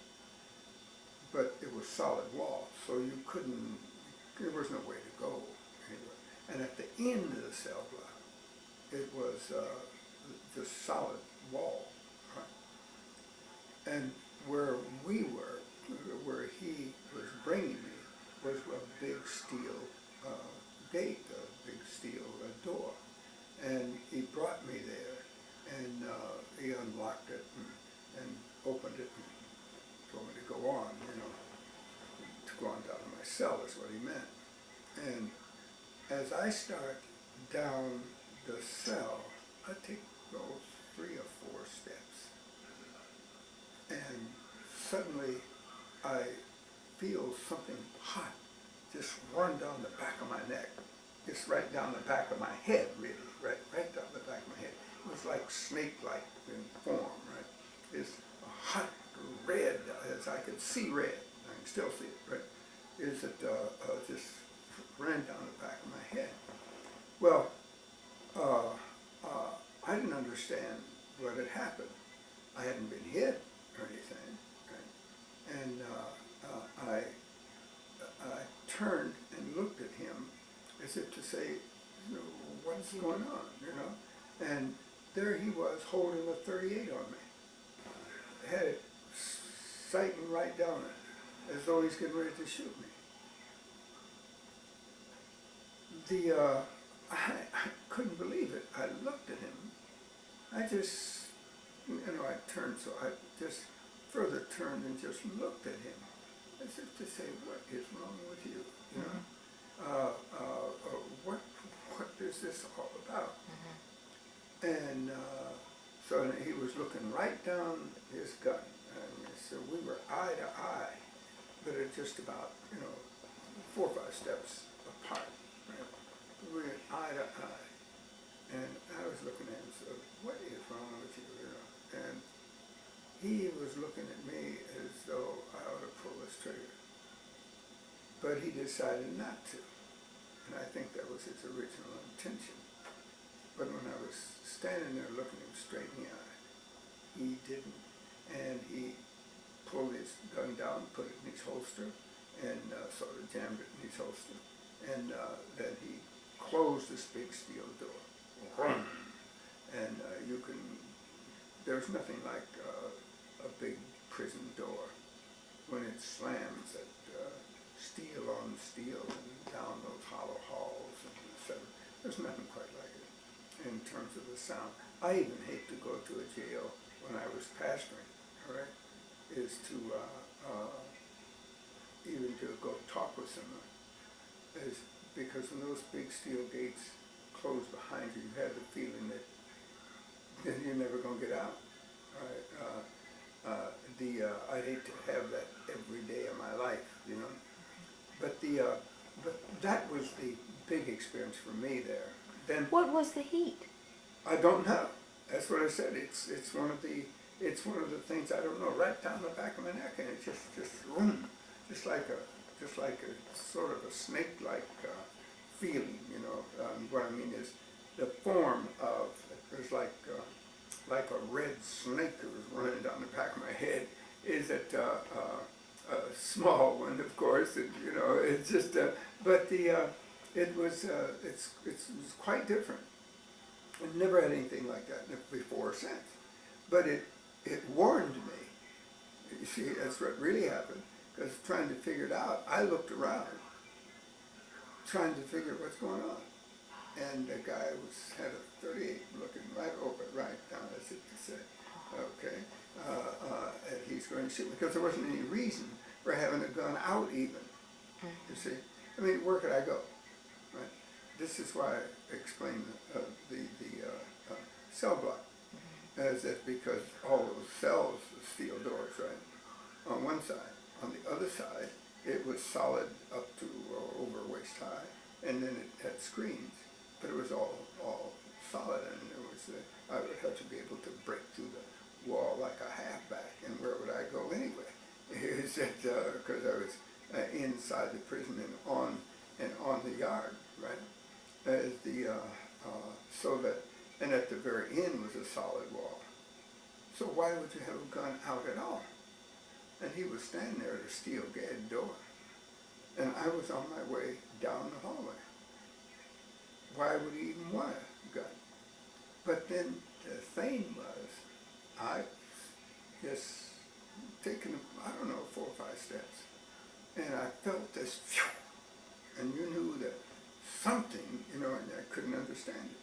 And I turned, and just really to share the experience, you know, as if to say, did you know what happened, you know? And there he was looking right over his gun, and I'm looking. So I stopped, and I looked over right straight in his eye. Okay. Yeah, and so I gone back to my cell. They came back to get me going. They had doctors to sew up my head where you used to be able to see it. I mean, it's over the years it's disappeared, but but they sewed it back up. How long were you at Parchment? Now that's what I was going to say next. I was at Parchment a short length of time. They let me go. Because of the wound? Well, I don't know. I think it was because of the investigation by the FBI. Ah, so you were there for a matter of what, days? Days, very few. Okay. As I don't remember being there over 3 days. Oh, okay. All right. Okay. And by the way, a member of my church, I had just shifted to Chattanooga to pastor there. Okay. Community church there. Mm-hmm. What was the name of the church? Cosmopolitan Community Church. Okay. Yeah. And and I had a member of the church, school teacher, really I should say former school teacher, who was really an on-the-ball woman and never held her tongue on anything. She called the governor of Mississippi, right, and wanted to know what happened, and she wanted to talk to her pastor. And so they pulled me out and had me to talk to her. The most interesting thing, though, is that it became very clear that everybody knew where I was, and that she was on top of it. And I think that was one of the reasons that I was let go out of the prison shortly. But the experience coming back out of that was very important to me. Is that Kelly Miller Smith, pastor of First Baptist Church and head of the movement in Nashville, came down and got me. And they flew me back in to Nashville.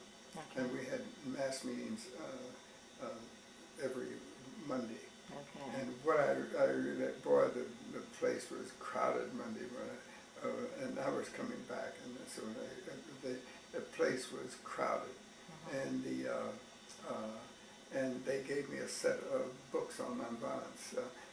I mean, on Gandhi, Martin, you know, the whole thing, all the religious understandings, because that was my thing, and I really appreciate that. It was signed by the guys and so forth. Oh, okay. And the people were just marvelous. How long were you in Chattanooga before you then got involved with SCLC? About a year, Okay. year and a half. Well, almost 2 years. Okay. Had to be. And that's, I'm sorry. Sure, no, it just had. That's to be. where you met Willie Ricks in Chattanooga. Yeah, that's right. In fact, Okay. we were involved. How did y'all get together? Well, we were involved in a. I mean, we at that time. Not Willie wasn't involved. He was a young man there, and high school or something. But I had a whole group of youth that would drive around and leave stuff on voter registration. Okay.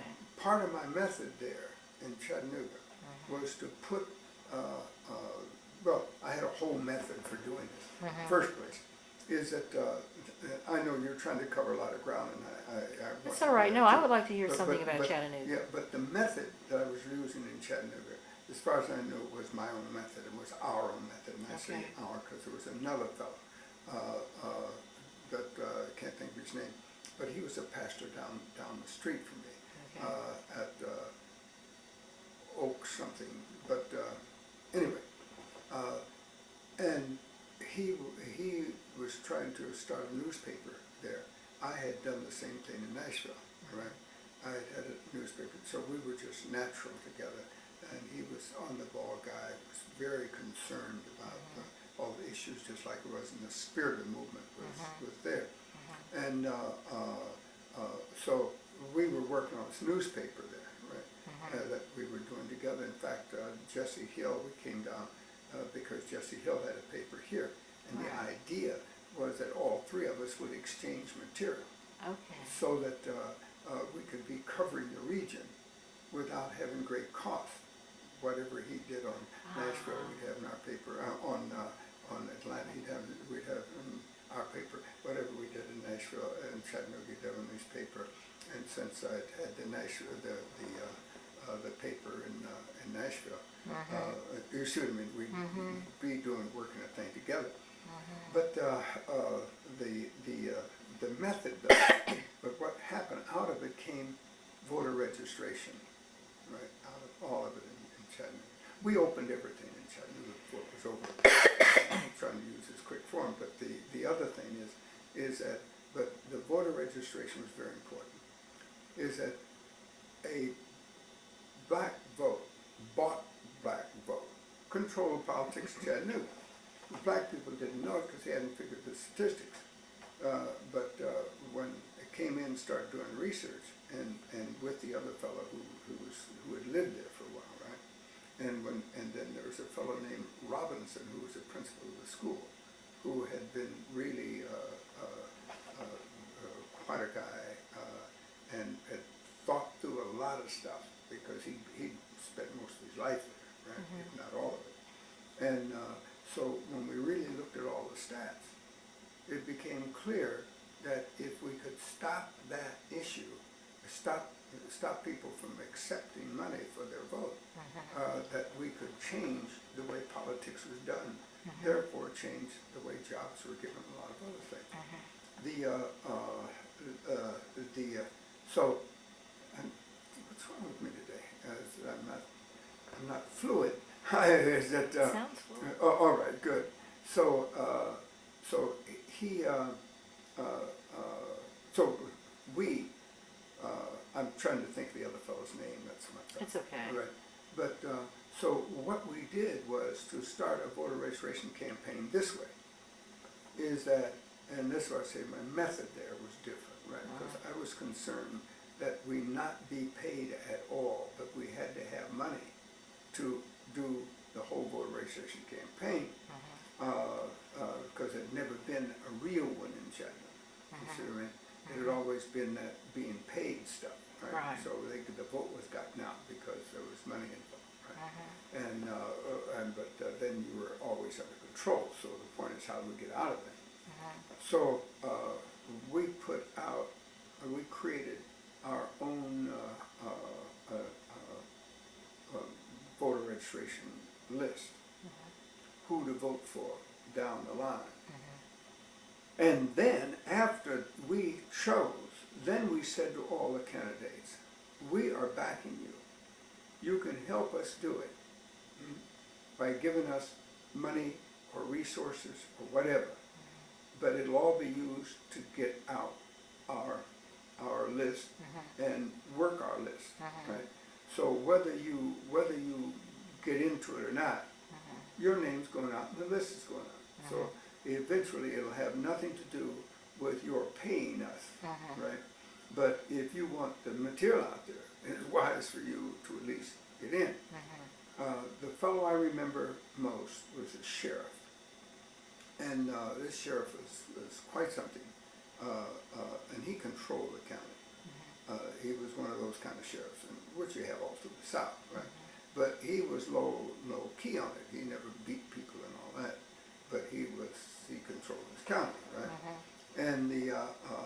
And he came over and he didn't believe this. He just did not believe that this wasn't a front to try to get money out of each one of the candidates, right? And he was finally convinced. And I said, you know, your real nature money is that get these materials in our hands, all right? Your voting materials in our hands. We'll see if they get out. Right? Because So you endorsed him as sheriff? Yeah, oh yeah, he'd already been endorsed before he came over. Okay. Right? Because he was the best thing around, and we were afraid that he wasn't beating people and all that. Right. Plus the fact he knew, all the liquor people and all that kind of stuff, but didn't allow nonsense to go on.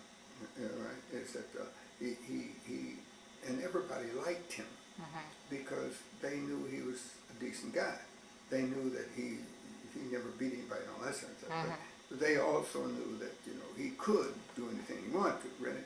But he was really a kind of a fair guy, and people liked him. So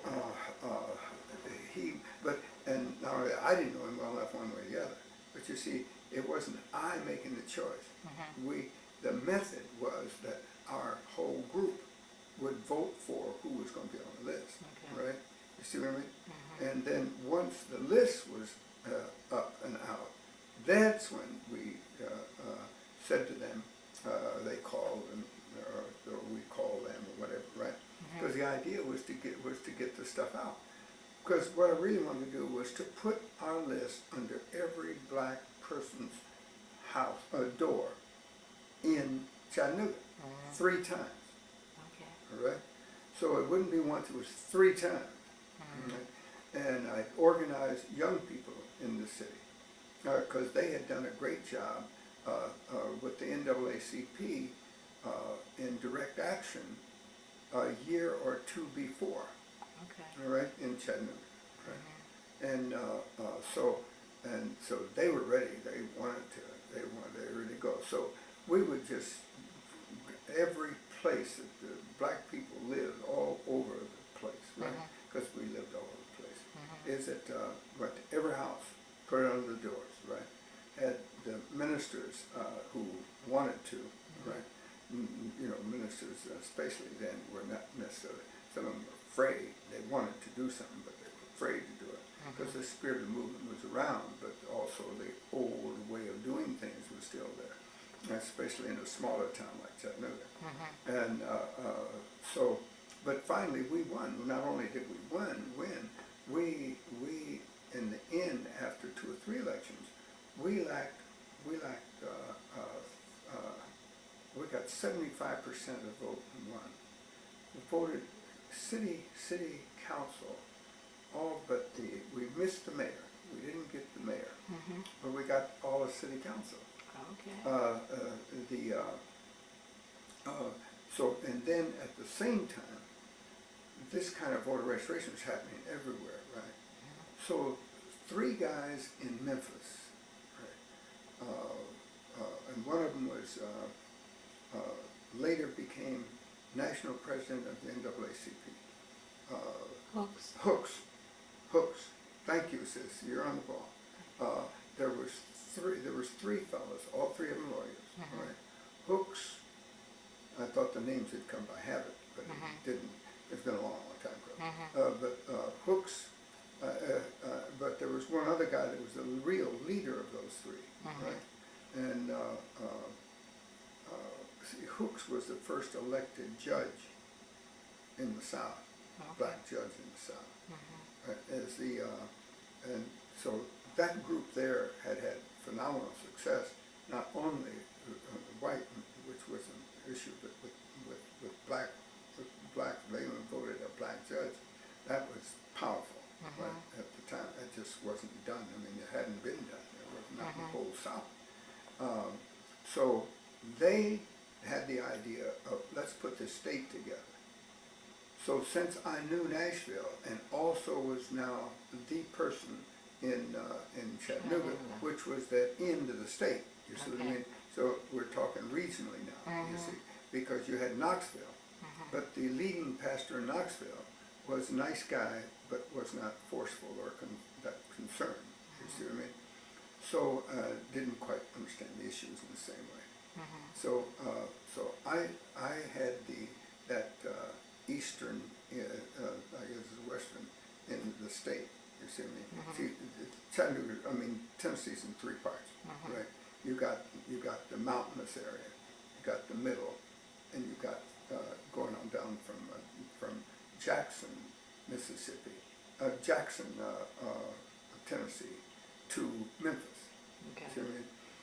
And that's the cotton agriculture that's cotton into the whole place, right? Is the so that then we had 3 major bodies. The 3 guys who made up Memphis controlled it up to Jackson. They control the whole state, really. But up to Jackson. Jackson, I don't remember who had it from Jackson to near Nashville, and then Nashville on clear to through Knoxville, because there wasn't much beyond Knoxville anyway. It was my area, right? So we elected 2 governors. Right? We elected one while I was there, elected another one later. All right. It was interesting kind of stuff to see that happen. That was a statewide kind of thing. That had never happened before. Right?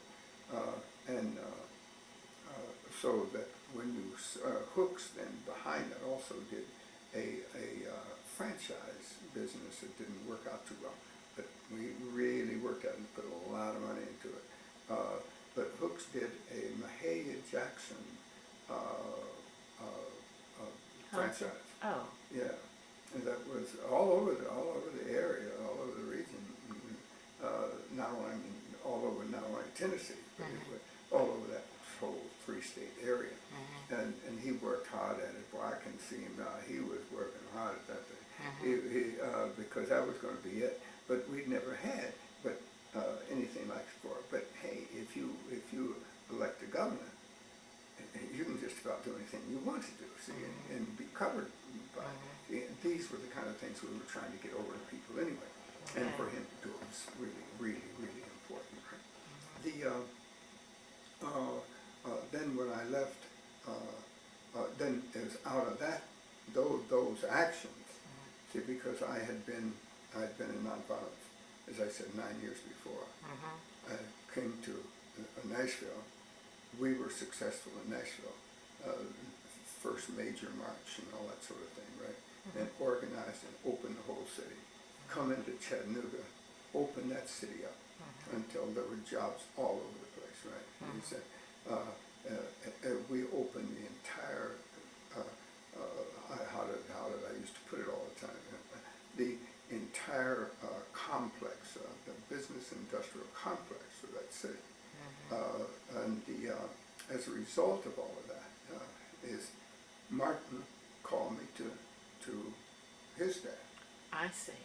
And I want to give Dorothy Cotton, who had come through, and when she looked at our work and all the rest of it, she said, hey, this is really something. So she brought up my name to Martin as a person that we should have on staff, right? So as a result of that, when Martin looked at all this stuff, Martin then asked me to come to staff.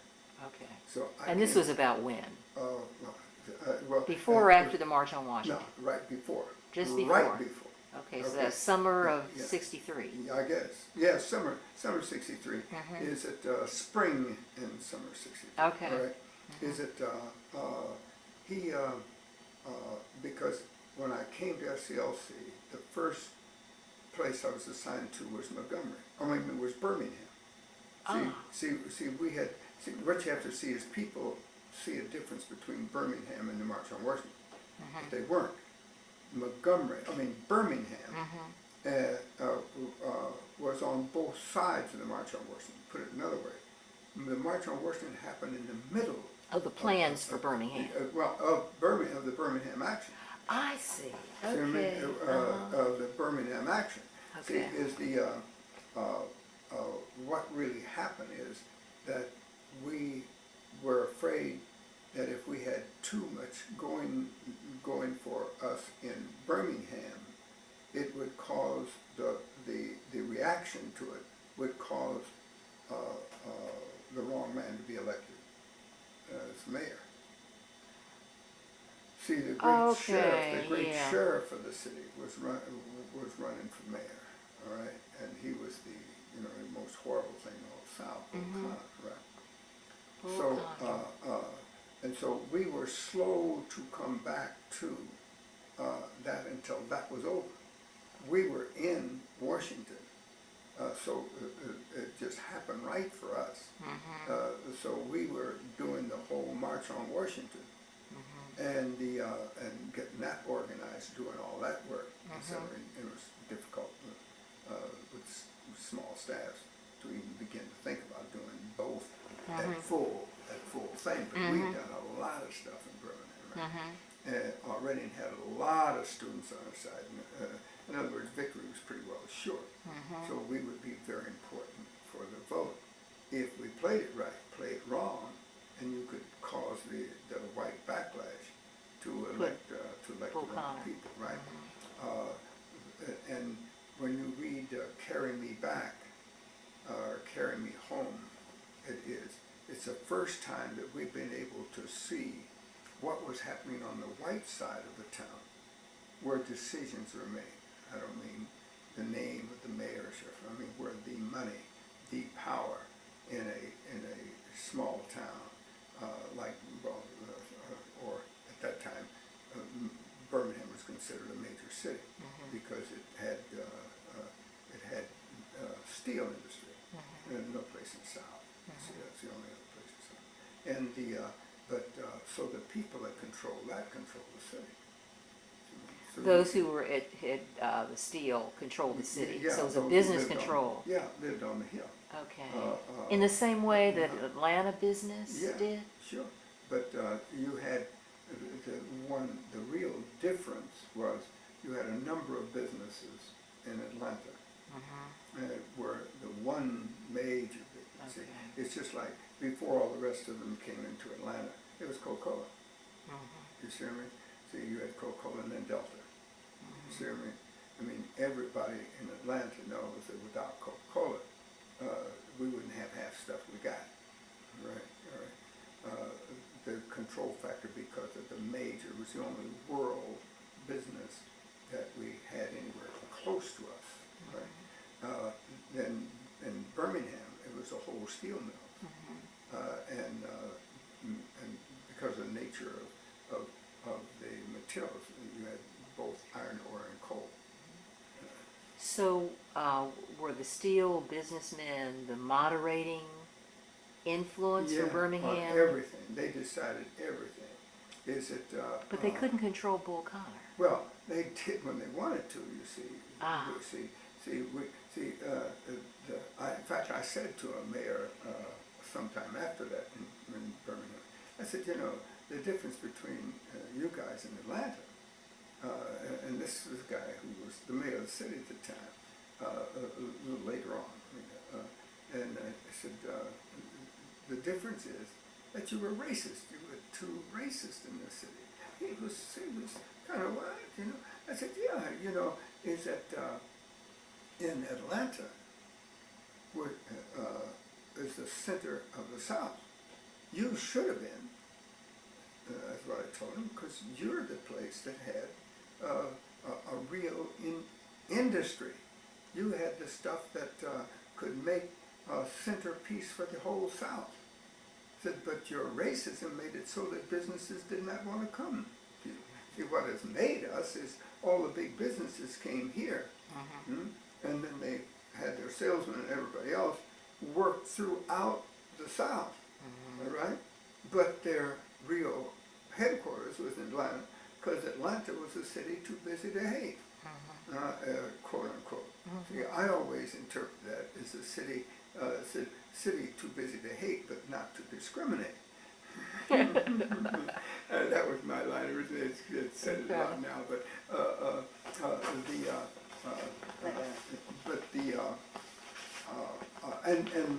so we stopped in the middle of Birmingham. When I was sent to Birmingham, there was only two people there. I and because I keep having to think about this camera, I and Y.T. Walker. Okay, Y.T. Walker was executive director. He had planned Birmingham down. I mean, he was the planner. He was the detail man, right? And he also made certain that everybody jumped, right? Well, they didn't like that. Hey, I like, how do you get success? That's what I want to know, right? How do you really bring your forces to bear and focus? So I like Y.T. still do. Wyatt's sick right now. And he's back in Virginia though.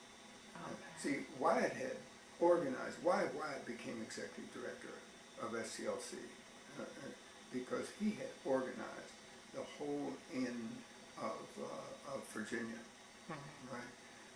He was really an organizer and understood planning. Still does, of course. But he brought Dorothy Cotton to Atlanta staff, all right? He brought another fellow to staff that ended up going, who just didn't have the stuff that he had, but was closest to it. And his surrounding was his work with him very closely to create the regional operation in Virginia. Right, but when he got here to Atlanta, he was thinking quite different. It opened up a whole new world through it. He ended up, I don't say ended up, but he left SCLC and went to the radio station, one of the radio stations here. Okay. I mean, Y.T.'s sidekick, Okay. the guy he brought in. Right? Okay. Dorothy Cotton stayed with SCLC through the entire movement, right, and then some, right. She. Where she went to was Cornell when she left here. Okay. All right. So Wyatt and you are in Birmingham. Yeah, that's right. See, now, at the time, there's the first people to come in, and we were planning things. Okay. All right. Immediately, the old government was right on top of us, behind the scenes, right? In fact, they had controls over the telephone company. For instance. Birmingham Yeah. government. Yeah. Okay. Yeah. Oh well, no. Well, yes, Birmingham government, but then, well, let me tell you a story. Okay.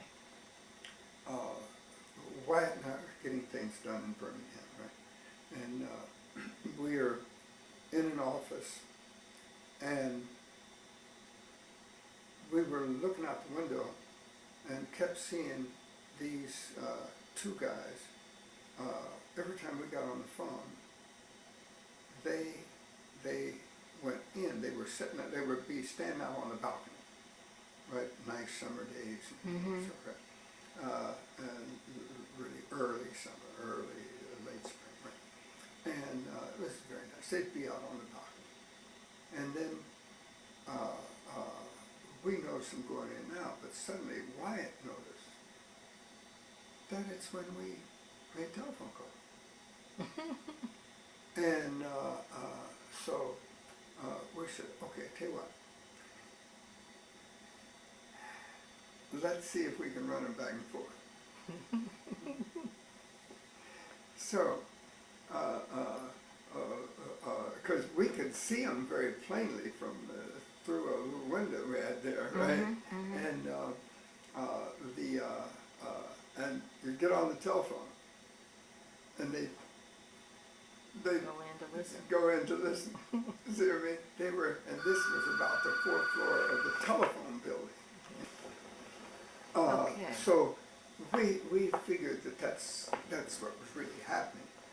We had a thing that we used to do anyway when we'd have planning meetings and so forth, and be in a hotel room. Is that we talked to the bug. We figured so we talked to the bug. It's always tickled me. I enjoyed that a whole lot. What to tell Hoover? Hoover. Yeah. Yeah, this is the FBI. Sure. So then you all knew early on Oh, yeah. that they were taping Sure. King. Did you realize that they were taping as much as they were taping? Oh yeah. Is that Okay. is that we just figured that you couldn't go anywhere without if you had talked about. You see, this is one of the good things about nonprofits is that we didn't try to hide nothing. We tell them, right, where we're going to be, what we're going to do, what the march route was going to be, anything else. You see what I mean? I see. Because it did not matter. So you see, and to even begin to commence to think that you could really corner somebody was nonsense. I mean, we knew that whatever we were going to do, the FBI knew. So it was not a bother for us. Because if you think you're sneaking or think you're hiding, or dumb enough to think that they're not on your case, well then, you know, anything happen. But this thing about nonviolence, we just never was concerned. We were going to do what we were going to do. All right? And because we figured we were going to go to jail anyway. Why didn't make a difference? Right? If that, so that, and not only that, we could always end up in the end saying you should have done so and so since you knew. You understand what I'm saying, right? Did you also understand that they were often hand in hand with the local Oh yeah. government you always resisting knew it? that. Yeah, Always, okay. in fact, in Selma, for instance, you could, all they do is look at the scene. At the same time, I was being beaten in Selma, and Clark and I were having it on the steps. Right across the street, the federal guys were standing on the Federal plateau property. there, yeah, taking notes. We didn't worry about that, and we knew who they were, who they were taking notes for. You understand? It was not a matter, and it was not a matter of there ever being for us. See, we always knew that. That wasn't even an issue, right? Is that, and what you have to see is the FBI at that time was, well, they were doing it all the time. The idea was, even before us, was getting agents from the region that they were going to serve in. So that which is a wise thing, right? I mean, if you, so that they would know the area, know the people, right? Could have relationships with them in a way that you couldn't if you were new in town, particularly if you weren't Southern in the South. You see what I mean? Is the so it was all taken for granted. But when it came to us, the region was so racist, and we were the enemy of racism. We knew that they were not on our side. And when we knew Hoover was a racist as well, Right. then you didn't have to worry about it. No confusion. Yeah, that's it, no confusion. You knew what was going on. So what came out of Birmingham? What was its significance? What was the upshot? Significance was two things. Was from Birmingham, we were able to really have the largest demonstration ever, social demonstration ever in the United States. Right? We've gone beyond it now because it's safer. But at that time it was tremendous. We could have a coalition because of what we'd done and because of the complexity of Birmingham in terms of its relationship to national action. See, one of our greatest, you had a hard time having to think about having a union in Birmingham. The union was on our side because it was continuously trying to break with the South.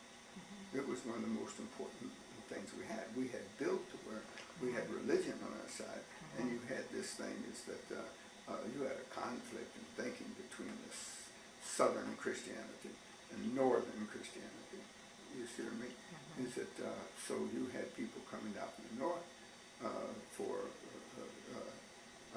backing of Martin King, the religious voice of our time. You see what I mean? So we had this great coalition. That's one thing. The other thing is that out of Birmingham came the Civil Rights Bill. That was a great thing to happen. Out of Birmingham came the Civil Rights Bill. Now here's a third thing, right? Is that is most important. Remember, we left Albany. When we left Albany, our next great action was Birmingham. Okay. Right? It's most important because you had Albany. We did not totally win it. In fact, there are those who say we lost it, but they're saying lost in relationship to the winning of everything else. Right? But it was sort of a break-even game. It was really a learning experience. See, Albany was really a learning experience. Is how to conduct a major movement. Okay. See, because remember, there hadn't been a major movement run by Martin until since Montgomery. Right. See what I mean?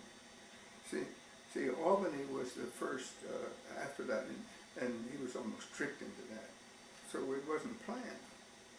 Yeah. The whole question, in fact, of working with a group that has already been established, like in Albany, such as the Student Nonviolent Coordinating Committee. Well, yeah, which was a bit different. Uh-huh. And that's exactly right.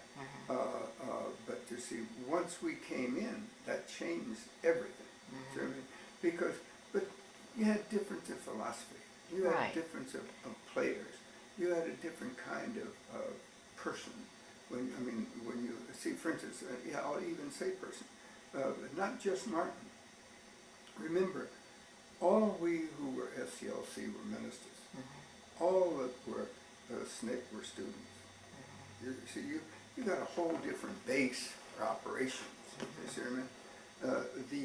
Now in Albany, a doctor was in charge, was head of. Right? But you see, you had a different philosophy in terms of SNCC saw itself coming into a town and making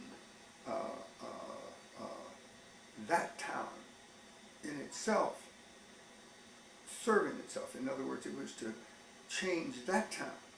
We came into a place. Ours was to change the nation. We were about transformation, not change. Let me give two of us talk about it. For instance, is that when we went into Birmingham, we didn't go into it for something for Birmingham. That was the secondary part. The main part is to get a civil rights bill. Okay. It had to be national. Okay, and speaking as SNCC might speak, their strategy was to generate, support, help develop local leadership That's right. that could remain once the big event Precisely. or the big leader had gone Yeah. and left town. Yeah, our point never was going to happen anyway. Pardon? Our thing is that was going to happen anyway, Okay. and did, as you see Montgomery, all right? I mean, it continued to develop leadership, right? And still does, right? You had Albany. Now that didn't work too well in Albany, but we didn't have time to plan it. See, he was tricked into it in Albany How so? because the doctor, what's his name, who I love very dearly, I just can't think of his name, came into. He was the head of the Anderson? Anderson. Yeah. Anderson, hey, good guy. In fact, I just he's in Michigan. We were together in Michigan last King Day. Okay. In fact, he was the one that set me up for the speech there, right? Oh, he's a good guy. Is that Doc knew Martin in Albany. I mean, in Morehouse. Okay. So when Martin changes things, so he invites in Montgomery. So he knew him. So when he had the problem and started the movement in Albany, he invites Martin in. He invited Martin in to give a speech, and Martin did, and people just loved it, you know. And they were just Martin King is with us, right, and et cetera, et cetera. And Doc got up and announced how wonderful it is to have Martin King with us, and he's going to lead the march tomorrow morning. Martin never said that. But once it's said, You got to lead the march. how are you going to get out? And so, but that led into the Albany movement run by Martin and company. You see what I'm trying to say? So, how are you going to get out of it? Okay. Would it have been possible for both strategies to have worked together? Sure, they did anyway. My point being is, except once you had the Civil Rights Bill, it worked all over the country. You understand? So it worked in all. You understand my point? Our strategy was, how do you clear out the whole path? And that you weren't going to change the little town. There was too much going with it. See what I mean? Is that the whole state mechanism was with it. The whole federal mechanism, i.e. what we were just saying about Hoover. What we didn't say, but which is most important, is and why we had to have our strategy, was the entire South was one voting bloc. And when the difficulty was, that ran Washington. So until you could do something to break that block, you weren't going to change nothing. You know what I mean? You either had to transform it, not change it. So in fact, this 1965 Voting Rights Bill was absolutely essential to breaking the South. Of course. It's just Even though there was already legislation on the books. Well, of course, it's been on the books since 1865, Okay. right? 1860. But you had to go through that process because it is, to break you know, and one thing is on the books didn't mean a thing. It's what's carried out that's important, not what's on the books. I mean, laws passed, so right? That's just to get rid of something at the moment. Whether they are sustained or not is the only thing that's important. Right? And you can argue as much as you want to in the courtroom about, and it says right here in the law of the land, and the opposition sits over and goes to sleep while you're talking, because they know that the control of that law is in the hands of the old South. Law meant, let me tell you, law means nothing anywhere if the people don't want to follow.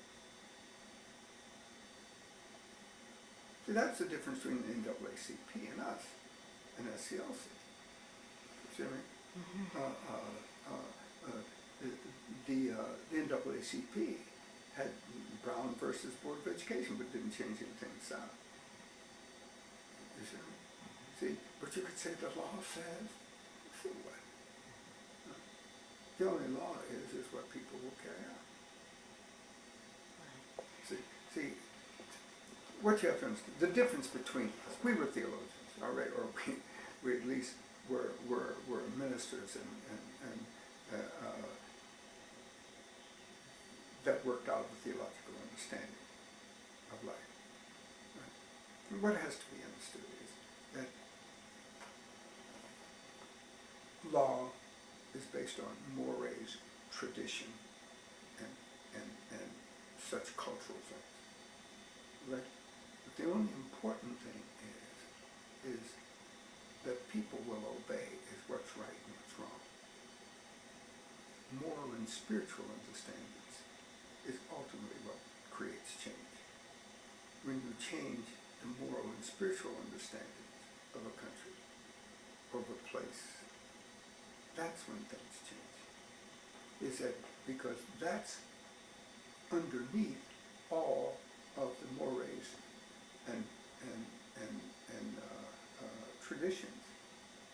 But that was often the argument that the racists would give But that's as to my point, why. because they said that you have to understand is that it went on the basis of they're saying white is right, that God was white, culture's white, we're white, we're superior to these animals, right? And that these animals that we call niggas are not really human beings. God is not concerned about that as he is us. So how do you change but that that's their moral religion. value? By showing that it's a lie. This was Okay. the difference between. See, Okay. so what we were really after. See, I have a major piece that hasn't been written out theologically yet because I just haven't done it, right? But every time I use it, man, I've had people jump to their feet. Some of the most influential people in Atlanta. When I first said it, they came to their feet. I mean, we all happen to be, because we were all getting awards, so it was some of the most influential people in town getting awards in business and law and medicine and, and all that kind of stuff. And is that my premise is that this whole struggle and at the center of the civil rights movement was one central idea that was never spoken.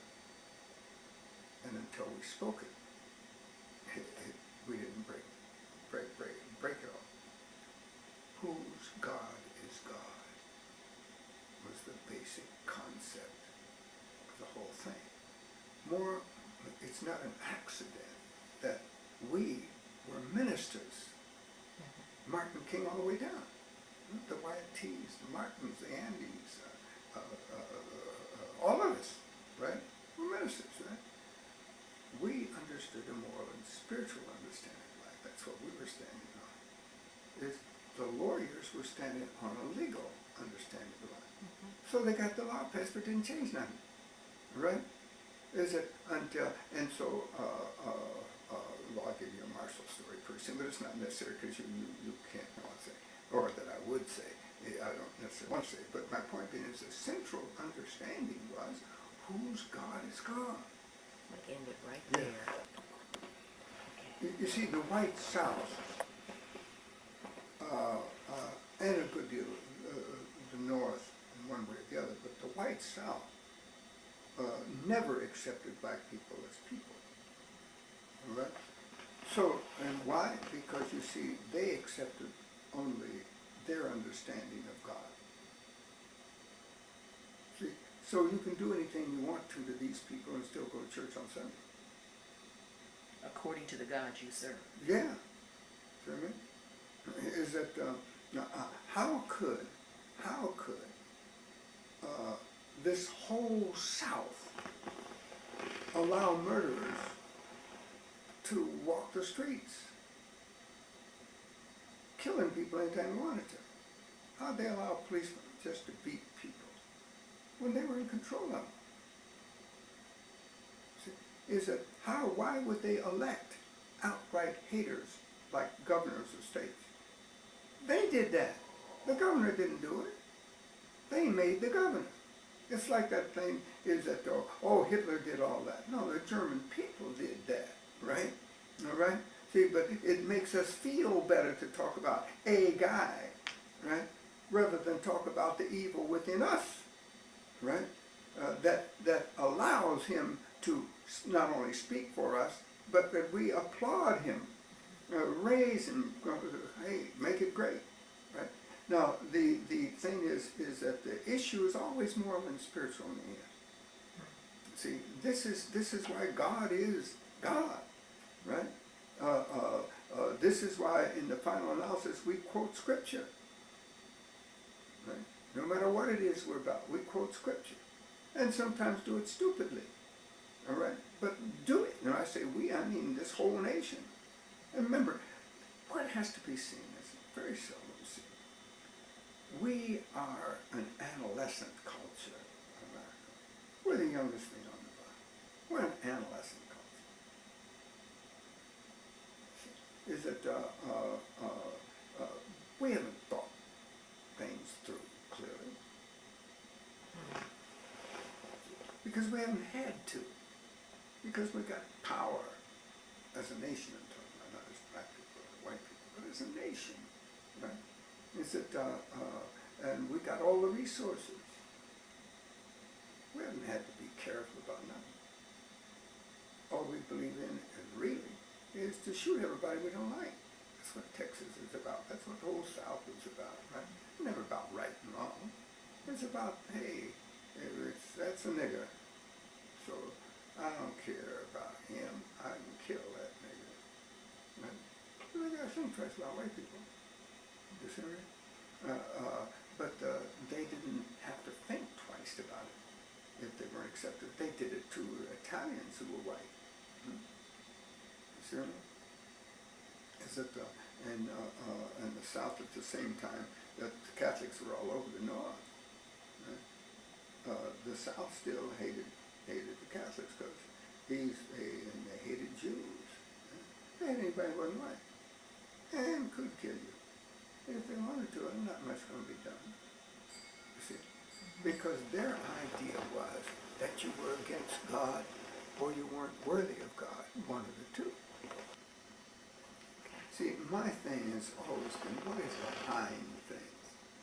You see, you're doing things, not just why they're being done on the surface. What is below all that makes it necessary to do what you're doing? Not makes it something to do, but makes it necessary that it's done. And what makes it necessary that it's done in the way that you're doing it? See, this is the way I think about all planning, all thinking. Why am I doing this? Why is it necessary to do it? Is that so that, because if I don't know that, is that we can win but never win. You understand what? You win for the moment, but you haven't won nothing. Because it's going to pop right back up again. See? But if you thoroughly understand not only what you did, why you did it, why you did it that way, why it was necessary to do it, right?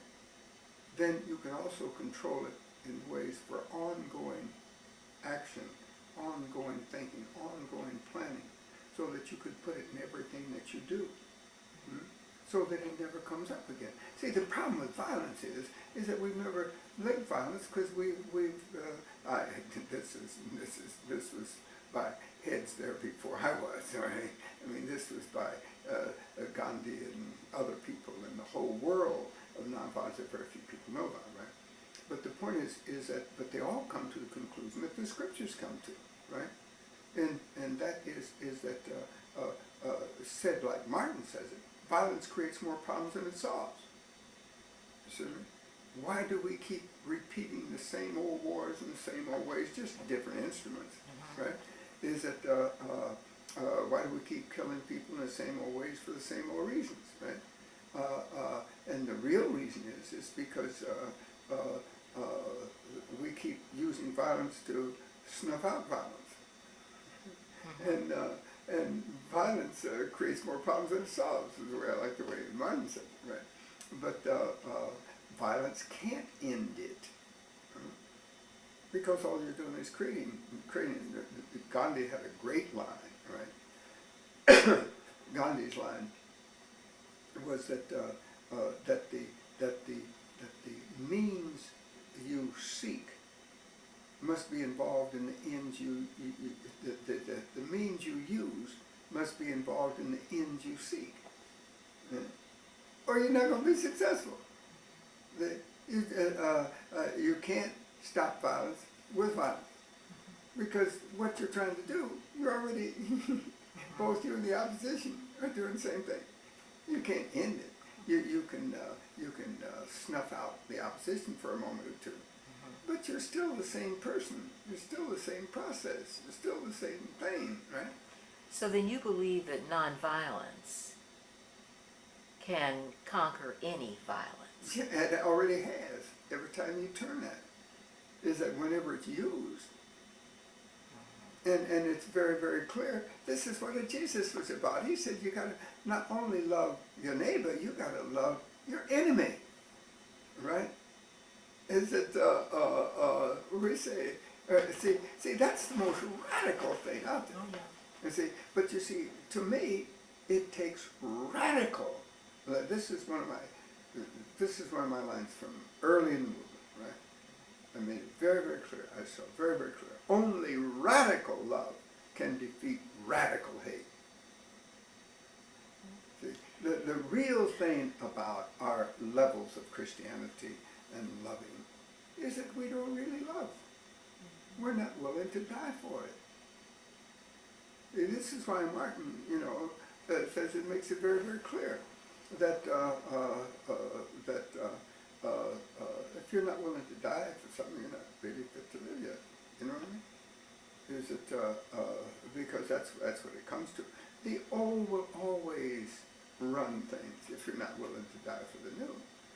This is why Jesus had to be strapped and beaten. The idea was not to kill him. The idea was to get it out of him. Is to make him cry out saying, I'm wrong.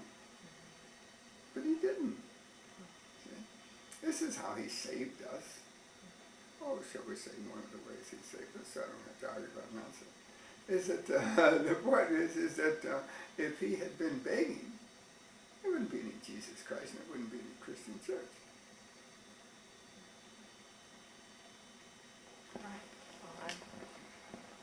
I agree. See, this is it. As soon as we see it, as soon as we have it, we know it's in us. We've been going to church all our lives, right? So we know stuff like this. It's not that we don't know it, it's that we don't ever use it. Okay. The kind of radical violence that was characteristic of Mississippi Yeah. and Macomb, Yeah. SCLC didn't challenge violence in those areas. Oh, yes, we did. We were challenging it from the national level. You see, just because you're not jumping up in each other's face doesn't mean you're not challenging it. Okay. See, the thing is, and not only that, it wasn't time for that. Smith thought it was time for that. We didn't. Okay. And see, Smith said, let's go right to the heart of it, which they did, which is Mississippi. Fine, no problem. Hey, except you're not going to win it. Especially if you attach to it the idea that you're going to change this little town. So nonviolence could not have won in Macomb at that time. No, I didn't say it couldn't.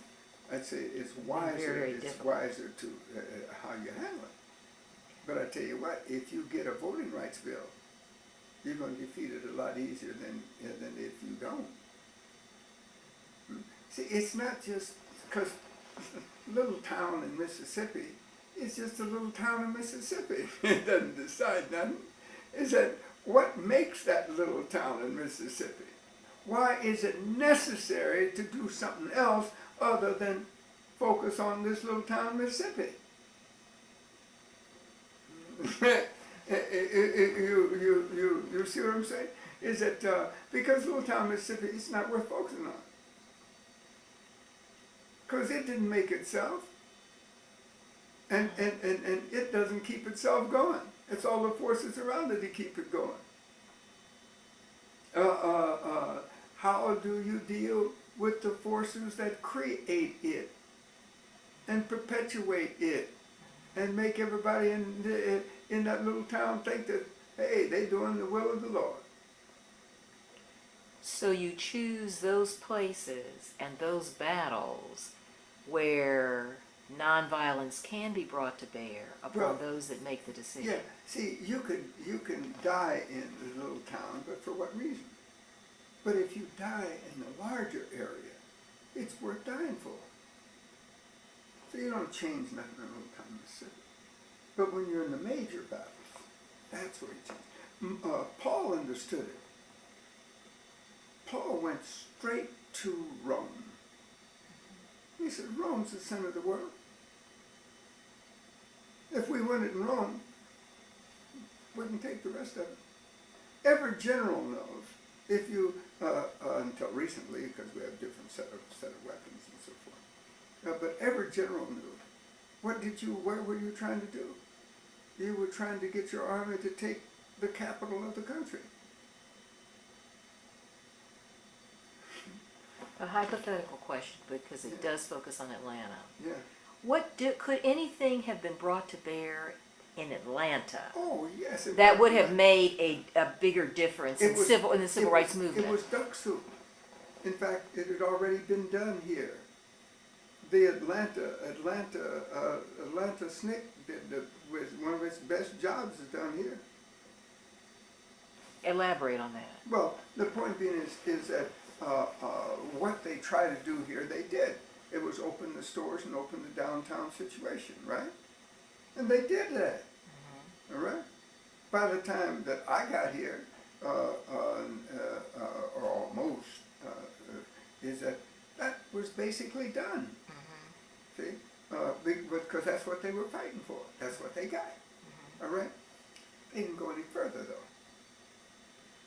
Further how? Well, I mean, is that the fact is that they never did. The point is, the only thing that didn't change in Atlanta was upstairs. Who was in control? Has that changed anywhere? Oh, yeah. Oh, everywhere now. Because we got the feds on our side telling them what they had to do. Now, if you're talking about how they pure apart, that's a whole nother thing.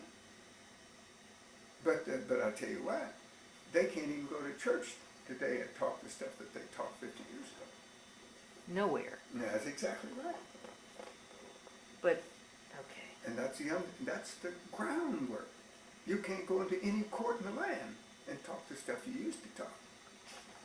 Even though for many people they still feel Oh, the way they did. Hey, I mean, we're not talking about everybody being pure of heart. We're talking about the mechanisms of a culture that begin the process that 50 years down the road, people are different. So you then see significant change. Oh, definitely. In fact, it's like this, is that we were always going down, down, down.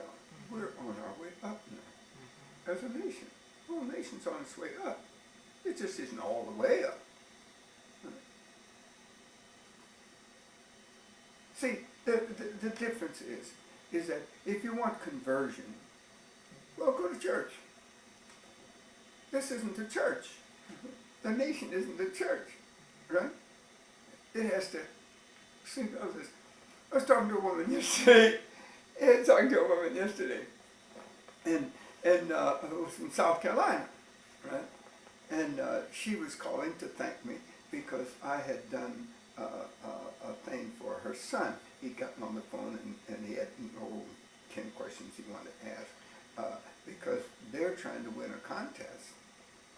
They won it, all right, on doing paper. A group of them was doing a paper because they broke it up in groups at the school and but it was happening all over South Carolina. Is that doing a paper on the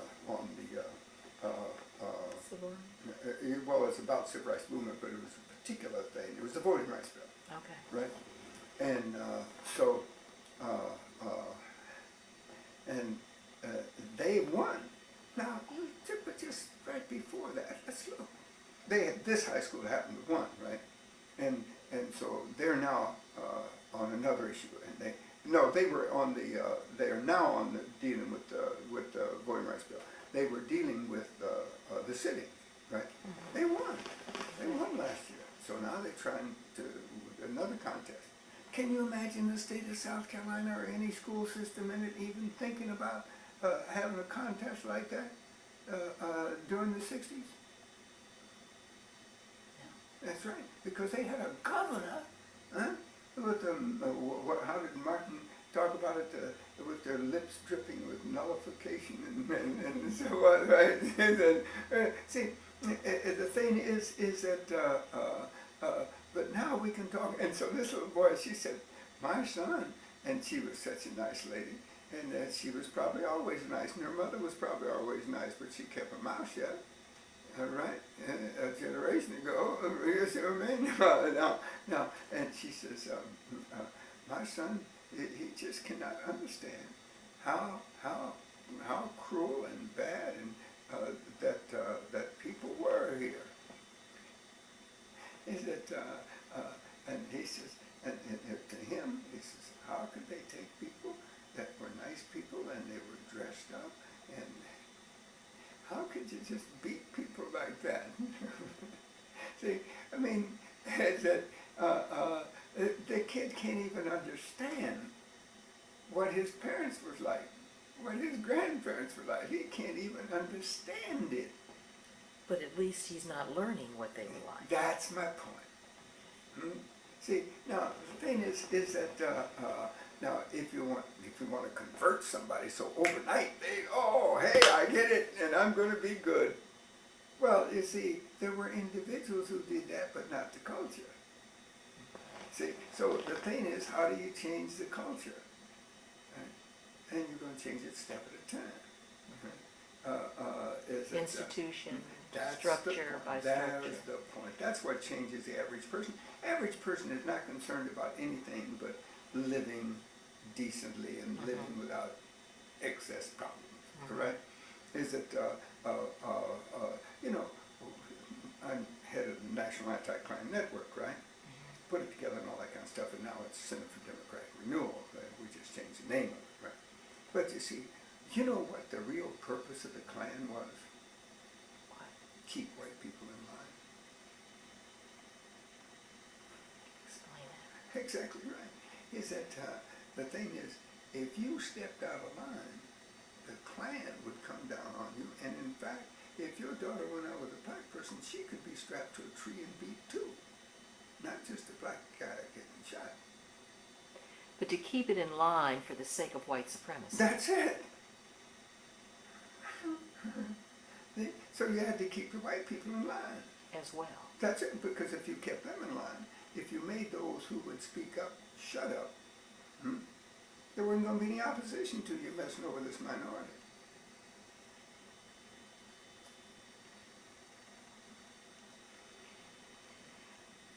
Let's move to St. Augustine. Okay. St. Aug, who was a black man, by the way. You knew that, didn't you? No, St. Augustine was a black man. In fact, by American standards, he was a black. He was half white, half black. His mother? His mother was black, who taught him his religion. He didn't get it from Europe. He had to be, so he was the head of Europe. Is one reason that the Catholic Church could see him as the great person he was. Right? Because who was his mother? His mother was just I forget which country, but his mother was an African woman, and his father was I think Italian. All right, I think is that. But the see, it's just like Banneker. See, Banneker, I can read it to you if you want to. I mean, he wrote it himself. That it is his mother. His mother was white. His father was black. But he's a black man, right? By American standards. See, and this is why you have to. What are we talking about, right? Well, why isn't he both black and white? Because we're dealing with American standards. American standards, they're one drop of them, that niggerish blood, right? Is it that is stupid people. But to see the thing is that not everybody was stupid. The people that got used were stupid. The people using them weren't stupid. And here again we see the various levels of control. All right. There's no difference in carrying me back or carrying me home, whichever it was. I mean, the people on the hill knew better than the people in the valley. But let's make them fight in the valley, and then we don't have to pay them much.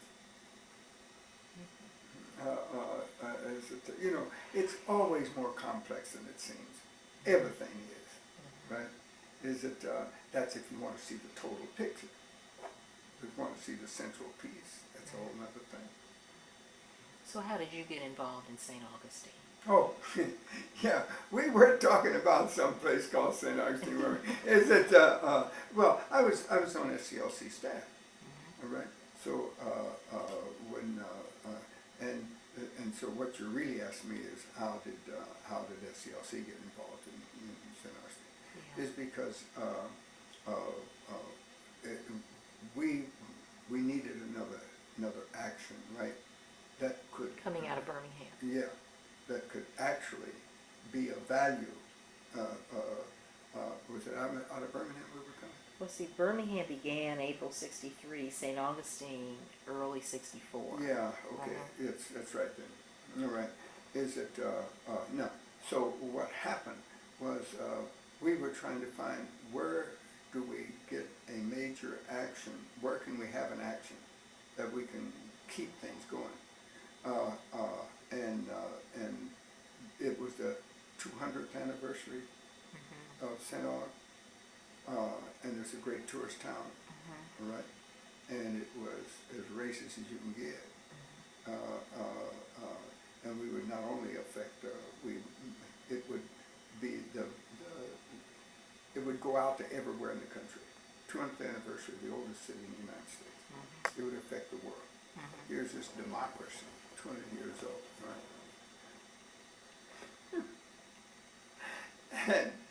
And they're so racist that they don't even know what democracy is. So the point is, in the whole world would see us as stupid, but we'd see ourselves as stupid if the issues were brought up, right? And how do you get to the root of things, right? As and have it have an effect on everything, right? And how do you make America recall its past? The whole thing, right? And how do you make it say what it ought to be?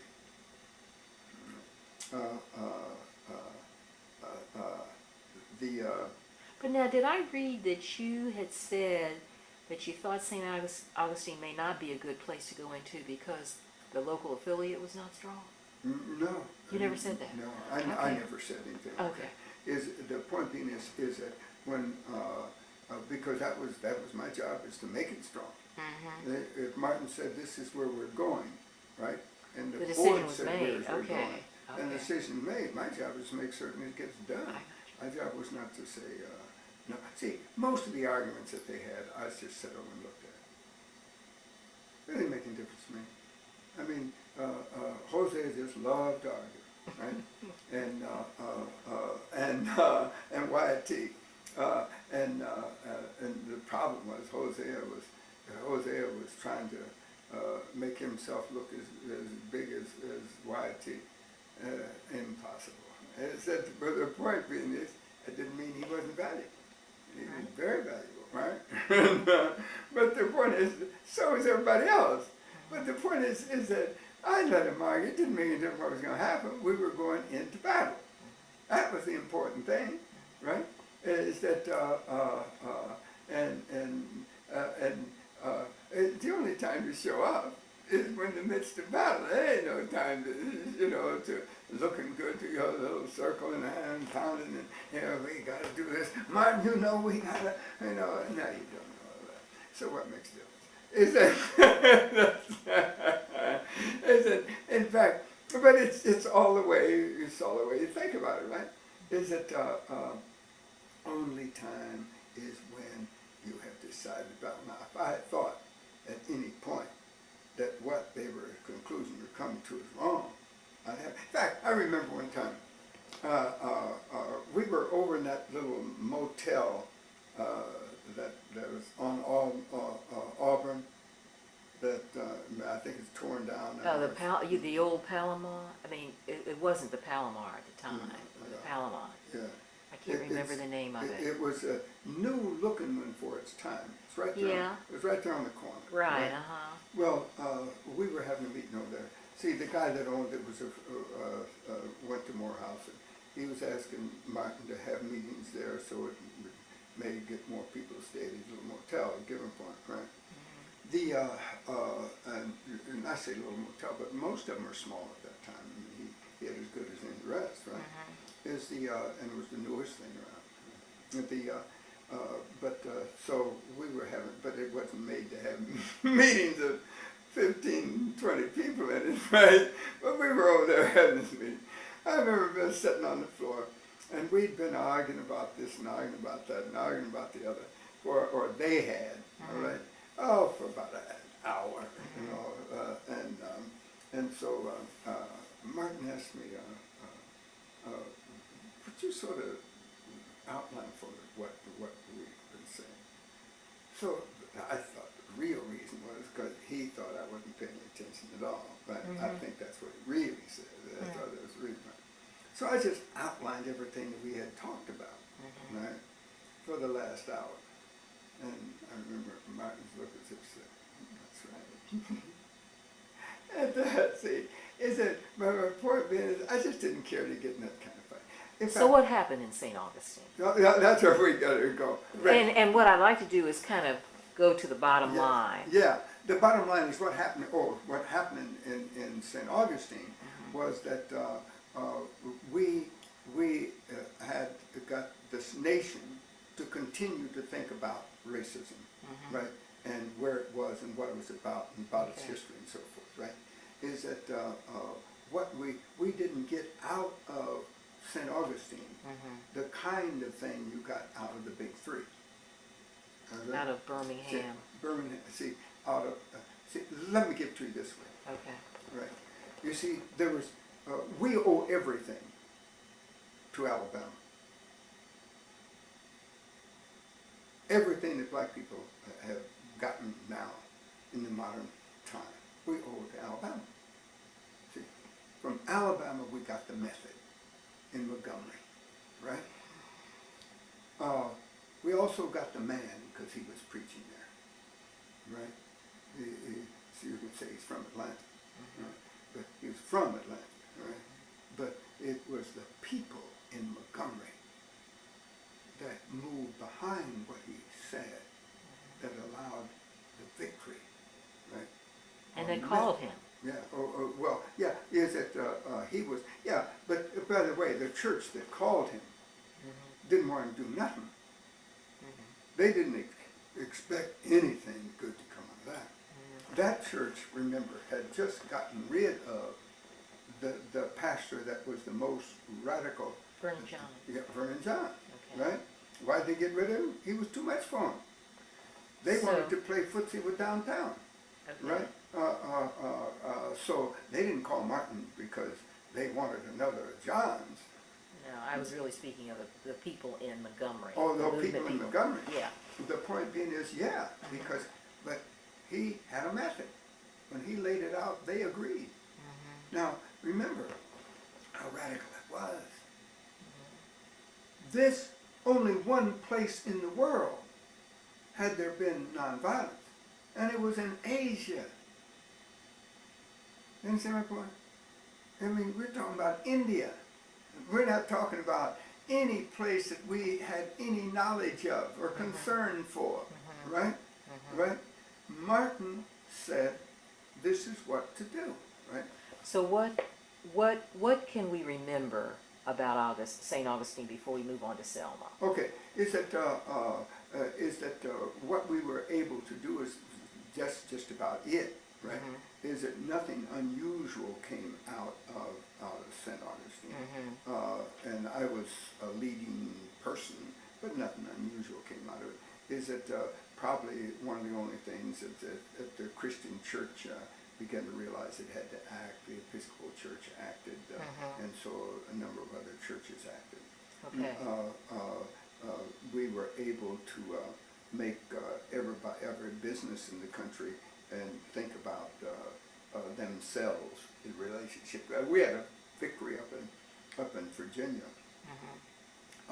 We're a little tourist town, but I'm not for certain whether that was before or after, so I don't want to use it as an exact example. Yeah. But the point being is that everybody began to understand that they did not want Martin King in their town. So it was a lot easier for every place in the country to be able to, the black people and every country who had any kind of get up and move, to move on City Hall and move on, they didn't even have to have a great demonstration, right? Just the fear that it was going to happen made a whole lot of towns change. See, the very presence of Martin King and his victories changed things. I don't care which way you put it. See, I mean, everybody began to say, look, if you mess up, these black people here are allowed to call Martin King. Right? They didn't even want him to come in and make a speech. Just Martin making a speech was enough to move most towns. Okay. So it just had an effect on the whole overall thing. Well, let's do Selma. Yeah, that's the Selma. Now we're talking. See, because now you won the big three. See, Montgomery, yeah, Birmingham, yeah, and Selma. Selma, because you see, you got the method. You got the Civil Rights Bill, right? National, right? Effect on everything, right? Backed up by government. And you got what? Finally, you got the Voting Rights Bill. As Johnson said, that Voting Rights Bill is the most single important piece of legislation in our time. You change voting for 20 million people. Is that and most of them are in the South too, and everybody wanted to get elected. And as long as and Johnson talked one time. Remember, on this phone that we got these tapes of, and he was talking about. Yeah, he's sitting there talking about these niggas are really doing something about it. In other words, he was glorifying black folk, but he was still calling them niggas because that's part of his language. Not because it's part of his heart; it's part of his language, right? Is that, or he wouldn't have been out on the line for us in the first place. And in fact, he knew what he was doing. He said, we won the Voting Rights Bill, but we'll lose the next generation in the South. He did. Talking about the party. The Democratic Party. Yeah, that's right. He said, but we did the right thing. Is it, he understood that. Now, my point being is that we came into Selma. I can give to the beginning. I was, because I was director of affiliates, I came into Selma because I was asked. We never went anywhere we weren't asked. Right? We came into Selma. Martin said, "Go to Selma and find out what's going on and whether we should come there or not," because he'd already been asked by a number of people that were influential in the city, black people influential. Right? So you always have to say what color you're talking about. So this is a rule. It's just I use in workshops. If you don't know what color the person is, you don't know what's being said. And until you think about who they are that said it, you don't know what's being said. Is that, and you also better think twice about who they're talking to if you really want to know who they're saying. Are they talking to a white person or a black person? If you really want to know what's being said. But anyway, is that so we go into Selma and I go into Selma to find out what's going on. And Martin had asked me, of course, and I go in and I meet with 2 or 3 of the people that run things in the town. Run the movement in the town. Remember, Snick had been there before and was there, right, at the time. But SNCC wasn't winning, and they wanted somebody to come in and win, right? And remember, Lowndes County all the way around, it had some SNCC people in it, right? But the action, it just wasn't happening. So you begin to get the reaching out to Martin, right? As so Amelia Boynton, did she not? Mrs. Boynton was a very important person before we got there, Okay. right? And she worked with SNCC and worked with us too. But I mean, you know, and she had before all of us. Mrs. Boynton, her husband, and a whole group of people in that town had gone to Washington to try to get and witness before Committee of Congress, trying to get the right to vote. Well, they had the right to vote, but the full right to vote, all right, in Selma. So we knew it had a background of concern. You had to go in and talk to all these people, right? Okay. And understand where they were and what they wanted to. And so the idea, it came that we want SCLC, right? That's what was the thing. We want SCLC. We want Dr. King's what they really say. You see what I mean? And, you know, there's a whole lot of folks that don't know what SCLC is, but they know what Martin King is. You know what I mean? And no idea the name of his organization. He was it, right? I mean, that's all over, right? It's all over the world, in fact, right? Everybody knows Martin, they don't know his organization. Is that, so we go in and we set the date for January 1st, Emancipation Proclamation Day. We didn't really get there until about 3 days later because Martin had a speech he had to give, Emancipation Proclamation Day. And that began to open things up. And from there, one thing followed the other. Because we were involved in movement. We created a movement there. We had to educate everybody. We had to make them understand what was going on. We got the ministers together. We were working with them. All of this was a part of creating a movement. The kids in the street even. Heavy use of kids, right? Yeah, oh yeah, in every town, but you see it there more so than in most, right? But Birmingham was the first town where the heaviest use of children was considered. I mean children, not teenagers.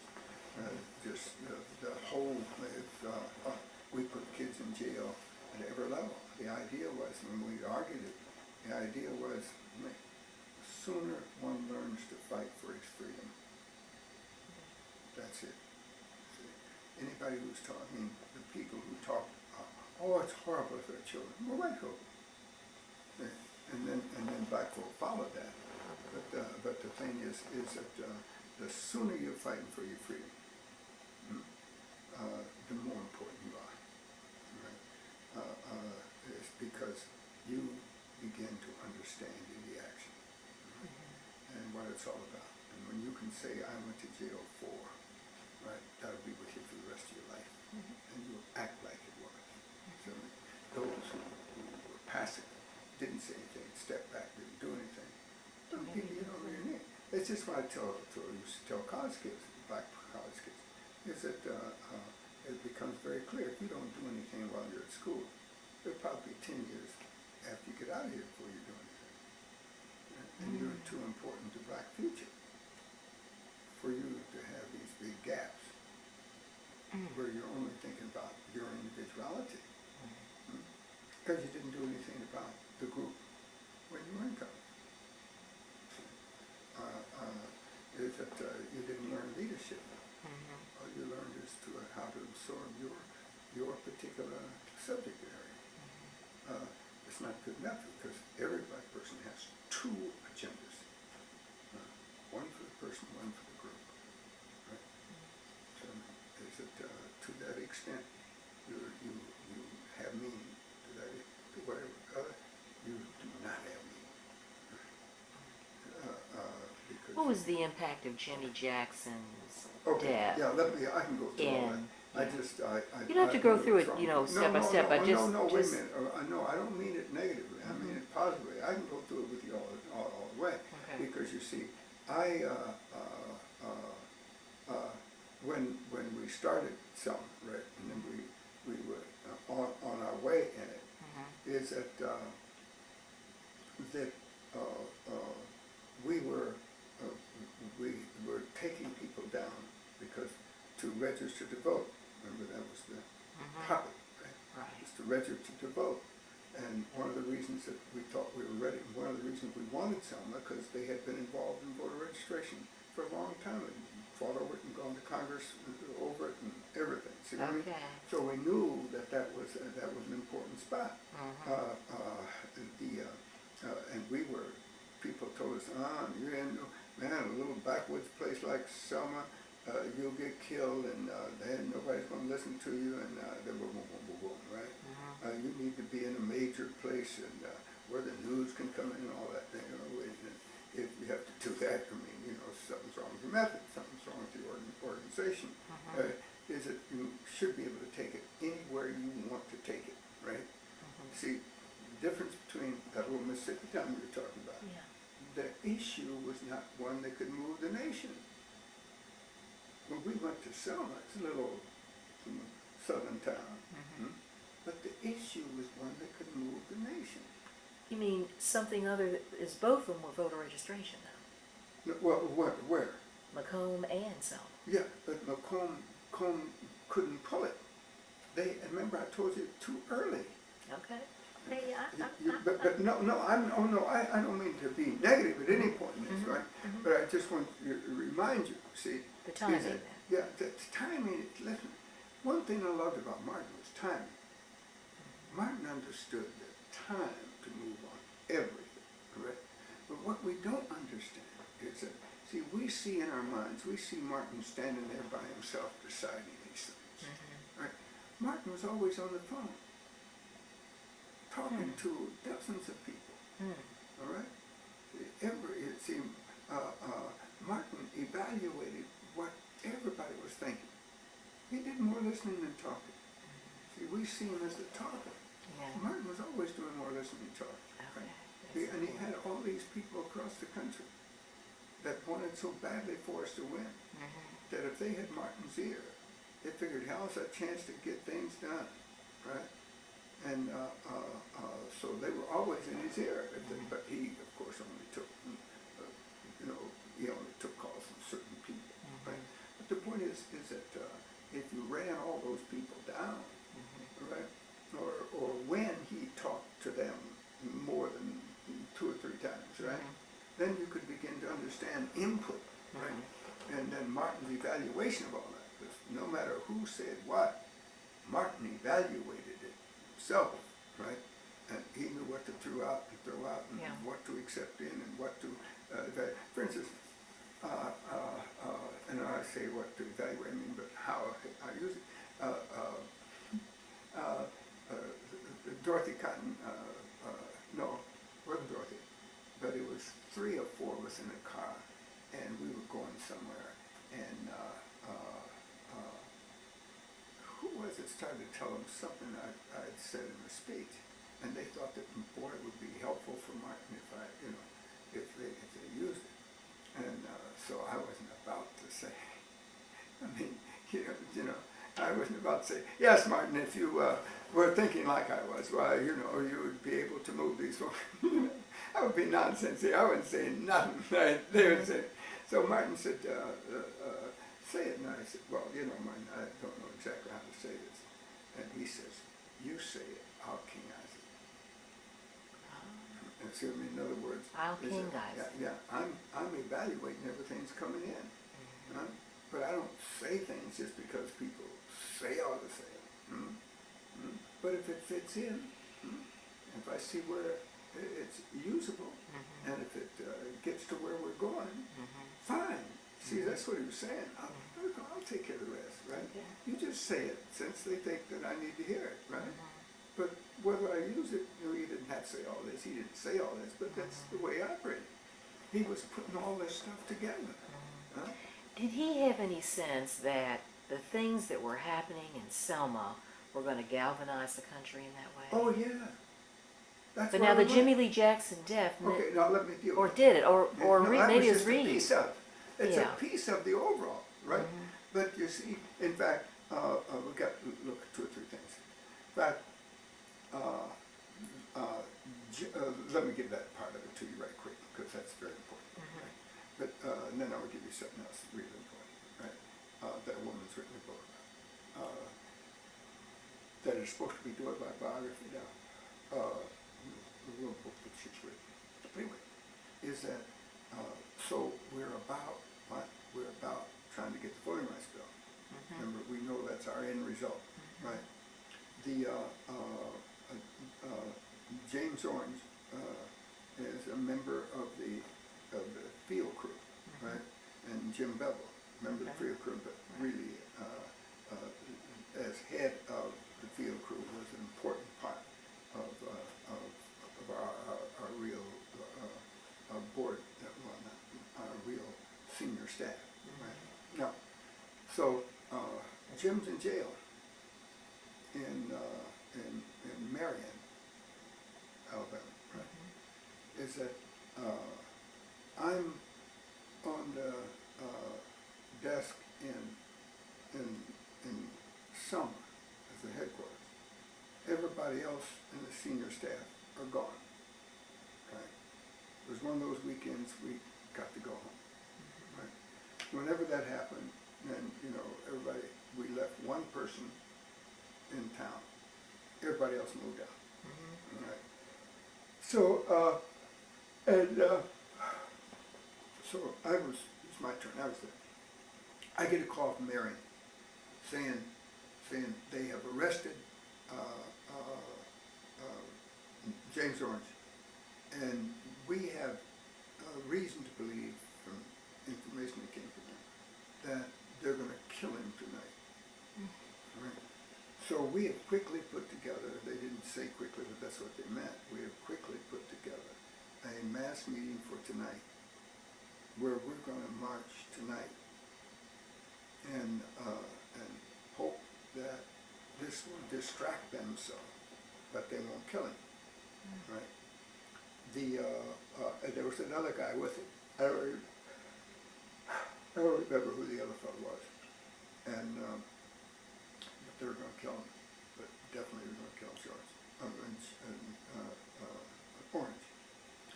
So, boom. I say I can't leave because I wasn't supposed to leave. When you're the only senior staff member, you're not supposed to leave. And so they said, well, if you could just come over and give the speech, and you can leave as soon as you finish it. We'll take it from there.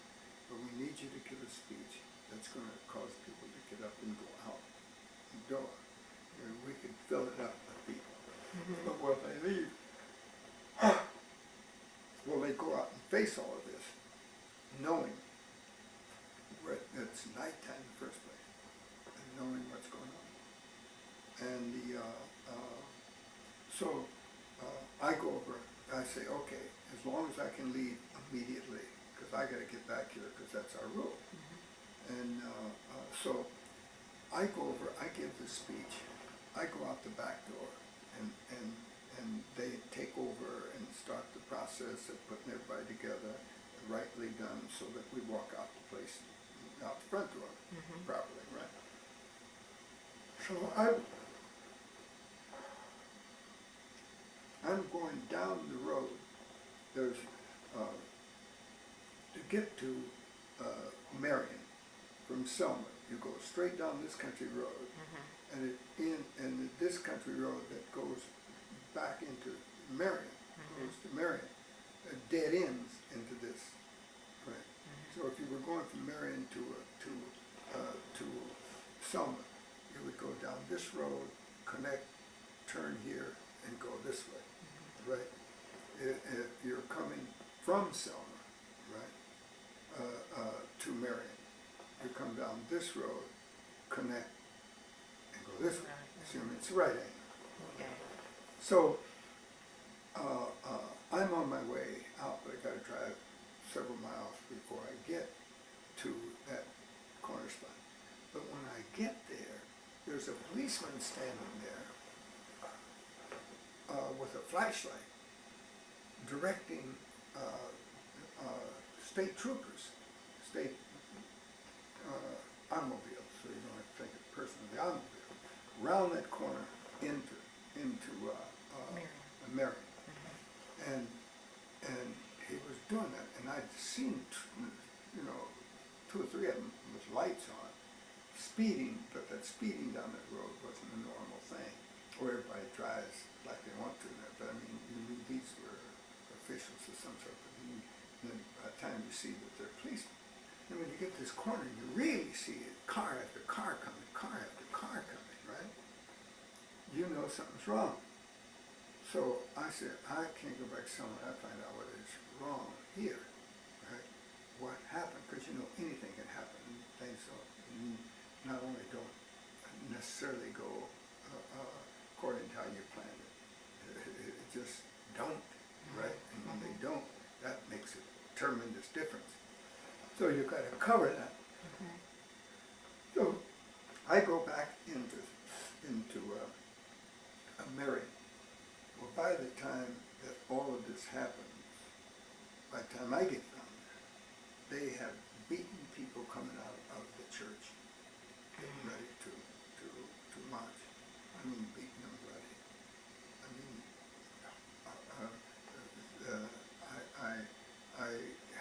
I didn't see it, but when you heard people talking about it and the horror on their faces that they talked about it, right? Is that they were breaking up people, and in fact, women were lying across the bodies of the leaders that brought them out, because that would break. Anytime you get that, it's something in nonviolence. When somebody's beating somebody, if you put your body across there and absorb the blows, it also distracts the guy that's beating. And because once a person starts beating, if it's just a pillow, is that they just do it until they just destroy whatever they're beating. It's a human kind of thing, I mean, it's a negative human trait that you just get into it until you're just beating, right? You got to break that. So we put our bodies across the bodies of the person to be beaten to keep them from being destroyed. And and we were told that women put their bodies across guys coming out, that were being beaten. That breaks the policeman. But that's the kind of night it was, right? Well, when they did not find what they were looking for, now you can interpret this a couple of ways. When they didn't find what they were looking for, is one way to say it, is that they went looking everywhere, but nobody knew what they were looking for. Later on, I'll tell you what a great number of people thought. Right? Now, that's one way to see it. The other way to see it, that they were just beating people, and they were so in the frenzy that they just went all over town, right, needing to beat somebody. Well, what happened is that Jimmy Lee Jackson is in one of the places that they're just rummaging through. I mean, the place, just as though, and one started to mess with his mother. He defended her and told her not to touch his mother. And what could she have done in the first place? So, well, they turn on him and start beating him, and they end up killing him. Right now, remember, as I told you about this one point, where what they were looking for we don't know. But by this time, I'm late to the thing, so I don't know exactly what's happening. And I'm driving around town trying to find out what happened. Right? But it's all over by the time I got back there. It's all over. And I didn't really know what had happened, but people began to tell me what had happened. Right? And that's what I know as what people told me. So, We have about 6 more minutes. oh good, all right. So We'll you bring have the this rest right of the in. time to finish it up in any way you want to. Yeah, we'll bring this in there. Okay. So then, so I have to do this right quick. So I stayed all night there at a funeral home, right, which was right behind the church, because I wanted to be there in the morning. I get up in the morning, and you wouldn't know anything ever happened. And so I decided I better get back to where I'm supposed to be. So I take off for there. But then I wasn't for certain that the police weren't waiting for me, because people had told me it was you that they went across the town looking for. Right? Because They had announced that you were coming. well, not announced. See, the police didn't announce, or they announced I was coming to speak, but the policemen were looking for, who the police were looking for, we didn't know. That was among them, right? But a number of the people thought they were looking for me. So they said, you know, we don't know whether they're still trying to find you or not. So the idea is to leave here in a hearse, and in case we see trouble, is that we can put you in a casket. Right? And because because caskets are going back and forth there anyway all the time. Right? And so they won't think anything about it. So I don't get in the casket, I don't need to, because we didn't see anybody. So, but they drove me back, to Selma, right? Now, the next week is what you have to see right quick. The next week is, Hosea is the only one on the desk. See, like I was there the week before, and everybody went home, everybody goes home, and and Hosea's on the desk, right? So Hosea had wanted to march to, somebody had mentioned that I know who it was. It was the leader of the Marian movement, who said, what we should do is just to take his body and throw it on the and he said it this way, he didn't mean to throw it, but so I'll say it like he meant it. He was just in his anger, he was saying, but to set it on the steps of the Capitol, right? And Wallace's Capitol, right? So, and Hosea thought that was a great idea, and Hosea wanted to do that, right? And but the weekend had come. We were away. Hosea was still thinking about it, because he was there, nothing to think about, nothing to, and he was thinking about, let's get that done. But he didn't know how to do it, because he knew it wasn't okay, and there was nobody else, no other senior staff member was there. John Lewis comes through town by accident. All right. John was there by accident. He just coming through town, and he's coming through town, and Hosea talks him into leading this march, and so the two of them lead this march. Across the bridge. Yeah. In fact, two. Yeah, trying to. Right. In fact, they got across it. They got across it. See, is that they got across? They were beaten on the other side of the bridge. Right. See what I mean? It's and that's the sacred place, right there on the other side of the bridge. Really.